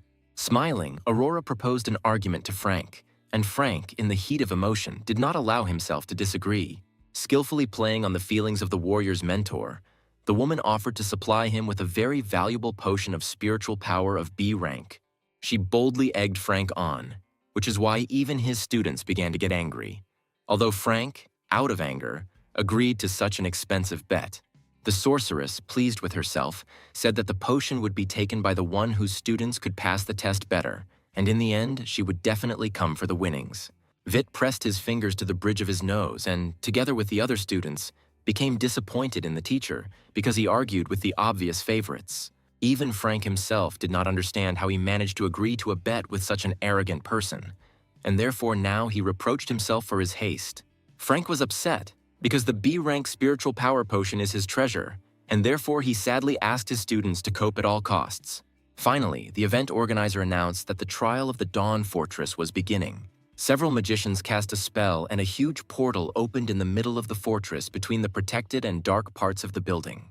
The participants, gathering their strength, began to enter the portal one by one to begin the test in which they could die. Adrian also entered the portal and noticed that the fairly intact and well-finished building here was a real ruin. He looked around at the huge space, inside of which a powerful dark aura was felt, and realized that it was this anomalous place that his mentor was talking about. The awakened around moved towards the passages deeper into the fortress, and Vic also hastened to say that they too would move on. He noted that it is better for the guy not to go too deep and call for help in any unclear situation, to which Adrian agreed with a smile and asked the squad to try for their mentor. Finally, he was left alone and a bright, satisfied smile appeared on his face, because he could act alone. Having made sure that there was no one left, he himself moved deeper into the fortress, intending to win the test at all costs. With a serious look at the majestic halls surrounding him, Adrian stepped forward, intending to reach the very end. At one point, a rank E monster, similar to a fairly large hound, rushed at him. Reacting easily to the attack, Adrian extended his hand, intending to meet the monster and counterattack. Without straining too much, with a slight movement of his hand, the guy intercepted the attack and sent the monster towards the floor, but with such force that the monster, falling to the ground, died immediately. Adrian recalled the conditions of the test, which clearly stated that victory in it was earned by points for killing monsters. For monsters of rank E, he receives only 1 point, which means he should have gone further and as soon as possible find stronger monsters, for which they gave 100. Moving forward, he met on his way entire packs of E-rank hounds who crossed his path and clearly intended to finish him off. Frowning, the guy noticed that an ordinary awakened D rank would obviously have problems in such a situation, but he was far from an ordinary awakened. Cursing, the guy ignited his fist and prepared for battle, planning to quickly deal with these creatures and go find a stronger monster.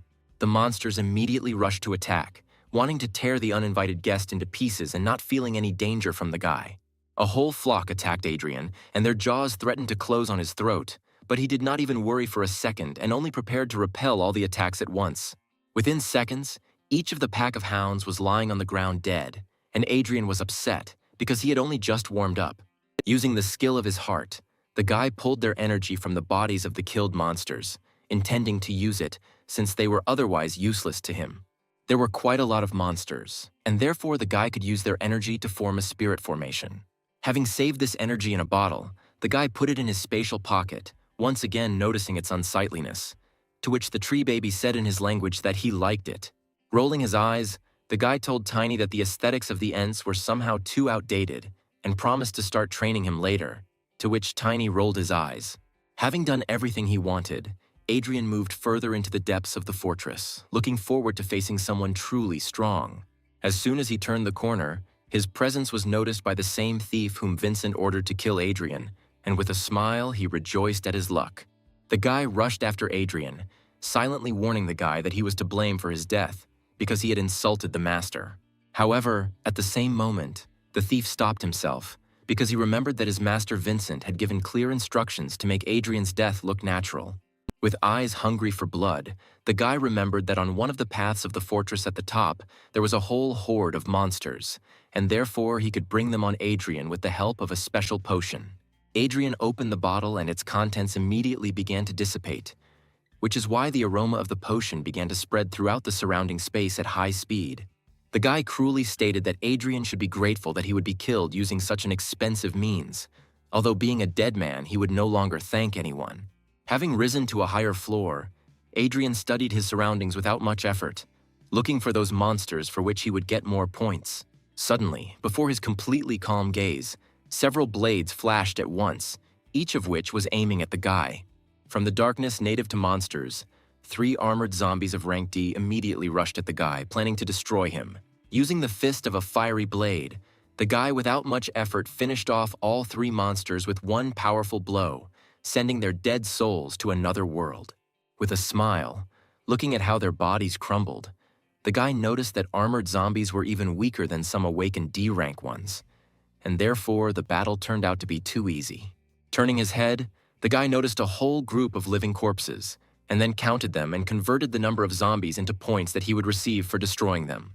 Having dealt with the crowd of monsters without much difficulty, Adrian calmly moved on, thinking only that their armor could serve as good material. The guy was even more upset when he realized that there were no more monsters ahead, but only a dead end, which meant he would have to go back. However, the magician's insight helped Adrian well this time, because he noticed traces on the floor left by those who passed the test last time.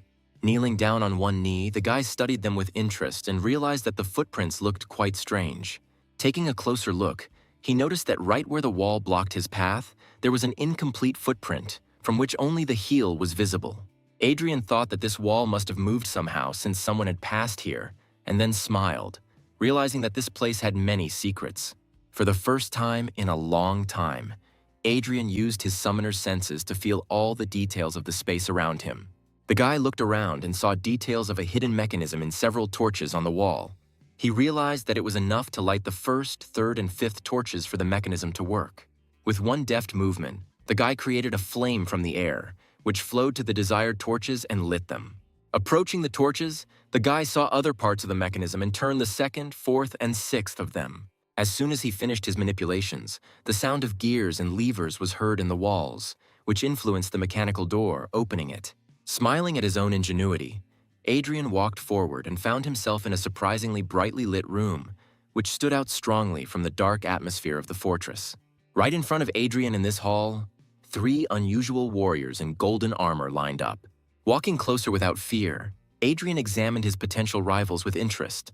After analyzing the spiritual power of these warriors, Adrian realized that these were rank C monsters, and anyone else in his place would have despaired by now. But Adrian, standing up and igniting his fist blade, prepared for battle, noting with a smile that for him this was just a light warm-up. Stretching out his free hand, the guy beckoned them with a gesture, urging them to attack and show everything they were capable of. Suddenly, for some reason, the monster's aura became much darker, and Adrian even became wary. And at this time, the weathered potion used by the thief murderer had already risen to the floor above. And following his victim, he moved straight into the passage that Adrian himself had recently opened.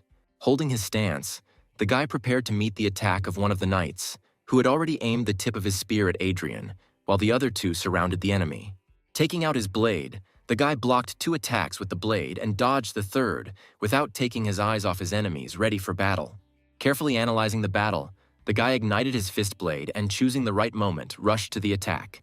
With one powerful blow, Adrian broke through the defense of one of the warriors, sending the enemy flying, and then prepared for the next attack.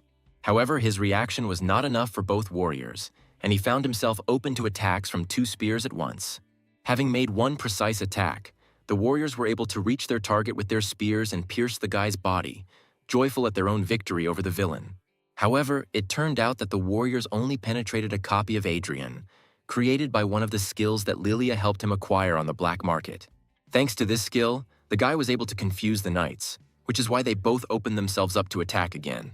Taking advantage of this, Adrian rushed forward and, igniting his fist blade, attacked one of the warriors, intending to finish him off as well, while the second tried to react. One powerful blow, and the second knight flew into the wall with his armor broken, leaving his comrade alone with the uninvited guest. Suddenly, Adrian noticed something that made him take his mind off the fight that was so enjoyable for the guy. The fallen knight, in whose armor there was a gaping hole from the guy's blow, suddenly burst into flames of gold, and Adrian wondered what kind of power had resurrected the Surf Knights. Thinking that the enemy was distracted, the remaining knight attacked again, intending to pierce the enemy's body right through, but Adrian again left the illusion in his place. In the blink of an eye, the guy found himself behind his opponent, intending to end this fight with one blow. Swinging and again igniting his fist blade, Adrian plunged it straight into the warrior's back, piercing right through his armor. Finally, Adrian relaxed, because all 3 knights were now defeated, although for some reason they were engulfed in harmless golden flames. It turned out that this flame was there for a reason, and one of the warriors suddenly stood up, staggering on both legs. Adrian noticed that he was not careful, and the knight's serfs did not really die, and he himself could not even restore his health. Using his special vision, the guy saw an unusual magical seal that was located on the floor of the room.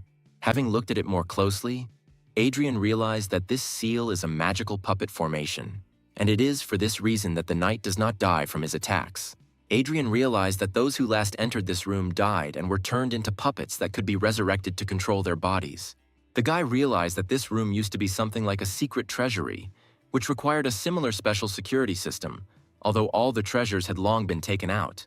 Suddenly, the eyes of the statue of an old man standing in the middle of the hall lit up, and she spoke in a booming voice, demanding that the guy get out. Opening his eyes in surprise, the guy even smiled from the realization that a soul was born in this statue, and it became the spirit of a magical formation, which is why it itself became a treasure. He realized that this figurine had been functioning for thousands of years, fueled by spiritual energy from an underground source, and therefore its value was indescribable. Adrian thought that in his previous life, it took him a lot of effort to create an 8th-level spiritual power formation, but with this figurine, it would be much easier for him to achieve that power. Realizing that he simply could not leave without this figurine, the guy rushed into battle, ready to destroy all the knights just to get it. Coming closer, the guy realized that the statue had protected itself with a strong barrier of a light curtain, through which ordinary attacks could not be penetrated. Looking up, he saw that the figurine's eyes sparkled angrily brighter, and a loud voice suddenly sounded from it, calling on Adrian to die. Her power was so great that monsters suddenly appeared from everywhere, whose spiritual power clearly indicated that they were all puppets of this figurine. Looking up with interest, Adrian came to the conclusion that the figurine had decided to use all its powers, which meant he would have to take a risk. The guy used the thief skill to speed up his movement, and then the magician skill to hold the puppets around at least for a moment. Having given himself exactly a second to act, the guy rushed forward to the figurine and, thanks to the dispersion of magic, was able to break through its protection and burst inside. As soon as he penetrated the protection, his hand immediately grabbed the figurine, snatching it from the pedestal. Raising his hand with the statue, the guy loudly exclaimed that he had grabbed it when his skill stopped working and a whole horde of monsters rushed towards him, ready to tear him apart. Fortunately, Adrian calculated everything well enough, and therefore the blades, fangs, and claws froze just a couple of centimeters from his face and throat. Sighing, the guy sat cross-legged directly on the stone floor, intending to use the soul from this figurine and the energy of the hound pack collected earlier to create a high-level molding. Having poured this energy into the figurine, the guy activated its magical puppet formation, intending to absorb all the power that it had absorbed over these millennia. The guy's eyes shone when he began to use one of the techniques that he knew in a past life, and which allows a powerful soul to merge with the soul in the body of a man for successful molding. Adrian thought that the ranks were used specifically for separation, since ranks E to D were considered low, while ranks C and above became managers in the City of Dawn. Finally, the guy's body was enveloped in threads of golden energy, and he himself was able to create the formation of his spiritual energy, which is used to obtain rank C and higher. Sitting in the circle of the magical formation, Adrian began to modify the threads, thinking that the formation would be stronger the more patterns it contained. Looking down at his hands, Adrian noticed that they were covered with weak wounds, which meant that the power of the 1,000-year-old soul contained in the figurine was too strong for his body. Suddenly, Adrian saw that 2 spears were aiming at his head, and therefore he had to briefly interrupt the formation of patterns. Easily dodging, the guy realized that his soul had already completely merged with the soul of the figurine, and therefore the knights could now control their bodies themselves, although they would not be resurrected again. Although the guy was even happy, because the knights could help him strengthen his body, which began to collapse from the power contained inside. Diving under the knight's blow, the guy turned sharply and hit his opponent in the stomach. But the force contained in his body was so great that Adrian easily sent his opponent flying. Adrian fought furiously, taking attacks from a whole horde of monsters, each of which began to move in accordance with its own desire to kill him. Smiling slyly, the guy was even glad that there were so many monsters of no longer than D, but even several of C rank. And at the same moment, as he prepared to attack this entire army of monsters alone, Adrian felt an explosion of all his strength, which he had never expected.